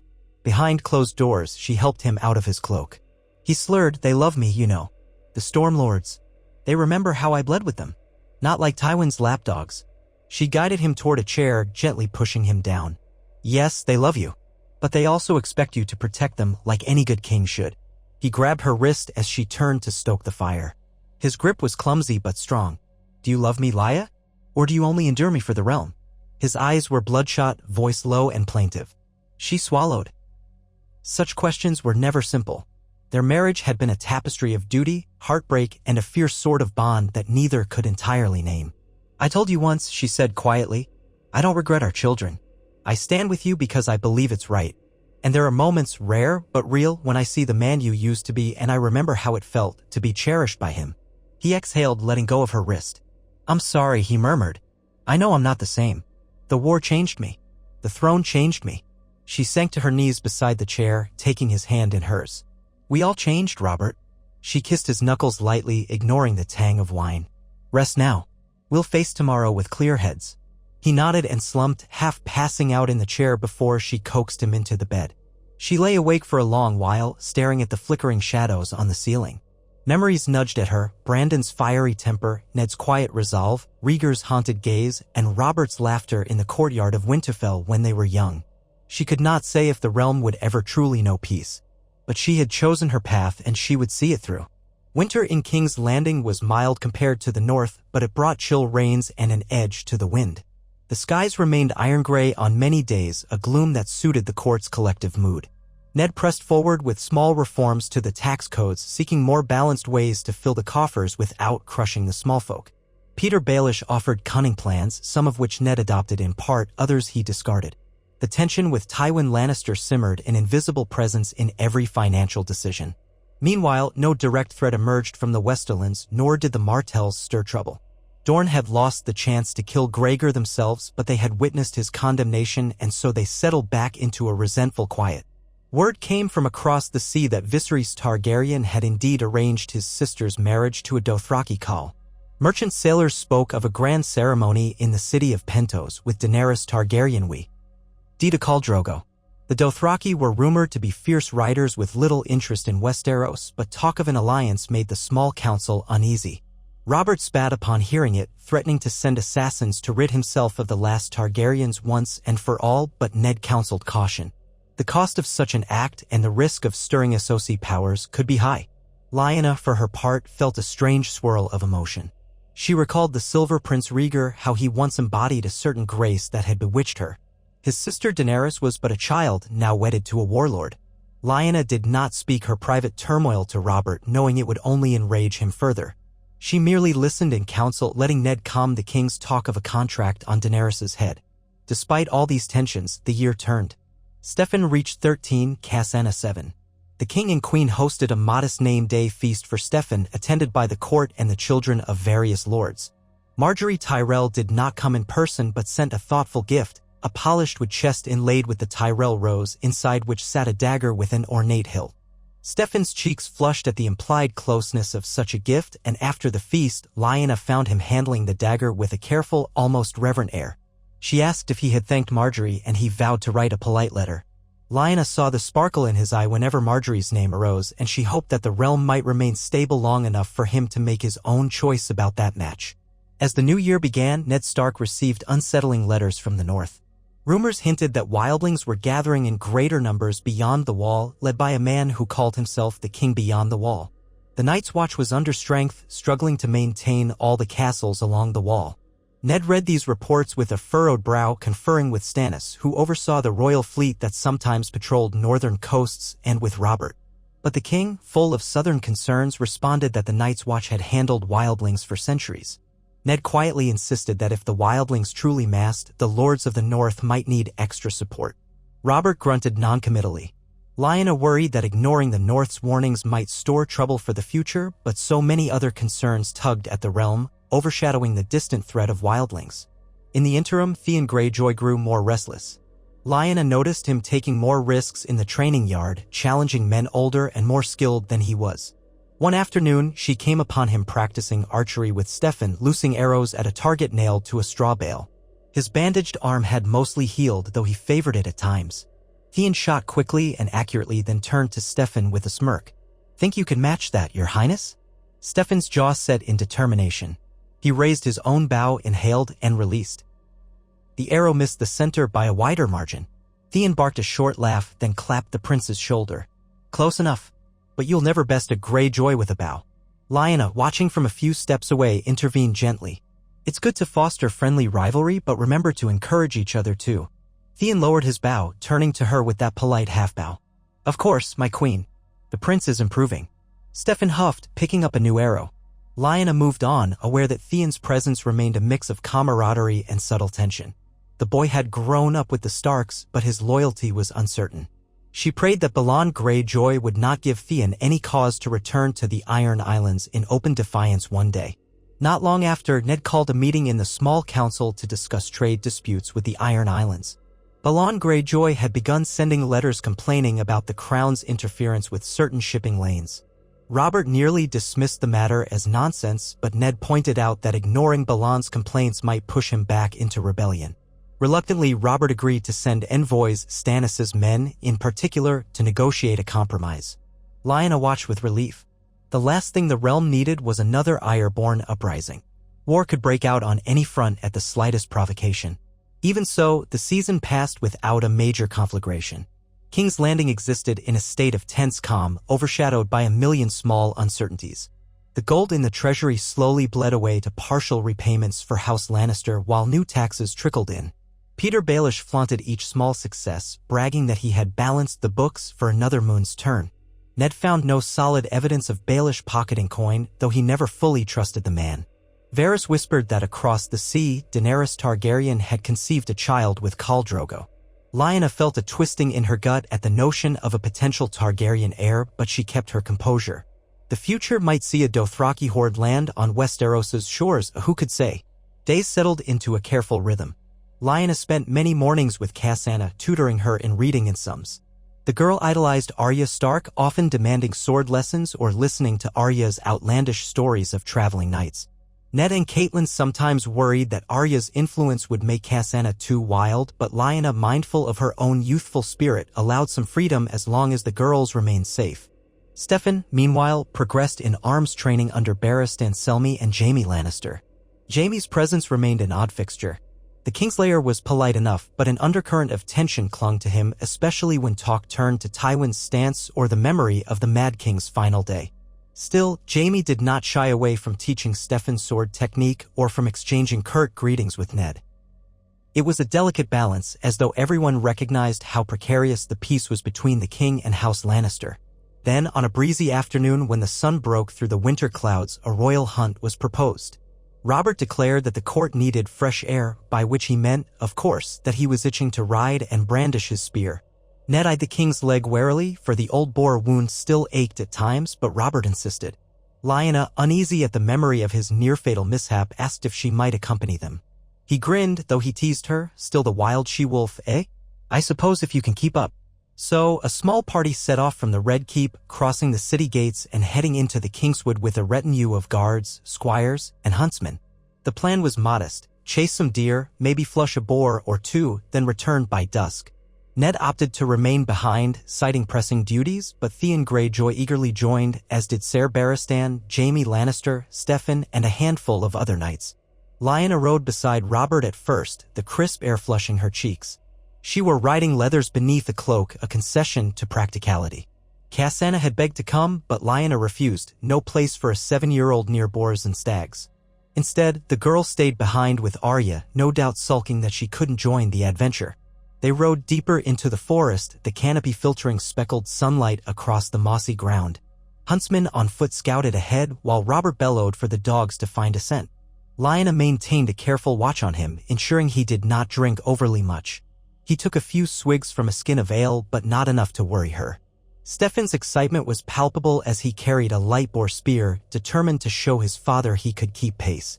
After some time, the hounds started baying. A deer burst from the undergrowth, brown and sleek. Robert spurred his horse, shouting for them to give chase. The deer leapt through brambles and tore across a clearing, the riders in hot pursuit. Lyanna urged her mare forward, adrenaline singing in her veins. She was no stranger to hunts. She had grown up chasing foxes with her brothers. The forest wind whipped her hair, her heart pounding at the rush. A second deer shot out on the flank, nearly colliding with Steffan's horse. The boy's mount shied, rearing. Steffan grappled the reins, fighting to keep control. Lyanna veered her mare to intercept, calling out, "Steffan, stay calm." The deer vanished into a dense thicket. Robert, seeing the commotion, circled back, cursing.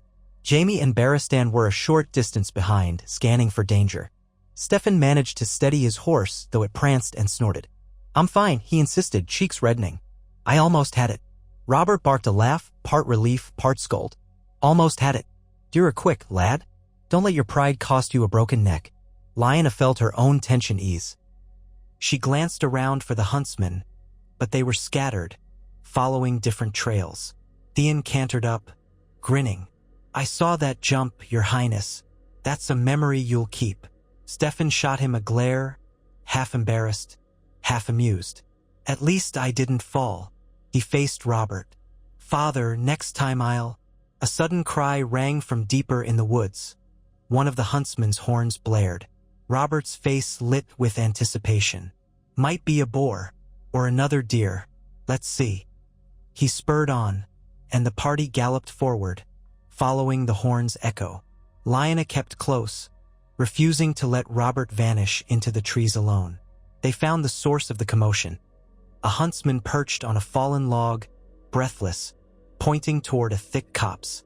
"Big boar, Your Grace," he reported. "Mean one.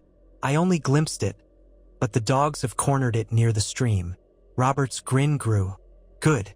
Let's put your spear to use, lad," he told Steffan, who swallowed hard but nodded, determined. Barristan and Jaime exchanged glances, aware of the risk. "Your Grace," Barristan ventured. "We must be cautious after your last encounter." Robert scoffed. "Are you my mother, Ser Barristan? I told you that was a fluke. I'm sober as any septon. Come on." He hefted his spear, heading toward the noise of barking hounds and rustling brush. Lyanna followed, mind racing. She trusted Robert's skill, he was formidable. But the memory of his near-fatal gore haunted her. She signaled Jaime with a look, and he seemed to understand, urging his horse to keep close to the king's flank. They reached a small clearing by a stream, the ground muddy from recent rain. Hounds circled a patch of brambles, barking furiously. A massive boar, bristling and enraged, pawed at the ground. Foam flecked its tusks. Lyanna's pulse hammered. This creature looked as large as the one that nearly killed Robert before, perhaps larger. Robert dismounted with a flourish, refusing the stable boy's help. "Stay mounted or dismount as you like, but watch me show this beast who's king," he called. Stefan slid off his horse, spear in hand, though his eyes were wide. Lyanna dismounted too, stepping close to her son, whispering, "Careful, one false step and that tusk can break bone." He nodded, swallowing. The boar charged forward suddenly, scattering the dogs, its guttural squeal shattering the air. Robert, laughing with battle glee, plunged forward to meet it. His spear struck the boar's flank, but didn't dig deep enough to kill. The boar thrashed, squealing in pain, turning to slash with its tusks. Jaime Lannister leapt in from the side, sword in hand, trying to distract it.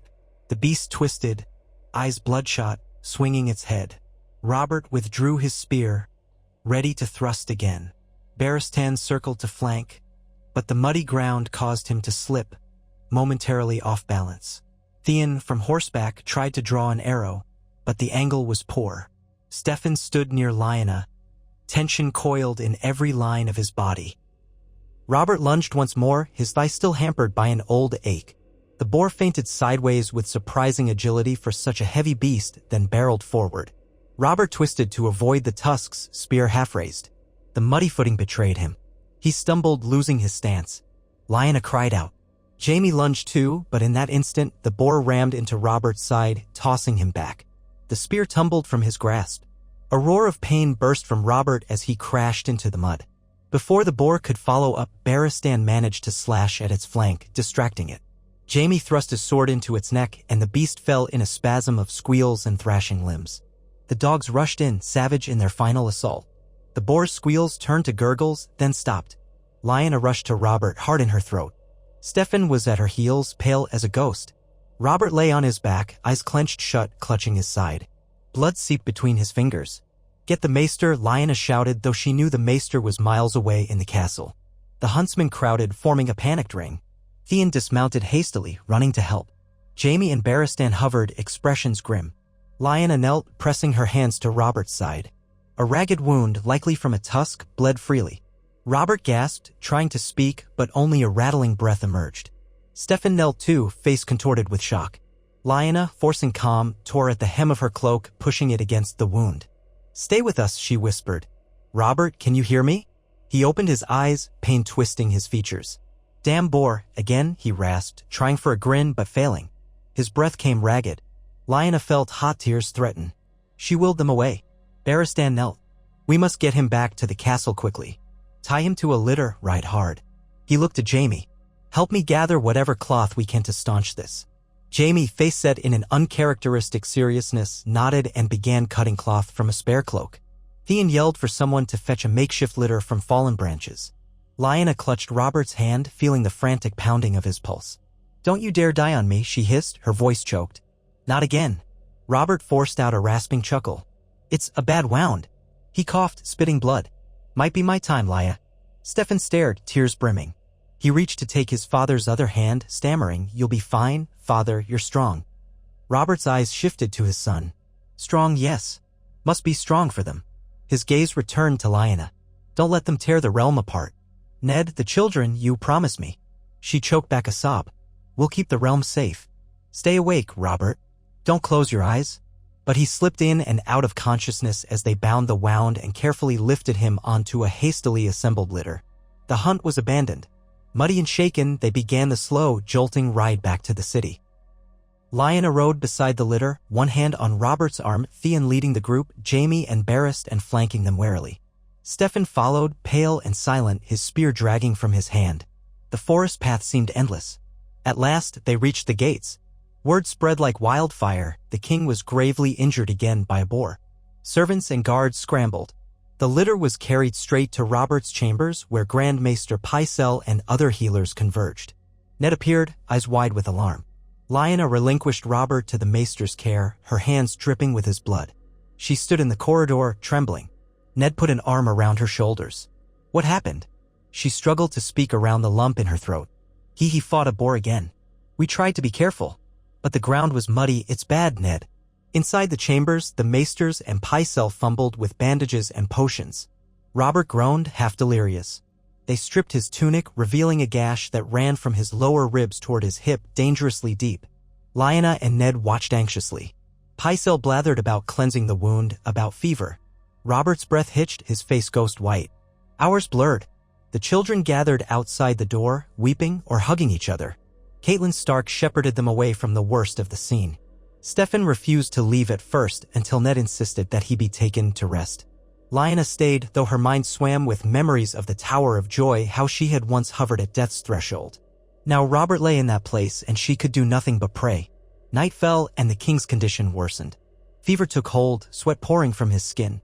The wound bled anew whenever the maesters attempted to stitch it, and Pycelle wrung his hands, muttering about the king's humors. Robert thrashed in delirium, sometimes calling Ned's name, sometimes calling out for Lyanna. He also muttered about Rhaegar, about the war, about how he had hammered in the prince's breastplate until the rubies spilled. Lyanna clenched her fists at each half-coherent phrase, torn between heartbreak and dread. In the small hours, Ned guided Lyanna to a chair, urging her to rest. You can do no more, sister. Let the maesters work. She sank into the chair, exhausted, her gown stiff with dried blood. Dimly, she recalled thinking that this was how Robert had once found her, near death. Now the roles were reversed. She dozed intermittently, waking whenever Robert moaned. Pycelle approached her once, whispering that the king's chances were slim if the bleeding could not be staunched. She demanded that Pycelle do everything possible, milk of the poppy, ice, anything to quell the fever. The old man only shook his head, eyes downcast. Near dawn, Robert stirred more lucidly, beckoning for Ned. Lyanna roused, clinging to his other hand. Robert's eyes flicked between them, glassy with pain but aware. Ned, he rasped. Might be the end. The boar did me in. Your hand, you must rule for Stefan until he's of age. You must keep the realm. Ned tried to protest, tears shining in his eyes. You'll live, Robert. Don't speak of it. Robert coughed weakly. No, hear me. You are regent. If I die. He reached for Lyanna's hand, squeezed so tightly it hurt. Lya, I'm sorry. For all the times I hurt you. I love you. His breath rattled, and a film of tears welled in Lyanna's eyes. She bent over him, her tears dropping onto his feverish skin. Stay with us, she pleaded. We need you. He mustered a faint smile. We do what we can. Gods be good, protect them. Protect our children. His voice trailed into a ragged whisper. The maesters tried again to stanch fresh bleeding that seeped through the bandages. Pycelle poured milk of the poppy between Robert's cracked lips, and he swallowed with difficulty, then sank back into delirium. Lyanna and Ned shared a stricken look. They could see the life draining from Robert's eyes, could feel the weakening of his grip. Desperate hours followed. The realm seemed to hold its breath. Lisa and Mira Flint arrived with fresh bandages, water, and cooling cloths.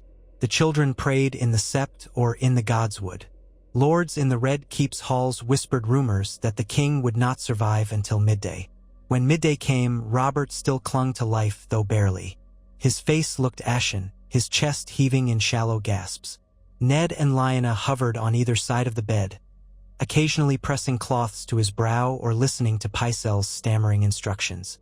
Barristan Selmy stood near the wall, silent and grave, remembering the many times he had served kings in mortal peril. Jaime Lannister paced outside, grim-faced. Stefan was allowed in just once. He knelt by the bedside, tears streaming down his cheeks. Robert tried to raise a hand to his son's hair, but lacked the strength. Stefan bent low to kiss that hand, voice trembling with heartbreak. Lyanna eventually led high. Away, for the sight was too much to bear. Night fell again, and Robert's breaths grew shallower. At last, in a moment of clarity, he opened his eyes and found Lyanna's face. She pressed her forehead to his. He rasped her name, tears leaking from the corners of his eyes. She whispered to him that she was there, that she would not leave. He drew one final breath, then his chest stilled. For a heartbeat, it seemed the entire castle fell silent. Lyanna felt time suspend. She cradled his face, waiting for another breath. None came. The king was gone. Pycelle bowed his head, murmuring a prayer to the seven. Ned exhaled a ragged breath. Lyanna closed her eyes, pressing her cheek to Robert's cooling brow. Her tears dripped onto his beard, the world dissolving around her. She had known this possibility, dreaded it since the day he first faced that boar years ago. Yet the finality crushed her. Robert Baratheon, the laughing giant who had once spun her around in Winterfell's courtyard, was dead. The father of her children, the man whose war had changed the realm forever, the king under whose rule they had tried to piece together a fragile peace, gone. In the hours that followed, chaos threatened. Ned, eyes shadowed by grief, quietly arranged for the king's body to be prepared. He and Lyanna composed themselves enough to inform the small council that Robert was dead. Shock rippled through them. Some lords wept openly, others wore guarded faces. Stannis stood rigid, fists clenched. Peter Baelish surveyed the swirl with a thoughtful expression, as if already plotting how the new power structure would shift. Varys wore a mask of solemn sympathy, yet only the gods knew his mind. The city at large soon learned the news. Bells tolled in every sept across King's Landing, echoing across the Blackwater in a dirge that carried sorrow through the muddy streets. That same night, Ned convened a smaller meeting to address the succession. By Robert's will spoken on his deathbed, though not formally written, Steffon Baratheon was the heir. Barely 13 years old, he stood to inherit the Iron Throne. Ned, as hand and as Robert's closest friend, was to serve as regent until Steffon came of age. Lyanna would act as queen regent in the boy's name, supporting Ned. Yet the potential for upheaval loomed large. Stannis Baratheon was the elder living brother, but by laws of inheritance, Robert's legitimate son had priority over an uncle. All the same, Stannis's face was a mask of conflicting emotions, grief, ambition, perhaps a sense of being overshadowed. In the dawn gloom, Ned, Stannis, Baelish, Varys, and Pycelle gathered in the Tower of the Hand. Lyanna, numb with sorrow, forced herself to attend. Steffon had wanted to come, but Ned told him gently to remain with his siblings until they had sorted out the immediate steps. Catelyn stood outside, comforting the children as best she could. Ned's voice was hushed. Robert died without a formal written will. But there are witnesses to his final words, including myself and the Queen. He named Steffon as heir. I will act as regent with the council's support until the boy is of age. Stannis inhaled, tension visible in the set of his jaw. I have no quarrel with my nephew's claim. I'll serve where needed, but we must be sure the realm acknowledges him. Storm's End, the Storm Lords, the rest of the Seven Kingdoms. Some may question a boy's ability to rule. Lyanna's throat felt tight, but she managed a quiet, firm tone. The North will support Steffon, as will Storm's End if the lords remain loyal to Robert's bloodline. House Tyrell has shown friendly intentions. Dorne, that's uncertain. House Lannister, also uncertain. But if we stand united, the realm will follow. Baelish tapped his fingertips together, a slight smile curling his lips. The boy king will need strong alliances. Tywin Lannister might see an opportunity here. He could press for influence. Or he might bide his time, waiting to see if this regency flounders. We still owe him a fortune in gold. Stannis muttered, Damn the debts. We must hold the throne. I'll not see the realm slip into chaos because Tywin sees advantage. Ned nodded. Then we must act swiftly. We'll proclaim Steffon king at once, hold a coronation soon. We'll rely on the king's guard for security, and we'll call the great lords to confirm their fealty. If Tywin Lannister objects, he'll have to do so publicly. Varys gave a quiet inclination of his head. Wise. A grand ceremony, with the correct precedents, will rally the realm behind the young king. And if any rival ambitions stir, he spread his hands. They will be forced into the open. Lyanna felt the sting of tears returning, but she blinked them away. Duty overshadowed grief. Robert's body lay cold, but the realm demanded quick decisions. Then let us proceed, she whispered. We cannot delay. Let the city see we are resolute. Thus it was decided. The child of Robert Baratheon and Lyanna Stark would succeed to the Iron Throne. The next day, they set about the grim task of preparing Robert's funeral rites. Masons carved a tomb in the Great September of Baelor, where the king's body would lie in state for 7 days, allowing lords time to pay respects before final interment. Lyanna hovered near, wishing the old gods had a place in this southern city so she could grieve in the way of her ancestors. Instead, she faced the weight of a 7 kingdoms funeral, the pomp of 1,000 onlookers. She refused to break in public, letting only Ned or Mira Flint see her tears in private. Even that grief had to be measured, for she was Queen Regent now, the mother of the new king. Steffan handled the blow with forced stoicism. He tried to mirror Ned's composure, but at times Lyanna found him in tears, railing that if he'd only been better with the spear, he might have saved his father. She held him, repeating that it wasn't his fault, that Robert was a seasoned warrior undone by ill fortune and a savage beast. Cassandra wept openly, refusing to leave Lyanna's side. Arya tried to console her in awkward ways. Arya herself had lost no father, but she understood fear and heartbreak well enough. Robb, solemn-faced, stood by Steffan's side, offering a quiet brand of solidarity. The entire Red Keep felt like a fortress of mourning.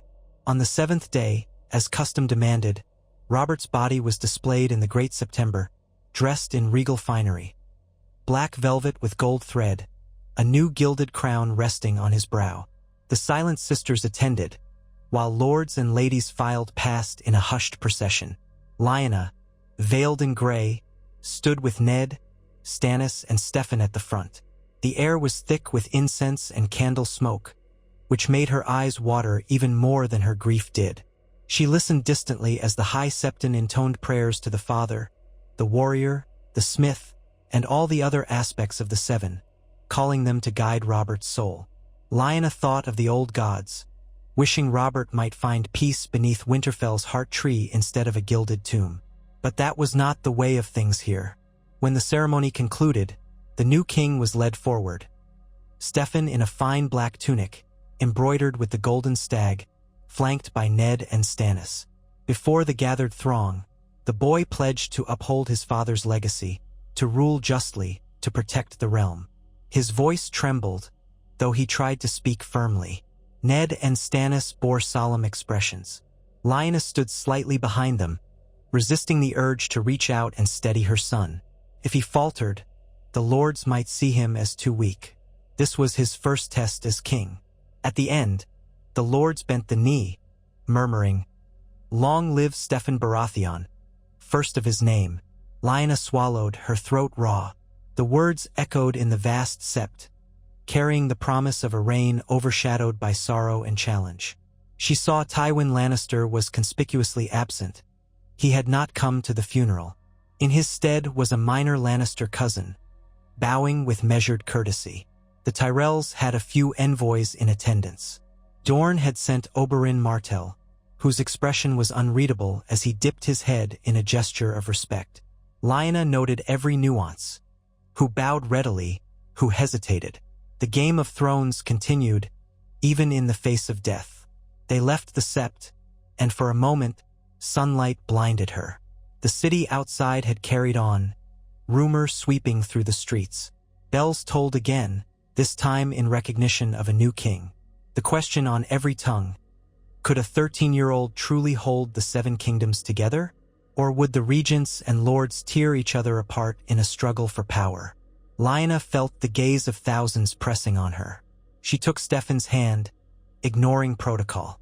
He squeezed her fingers, grateful for the contact. Within the Red Keep, Ned presided over a small ceremony where Steffan was seated upon the Iron Throne, the old Baratheon crown placed upon his dark hair. He looked dwarfed by the jagged metal seat. Lyanna stood beside him, the circlet of a queen on her head, while Ned pronounced the official words naming Steffan king. Lords stepped forward to swear fealty.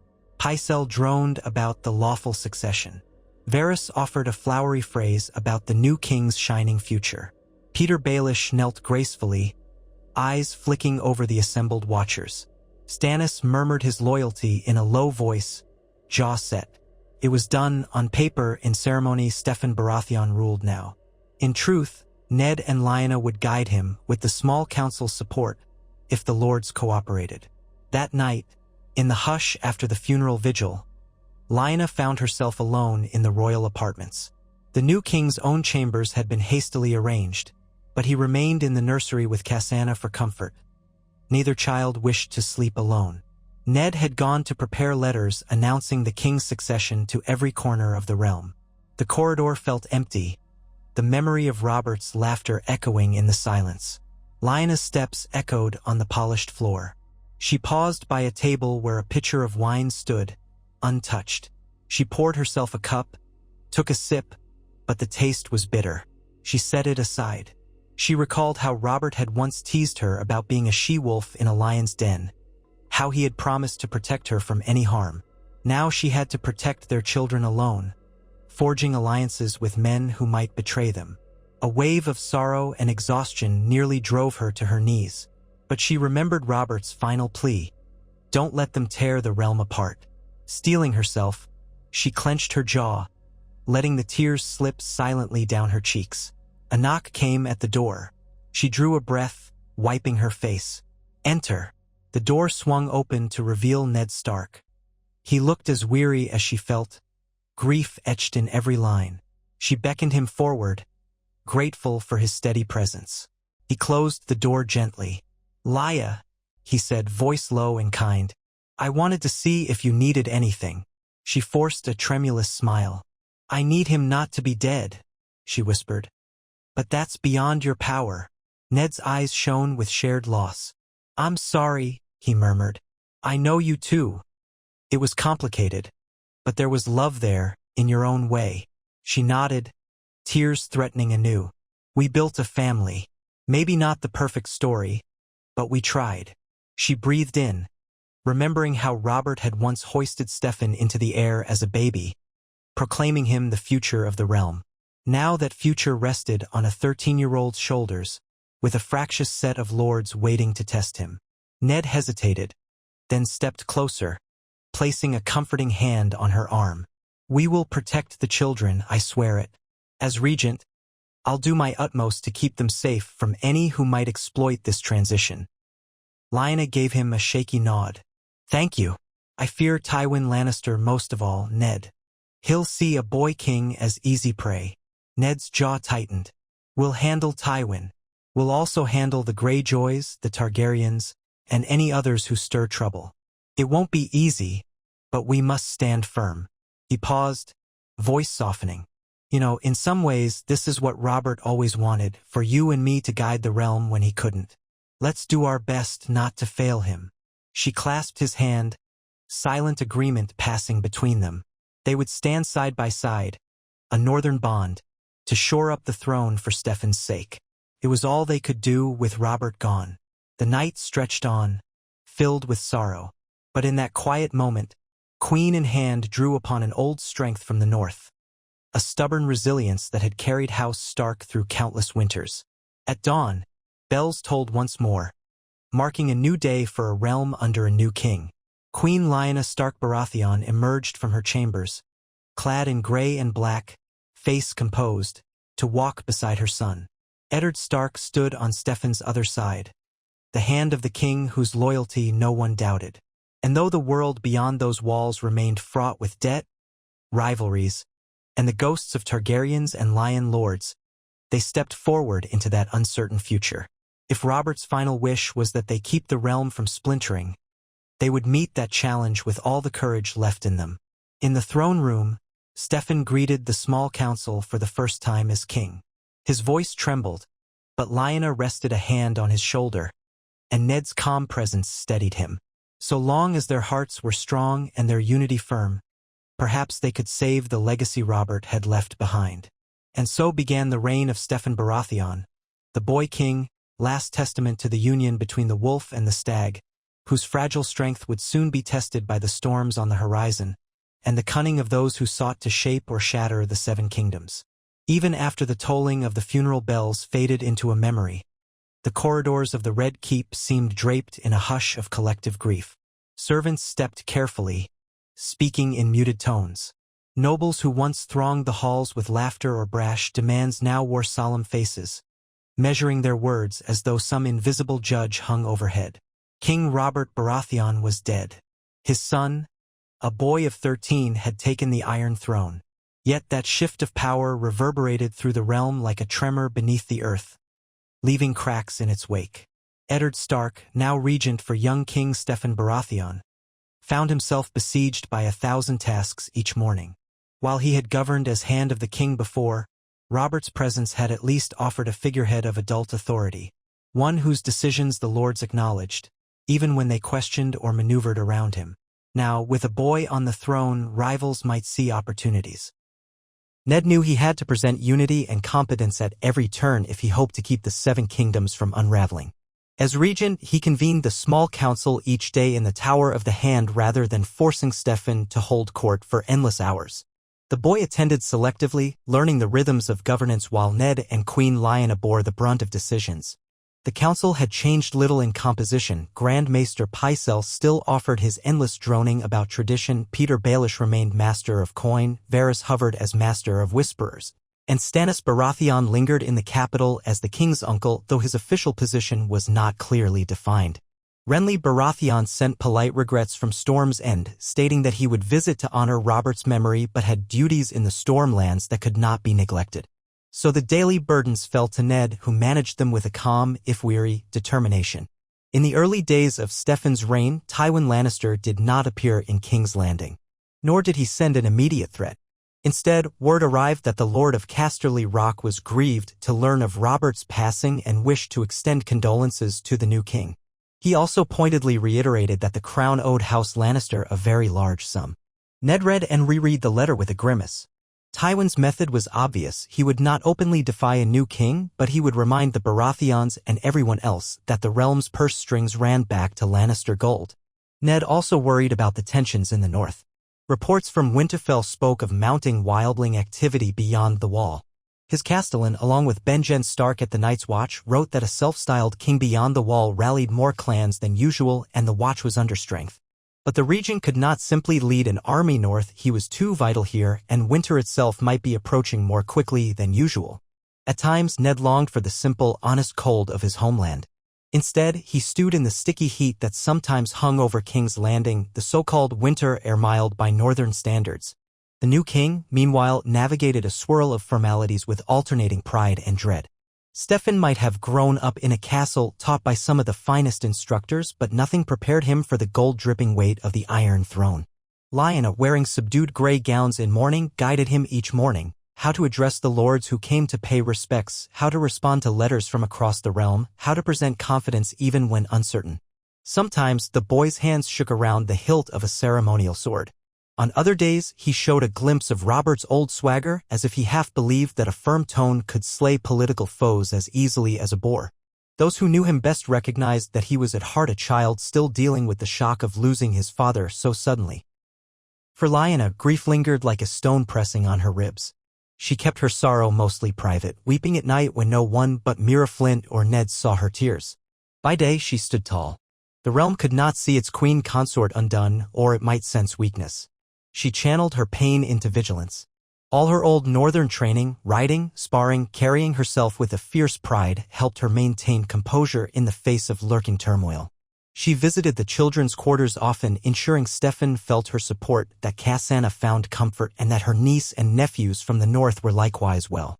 Catelyn Stark too offered gentle comfort, though Catelyn remained somewhat at odds with the city's intrigues, preferring the relative clarity of Winterfell.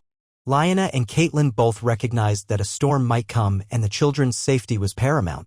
The first overt test arrived scarcely a fortnight after Robert's funeral. A flurry of ravens announced that Balon Greyjoy had grown louder in his complaints about crown interference around the Iron Islands. The rumor was that he threatened to launch reaving parties if the crown continued to regulate shipping in his waters. Ned read these messages in the council chamber, voice kept low so as not to alarm young Steffon unnecessarily. Stannis paced near the window, jaw set in that familiar line of disapproval. Peter Baelish tapped his fingers, a smirk playing at the corner of his mouth. Varys folded his hands. "We cannot allow Balon Greyjoy to act with impunity," Ned said, glancing at the few men present.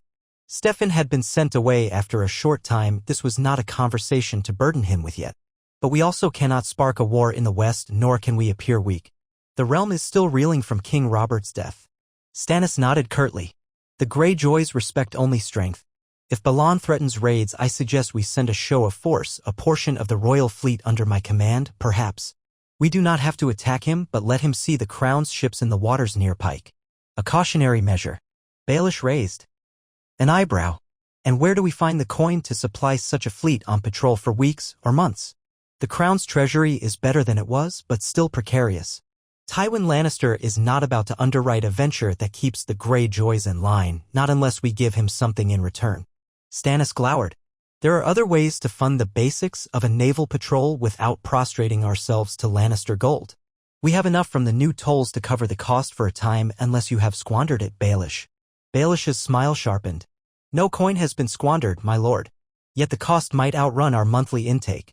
You know Balon Greyjoy is stubborn. A short demonstration could turn into a lengthy blockade.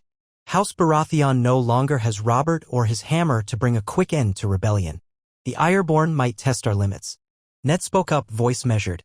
We do have men in the Stormlands and the Crownlands who would answer the call if it came to open conflict. But I wish to avoid war at all costs. We will not soon recover from another rebellion. Varys inclined his head, robes rustling. A strong posture might, in fact, prevent war, Lord Stark. Balon Greyjoy might see that the new king is no easier to defy than the old. Sometimes the display of readiness keeps the swords in their sheaths.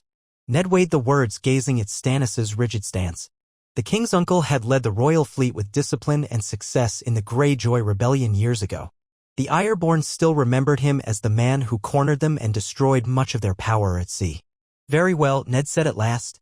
We'll dispatch a portion of the royal fleet toward the Iron Islands, a symbolic show of force. No direct hostilities unless Balon's men provoke us. Stannis, you will command? Stannis nodded. I will see it done. The new king cannot leave the capital now, so I must do it. I suggest we make it clear to Balon that further aggression means open conflict. Agreed, Ned said. I'll draft a formal letter for Stefan to sign, warning the Iron King that we defend our waters and will not tolerate his raids. The meeting ended with that plan. Baelish's eyes gleamed like a cat's, as though he found the entire business an entertaining puzzle, but he bowed courteously and said nothing more. Ned left to speak with Stefan in private, explaining that they needed the boy's signature on a royal letter, reminding him of the line to be used, firm but not furious. Lyanna heard about it that evening, learning that Stannis would set sail in a matter of days. She approved the measure, though worry churned in her. Each time the crown flexed its power, the threat of war loomed and the treasury drained further. If the Iron Islands recognized the new king's authority, that would be one corner of the realm settled or at least quieted. But other corners still stirred. The Targaryen threat across the sea was not forgotten. Varys continued bringing tidings that Daenerys Targaryen, wed to a Dothraki Khal, was supposedly with child. Whispers suggested that Viserys Targaryen expected an army of horsemen to help him reclaim his father's throne. Robert Baratheon's old dream of wiping out every Targaryen had died with him, leaving Ned in a difficult spot. He disliked the notion of assassins, especially against a girl who had never set foot in Westeros.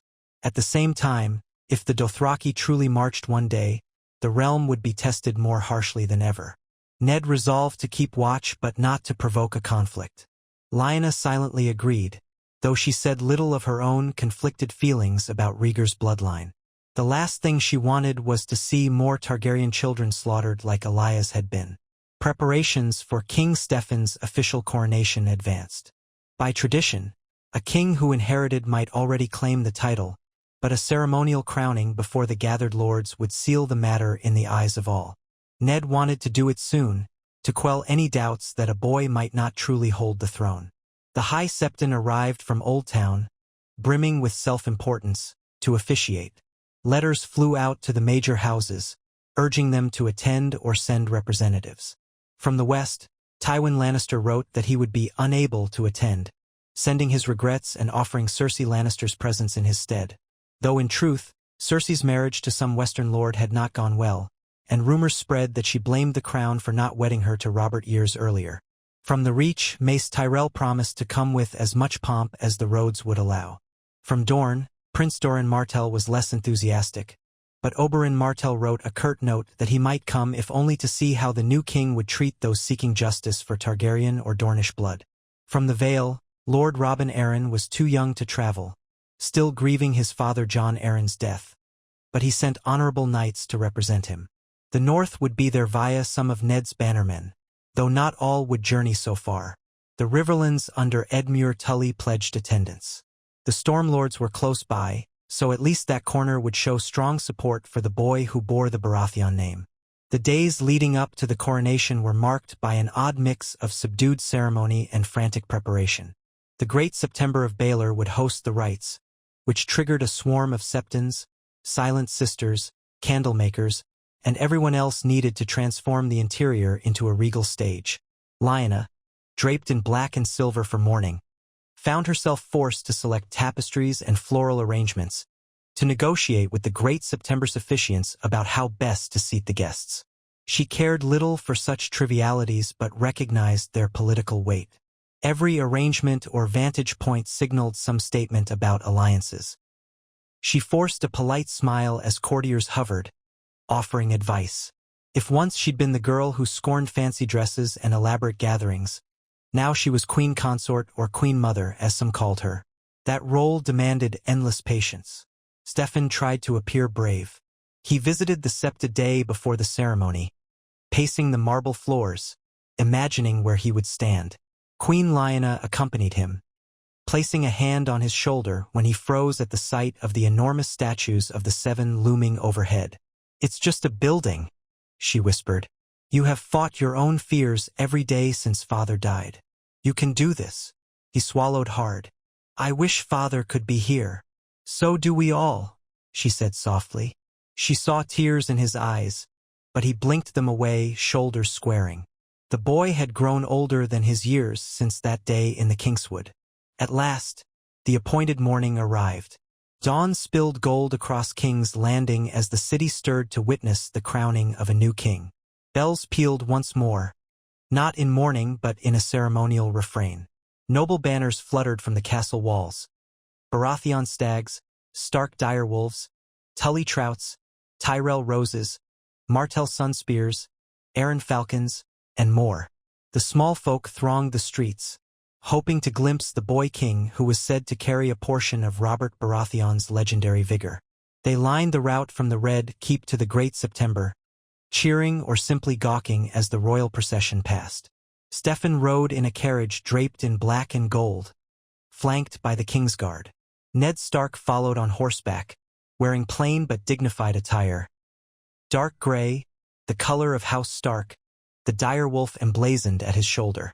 Queen Lyanna rode behind them, astride a white mare, her posture regal despite the sorrow that remained. Theon Greyjoy and Robb Stark, among other young nobles, took part in the procession, though more as ceremonial squires than anything else.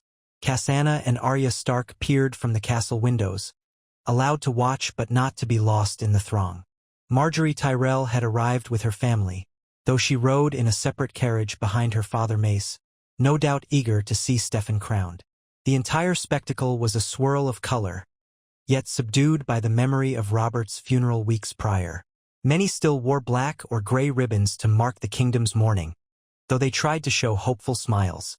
Inside the Great September, the floors gleamed with freshly scrubbed marble. Rows of highborn guests filled every pew. Lords and ladies jostled for positions close to the front, while lesser folk lingered near the back. The High Septon stood waiting near the altar, wearing robes that caught the sunlight in a blaze of white and gold.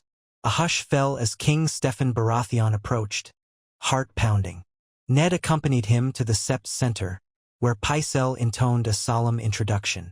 Then the High Septon led Steffan through the ritual. An oath to serve the realm, to uphold justice, to honor the gods. The boy's voice cracked once or twice, but he recited each line carefully, turning to face the crowd. When the time came, Ned handed the new crown to the High Septon. It was freshly forged but resembled Robert's own, a simple circlet of gold with points shaped like stag antlers. The moment the High Septon lowered it onto Steffan's head, the crowd exhaled as though releasing a collective breath it had held all along. The child king closed his eyes, standing motionless while the High Septon proclaimed him Stefan of the House Baratheon, first of his name, King of the Undulls and the Rhoynar and the First Men, Lord of the Seven Kingdoms, Protector of the Realm. Cheers erupted, mingling with the echo of the Sept's acoustics. For an instant, the swirling rush of voices dwarfed the city's earlier quiet. Lyanna, watching from a place of honor near the front, felt tears prick her eyes. She recalled standing in a sept as Robert was crowned so many years ago. The boy who wore the crown now looked so much like his father in the lines of his jaw and the dark hair that curled at his neck. But he was not Robert, and the realm was not the same realm it had been. She forced a steady breath, reminding herself that they would stand behind him, that he was not alone. Ned stepped forward in a final gesture, bowing to the new king. The assembled lords followed suit, Mace Tyrell in his embroidered green doublet, Oberyn Martell in the swirling red and gold of Dorne, a handful of Lannister cousins wearing the lion sigil, the river lords in Tully colors, and more. After the ceremony, they all filed out into the courtyard, where a waiting feast was arranged in the Red Keep. Stefan sat at the high table, flanked by Ned on one side and Lyanna on the other, the new crown slightly too large for his head. Servants brought out roasted game hens, spiced carrots, honeyed bread, and other dishes that were lavish without quite tipping into extravagance. Ned had insisted on prudence in the face of the crown's debts. Wine flowed, though the servers had been instructed to keep it measured so the lords would not spiral into drunken chaos. Musicians played softly in the background, plucking chords that carried over the clatter of plates. Lyanna watched her son greet Margaery Tyrell, whose father Mace boomed congratulatory words about the prosperity of Highgarden, surely to be shared with the new king. Margaery curtsied gracefully, her eyes bright with a mixture of excitement and caution. Stefan, cheeks flushed, thanked them both for coming.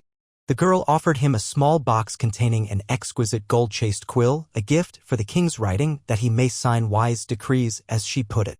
Stefan stammered a polite response. Lyanna allowed herself a hint of a smile. The Tyrells had made no secret of their desire to forge a betrothal eventually. Perhaps in time it would be a wise match, though Ned had asked that such matters be delayed until the boy had gained more stability on the throne. Oberyn Martell also paid his respects. A man of sharp grace, he bowed before Stefan, calling him Your Grace. Though his dark eyes flicked to Ned and Lyanna with unspoken meaning. Dorne might never forget the tragedies wrought under Robert's rebellion, but at least Oberyn did not overtly challenge the new king's legitimacy. He merely kissed Lyanna's hand with a mocking flourish, then withdrew to speak quietly with other Dornishmen. The tension there was subtle but ever-present. The Lannister cousins, led by a tall knight named Adam Lannister, approached with measured courtesy, delivering formal words from Tywin Lannister. Adam expressed hope that King Stefan would uphold the rightful debts to House Lannister. Ned responded with a brief acknowledgement that the crown recognized all outstanding obligations and would honor them in due course. Neither side betrayed any flicker of deeper emotion. But Lyanna felt a chill. She thought of how Tywin's gold had bankrolled so much of Robert's extravagance. Now a 13-year-old wore the crown, with a treasury half empty. Without Tywin's continuing forbearance, trouble might brew quickly. And so the feast unfolded in a delicate dance of courtesies. Theon Greyjoy, standing near the dais, sipped ale and watched with an aloof smirk, though from time to time Lyanna saw him glance at Oberyn Martell or the Lannister cousins, as if measuring their threat level. Robb Stark, near the same age as Stefan, sat at a table with other squires, occasionally glancing at the king with a mixture of respect and longing. For if not for Ned's duty in the south, Robb might be in Winterfell, training to rule the north one day. Eventually, the High Septon rose to deliver a final benediction. The room quieted, and he pronounced that with the crowning of Stefan Baratheon, the Seven Kingdoms turned a new page. The audience murmured polite assent. Lyanna studied faces as the speech went on. Some looked hopeful, others simply bored. A few showed guarded calculation, men like Baelish, who saw in every shift a chance to gain advantage. Ned's face remained impassive, but she knew his mind likely churned over the next steps needed to secure the boy's reign. As the gathering wound down, Stefan was escorted by the king's guard out of the hall, heading to his new chambers. He looked drained but managed to smile for the watching lords. Lyanna accompanied him part of the way, her own footsteps heavy with exhaustion. When they reached his chamber door, he paused. "Mother, did I do well?" he asked in a whisper. She touched his cheek. You did. Your father would be proud. He blinked, tears threatening, and nodded before stepping inside, flanked by 2 Kingsguard. Lyanna stood in the corridor, exhaling. She had done her best to shield him, but the next months would test them both. She yearned for a moment of peace, perhaps in the godwood or in the hush of her own solar. Instead, she found Ned waiting, expression grave. He beckoned her aside into a small alcove near a window. Word from the Iron Islands, he murmured. A raven came during the feast. Balon Greyjoy has responded to our letter with an invitation of sorts. He proposes that we send an envoy to Pike to negotiate a permanent settlement, or else he warns we'll see renewed reaving come spring. Lyanna's shoulders sagged. He chooses the day of Stefan's coronation to deliver that? Ned gave a mirthless smile. A calculated gesture, no doubt. We must decide whether to meet him or rely on Stannis's show of force. The letter arrived too late to share with the council today, so we'll address it in the morning. She nodded. So the storms gather on every side. The Greyjoys test us, the Lannisters press for gold, Dorne eyes us warily, and across the sea, Targaryens remain. If Robert were still here, Ned's gaze softened. Yes. If he were here, some might still rebel, but at least he'd face them with that iron confidence. Now we must piece together alliances through caution as well as strength. Lyanna placed a hand on the windowsill, staring out at the flicker of torchlight in the castle courtyard below. I will stand with you, Ned. For Stefan's sake, for the realm's sake. We owe Robert that much. He laid a comforting hand on her shoulder. We do. And we'll do what must be done. That next morning's small council meeting echoed with the aftermath of the coronation and the tension over Balon Greyjoy's letter. Ned read the text aloud, a mix of veiled threats and offers of understanding if the crown recognized certain Ironborn privileges in the western seas. Stannis was still preparing the fleet. Baelish raised concerns about cost and the potential for a drawn-out blockade. Pycelle pontificated about the ancient rights of the crown. Varys listened, silent as a cat, until Ned asked his opinion. Then the spymaster offered a mild shrug. Lord Balon craves autonomy. He sees a boy on the throne and wonders if that boy's regent can be swayed or cowed. It may be that meeting him on Pike is a trap, or it may be an honest invitation to negotiate. My little birds do not sing sweet songs about Balon's cunning in politics, but desperation might drive him to anything. Ned placed the parchment aside. I will not risk a trap on Pike. The last time a king's representative went to treat with Balon unprepared, blood was spilled. Stannis's partial fleet deployment might encourage him to reconsider a war. But if war he wants, we shall not shrink. Baelish tapped his chin. Could we not send someone suitably cautious, but not so highborn as to provoke Balon's pride? A minor envoy with instructions to gauge the Ironborn mood. Stannis snorted. A minor envoy might be insult enough to push them over the edge. Ned glared at the letter. Perhaps we do not respond right away. Let Stannis' ship sail, let Balon see them, and let him realize we do not fear his bluster. Then, if he truly wants an accord, he can come to King's Landing or treat with Stannis at sea. The council agreed, if with some hesitation. Varys noted that Theon Greyjoy might be a potential messenger. He was Balon's son, after all, though warded to the Starks. Ned grimaced at the idea, refusing to risk Theon's life or loyalty in that manner. Baelish smirked but did not press the matter. Stannis left, determined to finalize his departure within a fortnight, confident that a row of war galleys under the Baratheon banner would show the Iron Islands that the realm had not grown soft. After the meeting, Lyanna found Theon in the courtyard, where he often spent idle hours practicing archery or flirting with visiting maids. She stood under the shade of a gallery, arms folded, watching as he loosed an arrow at a straw target. This time, his shot went wide, burying itself in the fence. He let out a curse and looked over, noticing her presence. You're tense, she observed, stepping forward. Something on your mind, Theon? He shrugged, retrieving the arrow. We all have something on our minds, don't we? With the king gone, half the realm unsettled. His tone was guarded. But yes, I hear Stannis is sailing to the Iron Islands soon. Lyanna gave a slow nod. We discussed that.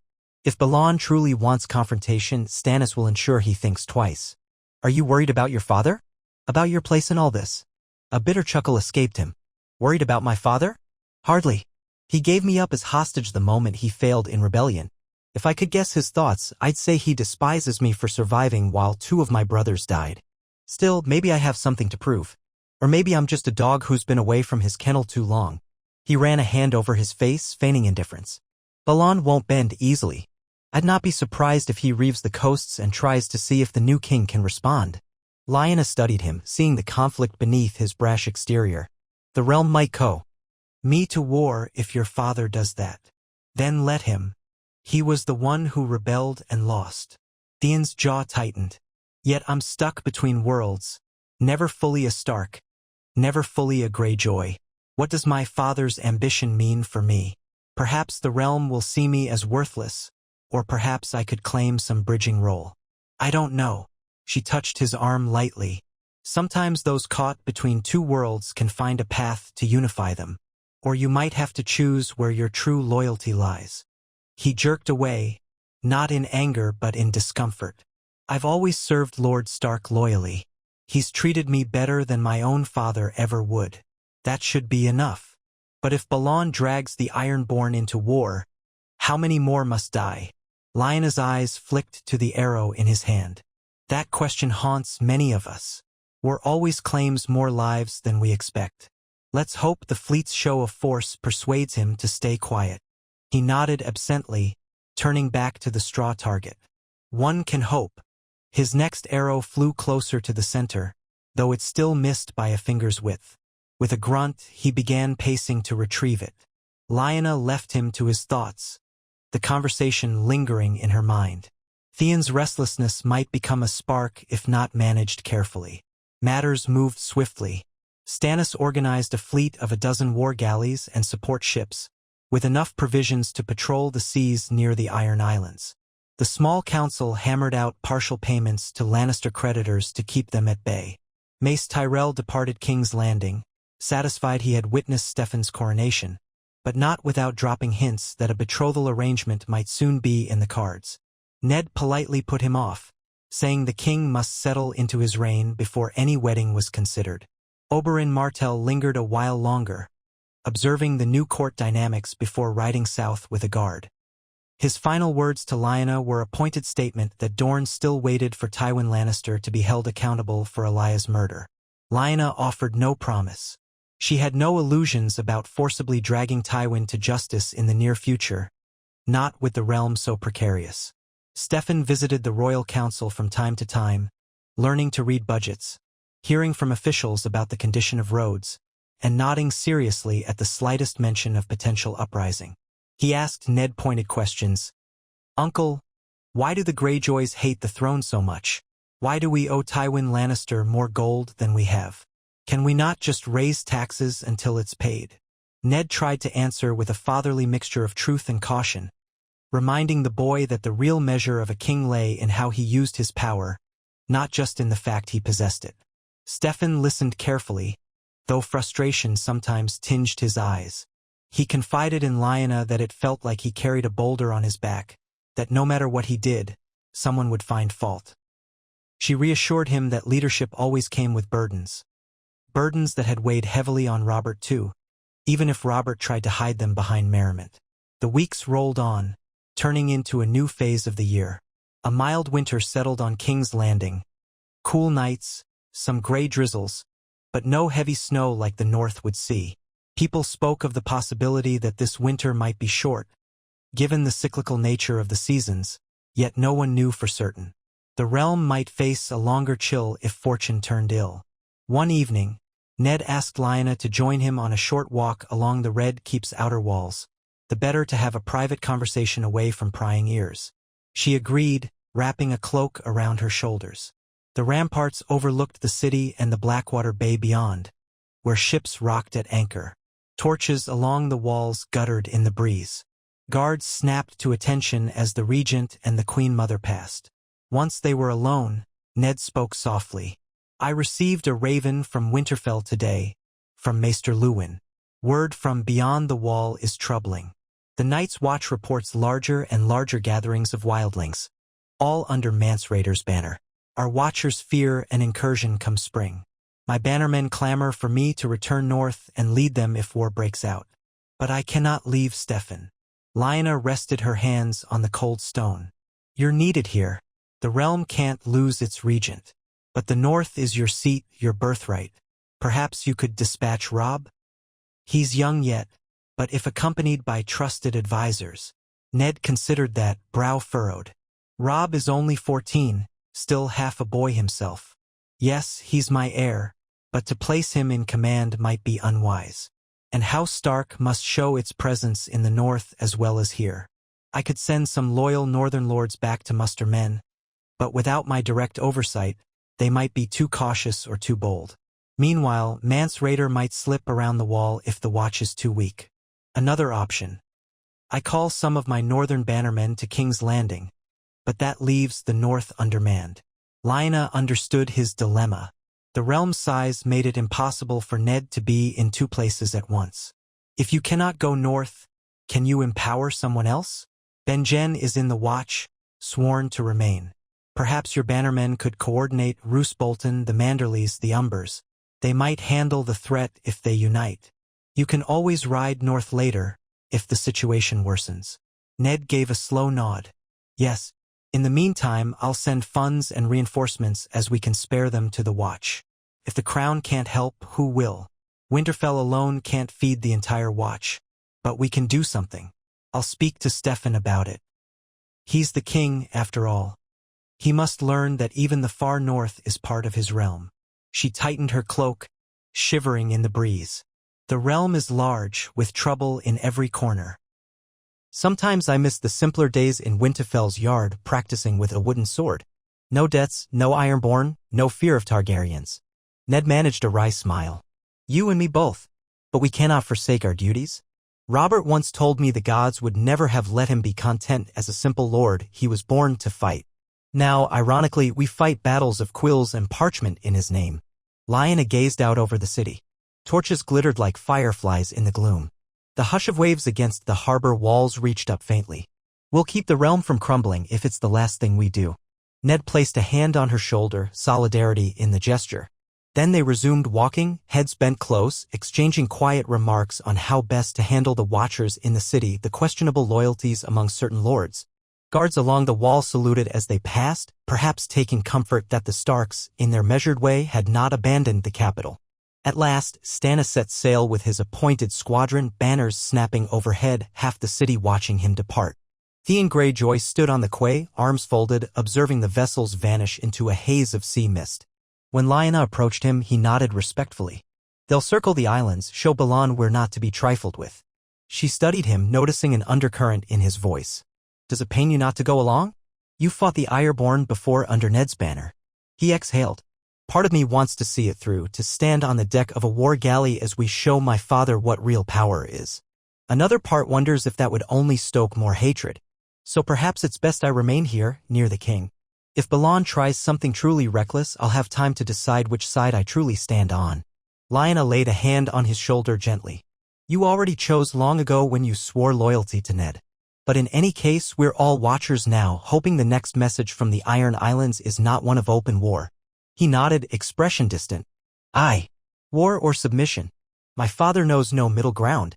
The warships disappeared beyond the horizon, leaving the city's harbor emptier but for merchant cogs and fishing vessels. Tom spun onward, each day pressing new responsibilities onto the new king's shoulders. The small council continued to meet. Local matters, thieves in Flea Bottom, merchants complaining of tariffs, blended with high-level anxieties. Pycelle presented the usual litany of healing potions and supplies needed. Baelish boasted that the crown's partial repayments to the Lannisters had stabilized the relationship, though Tywin pressed for more. Marjorie Tyrell, from afar, kept sending small tokens to Steffan, forging a gentle bond that might become betrothal talk in a year or two if the realm still stood. Oberyn Martell's ominous reminders about Tywin's old crimes lingered in the back of Ned's mind. The new king found a measure of solace practicing swordplay under Ser Barristan Selmy and Ser Jaime Lannister. At 13, he was still lanky, but he swung a blade with growing confidence. Sometimes Robb Stark, likewise young, would join him, and the two formed a friendly rivalry. On better days, Theon or certain knights would watch, offering tips. Lyanna hovered from time to time, half proud, half terrified that she'd lose her son to a stray blow or some future battlefield. The memory of Robert's final moments, blood soaking the muddy ground, remained too vivid. Cassanna, now 8, roamed the castle with Arya Stark, both girls ignoring the discomfort of southern ladies who frowned on their tomboyish ways. They pestered stableboys for ponies to ride in the outer yard, hid in the kitchen to filch lemon cakes, or attempted to mimic the older boys' sword forms with wooden sticks. Catelyn Tully Stark was not entirely pleased, but Lyanna quietly allowed them freedom within reason. Better to let them grow strong in a city full of cunning plots. Sometimes Cassandra's eyes shone with the same bright mischief Lyanna once had. It twisted Lyanna's heart with a mixture of longing and hope. The entire fragile arrangement might have continued indefinitely had not further news arrived from the sea. A battered ship limped into Blackwater Bay bearing a letter from Stannis Baratheon. It described initial success in establishing a blockade near Pike only for a fierce storm to scatter the Crown's ships. Some small engagements with Iron-born reavers left casualties on both sides. No full war had ignited yet, but tensions were high and supplies began to dwindle. The letter ended with Stannis urging King Steffan to provide more support, or at least the coin to hire additional sail crews. Ned read it to Lyanna in private. The gist was clear: Balon Greyjoy refused to surrender but had not mustered a huge force either. The situation teetered between a contained conflict and an explosion. Ned rubbed the bridge of his nose. We lack the funds for a major expansion of the fleet. If we push Baelish to find more coin, we risk punishing the small folk with new taxes. The realm might riot. Yet if the blockade falters, Balon's reavers could harry the western coasts all over again. Lyanna felt the weight of the question. Steffan can't march an army across the sea, but perhaps we can send a small contingent of soldiers to the ports that might be threatened. Show support to the local lords so they don't panic if Iron-born raids strike again. Ned nodded. It's a start. A measured approach. I'll call the council again, see if we can squeeze enough resources to help Stannis remain afloat a little longer.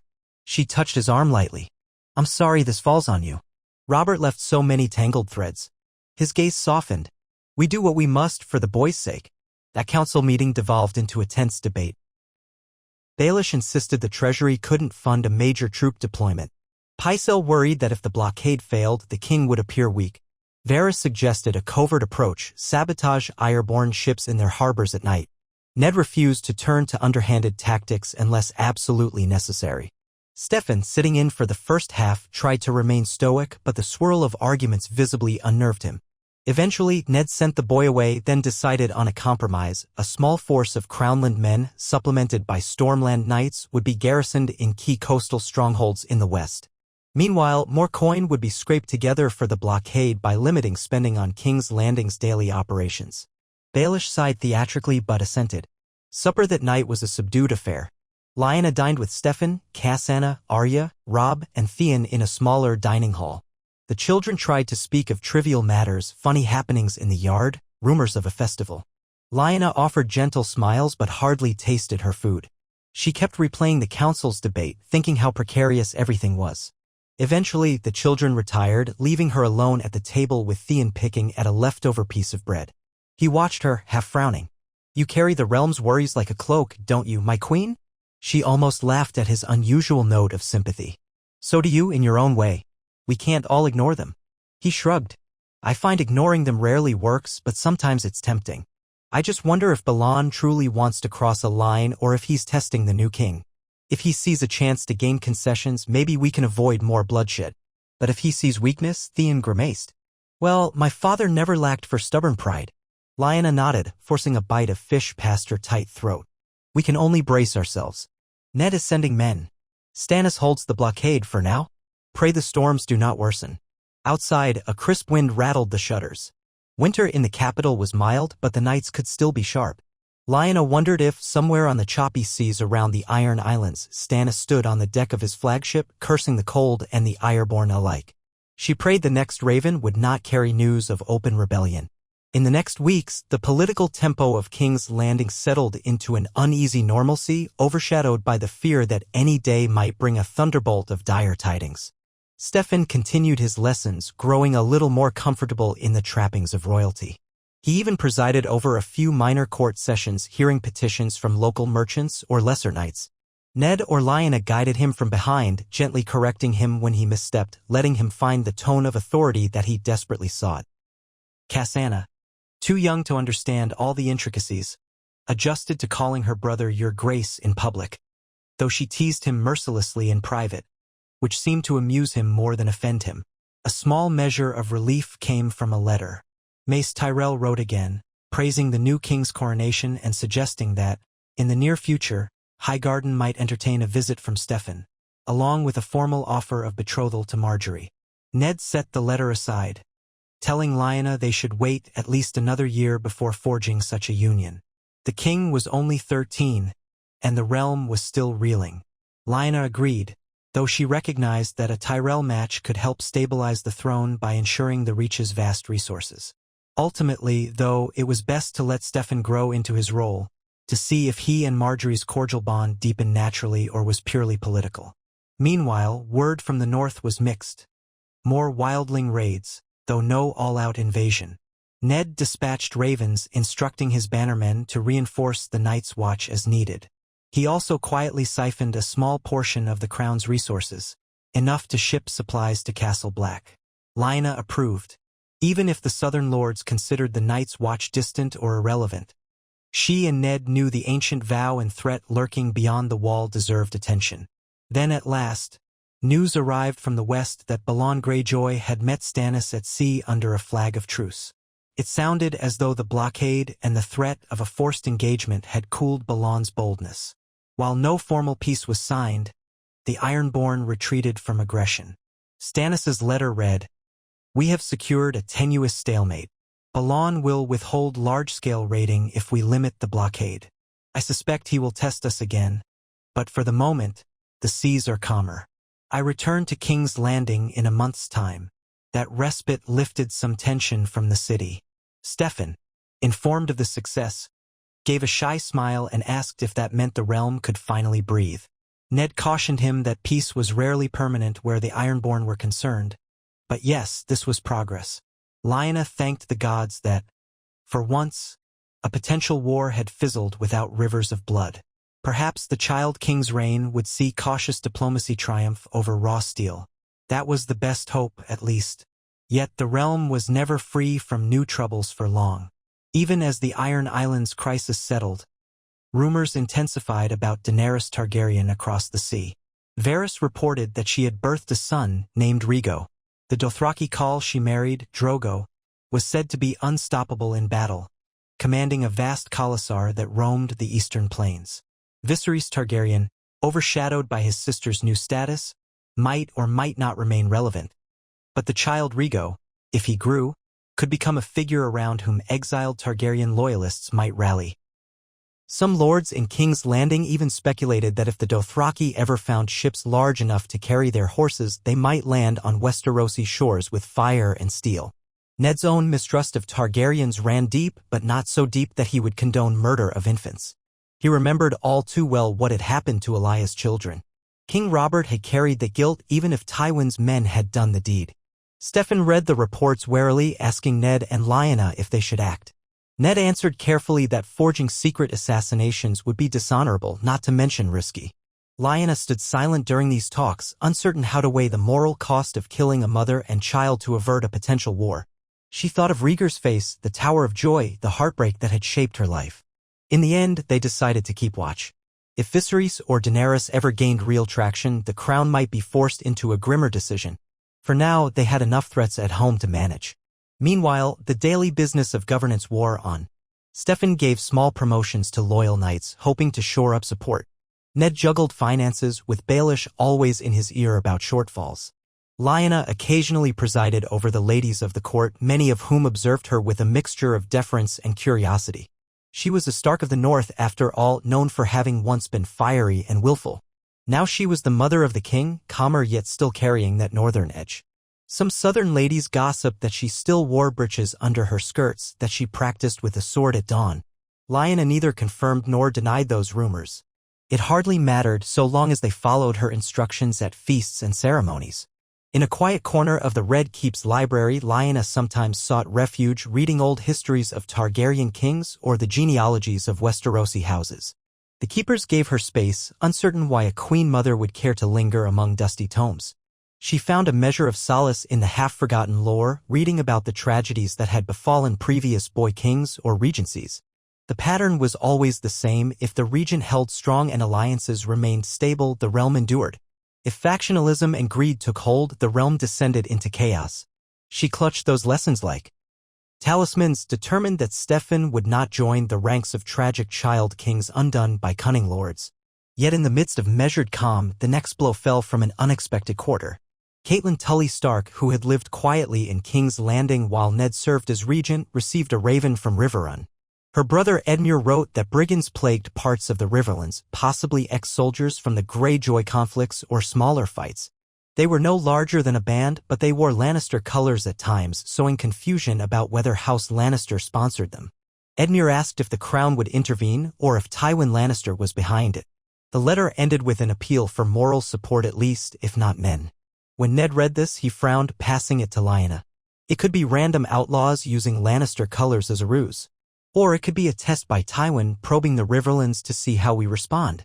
If we accuse him openly and are proven wrong, we look foolish. If we ignore it, Edmure might resent the crown's inaction. We can't let the boy king appear powerless to stop armed brigands. Lyanna set the letter aside. We cannot dismiss Edmure's concern. The Tullys supported Robert's rebellion. Stefan must show gratitude and protect them if truly threatened. But we can't accuse Tywin without proof. Ned nodded. I'll send a small force to help track these brigands under command of a loyal knight. If they find ties to Lannister bannermen, so be it. Then Tywin will answer for it. If it's just outlaws, we eliminate them. She agreed. That might be the best approach. The next morning, Ned handpicked a contingent of Crownland knights, along with a few from the Stormlands. Jory Castle of the North volunteered to lead them. Ned gave him precise orders: root out the brigands, confirm their origin, protect the small folk. Jory departed by midday, accompanied by a handful of capable men. Word spread quietly through the castle that the crown took the Riverlands matter seriously. In the days following, Stefan asked about the decision. Why do we send knights so far away for a handful of outlaws? Ned explained calmly, because if we let them roam free, more will gather. The small folk might blame the crown, or bandits might claim Lannister's name. We must show justice swiftly. That was your father's way at his best. Stefan swallowed. When do I get to lead knights? Not yet, Lyanna interjected softly. You have years to learn. We want you alive and strong, not rushing off to war as a child. He pressed his lips together in a faint pout but nodded. Deep down, she sensed he craved the sense of purpose that commanding an army might bring. Perhaps that was Robert's blood in him, yearning for glory or at least the clarity of open conflict.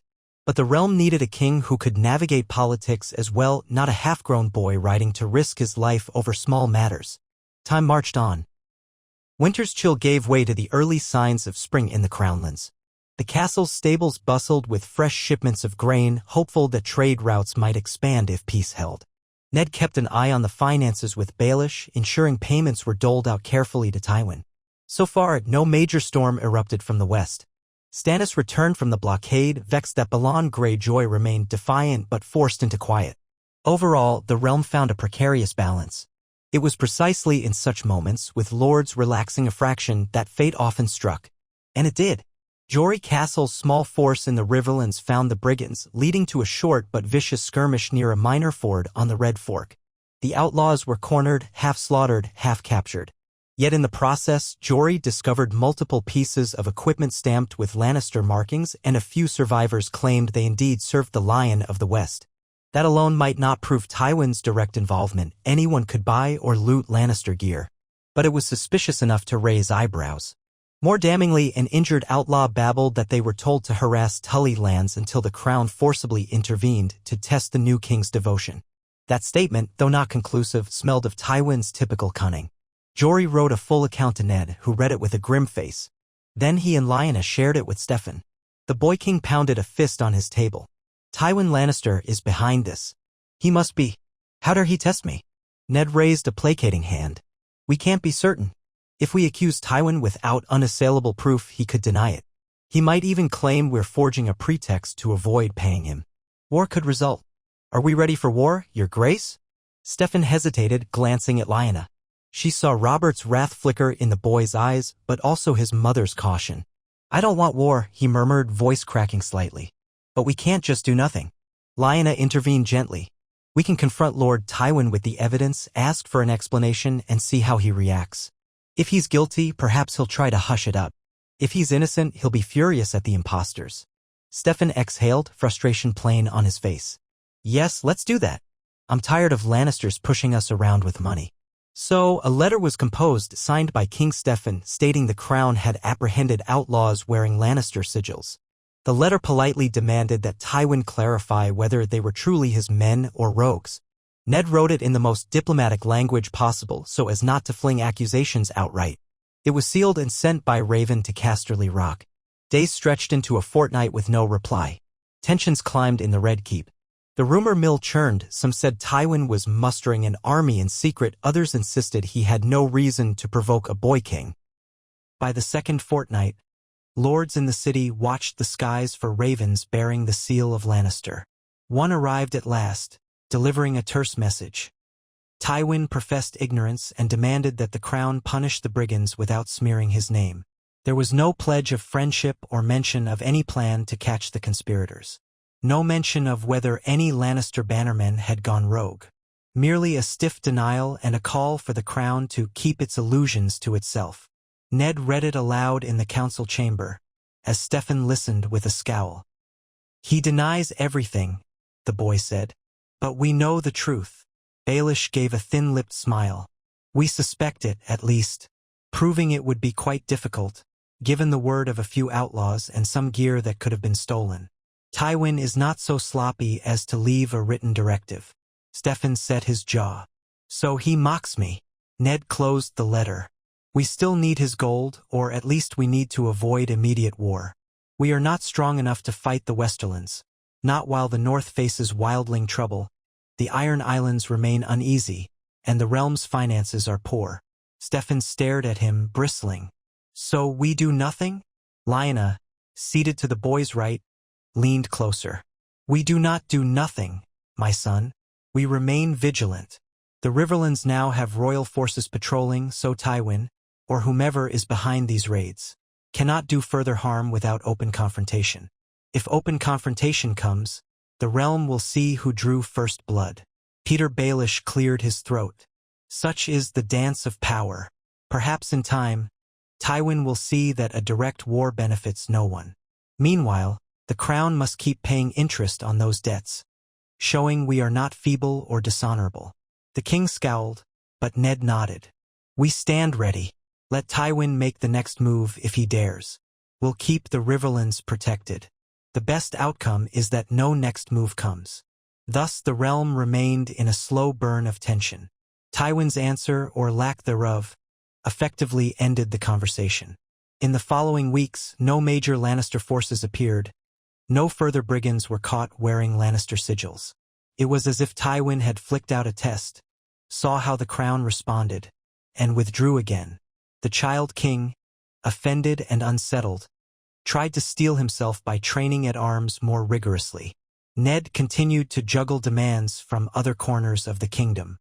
Lyanna stood at the center of it all, proud and weary, her eyes fixed on the fragile tapestry that might tear at the slightest tug. As the first true warmth of spring arrived, King's Landing blossomed with new flowers in the courtyard gardens. Caitlin Tully helped plan a small tournament to celebrate the season, though Ned insisted it remain modest. No grand prizes that might drain the treasury.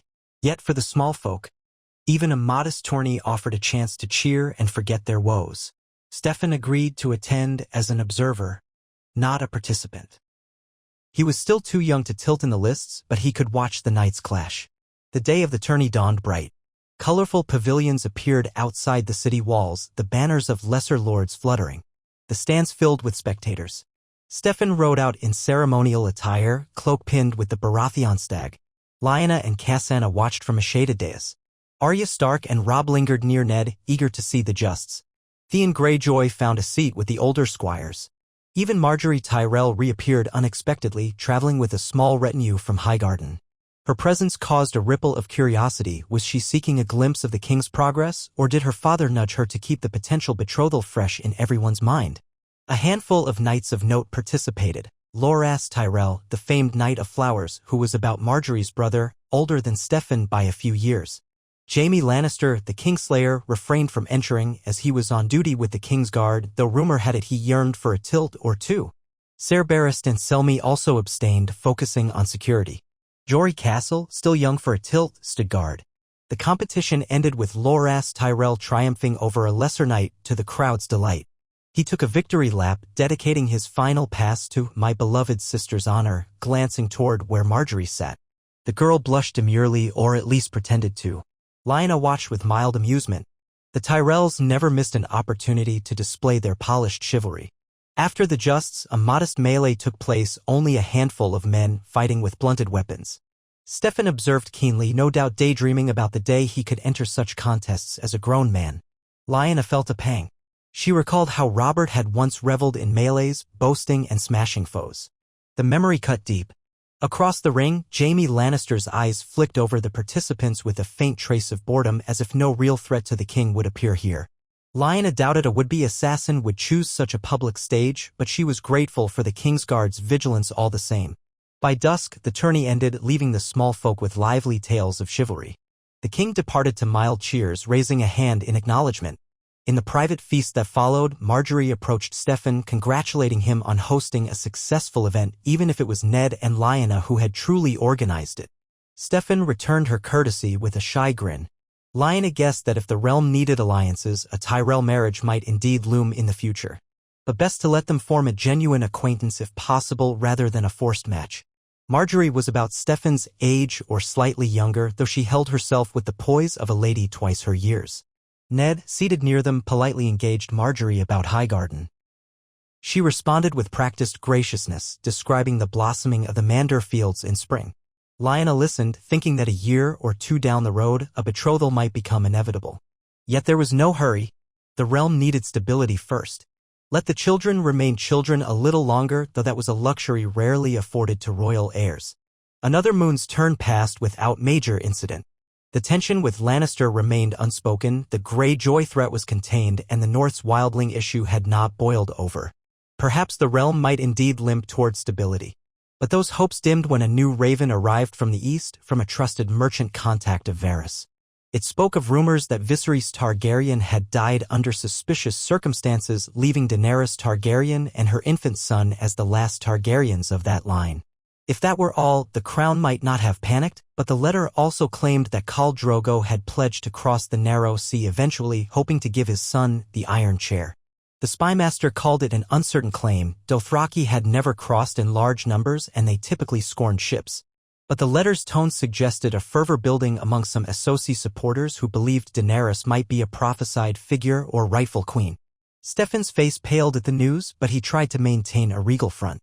Lyanna felt an old chill, remembering how Robert had once raged about exterminating Targaryens. This realm did not need another Rhaegar or another war. Ned quietly pointed out that the Dothraki had no navy, and it would take time, even years, for them to pose a real threat. Perhaps the entire rumor was inflated. Yet the possibility of an eventual Targaryen incursion cast a fresh shadow. "What do we do?" Stefan asked in council, voice subdued. Ned answered, "We watch. We fortify. We do not act hastily, but we prepare if a day comes that the Dothraki land. The best defense is a stable realm with strong alliances." Baelish suggested they might hire assassins across the sea, targeting Daenerys and her child. Ned refused, recalling the vow he had made never to harm children for the sake of politics. Lyanna agreed silently, though the uneasy knowledge lingered that mercy now might mean a larger war later. She repeated to herself that moral lines had to be drawn. She would not see an infant's blood spilled in the name of preventing a maybe war. Let time unfold and see if the threat was real. So, the crown continued day by day, building up forces where it could, trying to keep the realm's many pieces from flying apart. Stefan endured as king, learning from Ned's calm and from Lyanna's fierce loyalty. Each dawn, the child rose to face another swirl of pressures: debts, rebellious lords, uncertain trade, the ghost of Targaryens, and the lingering question of how to hold 7 fractious kingdoms together. Each night, Lyanna knelt by her bed, either in the quiet of her solar or in the keep's small godwood, whispering half-formed prayers to the old gods, asking for strength to uphold the promise she had made to Robert on his deathbed. She often dreamt of Winterfell's ancient heart tree, recalling the hush of snowdrifts under the boughs, where once she and Ned had prayed as children. In that dream, she saw Robert's face, Rhaegar's sad eyes, her father's stern gaze. She would wake, heart pounding, reminded that no matter how far she had come, the past was never truly gone. It lingered in each corner of the realm, shaping the future in ways both subtle and overt. But as the realm drifted into what people tentatively called a new spring, a fragile acceptance took hold in King's Landing. King Stefan Baratheon might be young, but he had at his side the Wolf of the North as regent and the Wolf Queen as mother. The memory of Robert hammered itself into every corridor, a reminder of the war that had crowned him. Perhaps, if the gods were kind, the child's reign would not demand another war. Perhaps they would navigate the storms with cunning, forging treaties rather than rivers of blood. Yet Westeros was not a land known for gentle destinies. The black wings of ravens often bore tidings of ruin. Lyanna kept her vigil, determined not to let her son fall victim to the realm's endless cycle of violence. If it meant forging alliances with Tyrell or seeking wary truces with Lannister, she would do it. If it meant standing vigil for years until the boy came of age, she would endure. And so the wolf and the stag's legacy lived on through King Stefan, a careful, unsteady step forward in the pages of Westerosi history. Each day, the Red Keep bustled with small signs of hope, the children's laughter in the courtyard, a letter from the north saying the wildlings had grown quieter, a rumor that Balon Greyjoy might remain sullenly contained. Each day also carried fresh potential for crisis, Tywin's withheld approval, Dorne's simmering resentment, Targaryens across the sea, debts that threatened to strangle the crown. Lyanna prayed in her silent moments that her choice all those years ago to return to Robert and the Baratheon cause had not simply delayed the realm's downfall. She reminded herself that the strongest houses had survived centuries of turmoil by forging new paths. The Starks had endured every winter, the Baratheons had weathered storms, and together they had claimed the Iron Throne for a time. In the hush of a late evening, Lyanna sometimes stood on the ramparts again, feeling the wind off Blackwater Bay, thinking of the loved ones she had lost. If the realm was to avoid plunging into darkness again, it would need every ounce of unity she and Ned could muster. The boy who wore the crown might yet become a better king than his father. Perhaps Stefan would harness Robert's boldness with Stark discipline, forging a truly stable rule. That was her hope. And so she kept watch week by week as the Seven Kingdoms hovered between tenuous peace and potential cataclysm, fitting for a land forever shaped by the echoes of war, yet always yearning for a dawn free from the weight of blood and iron.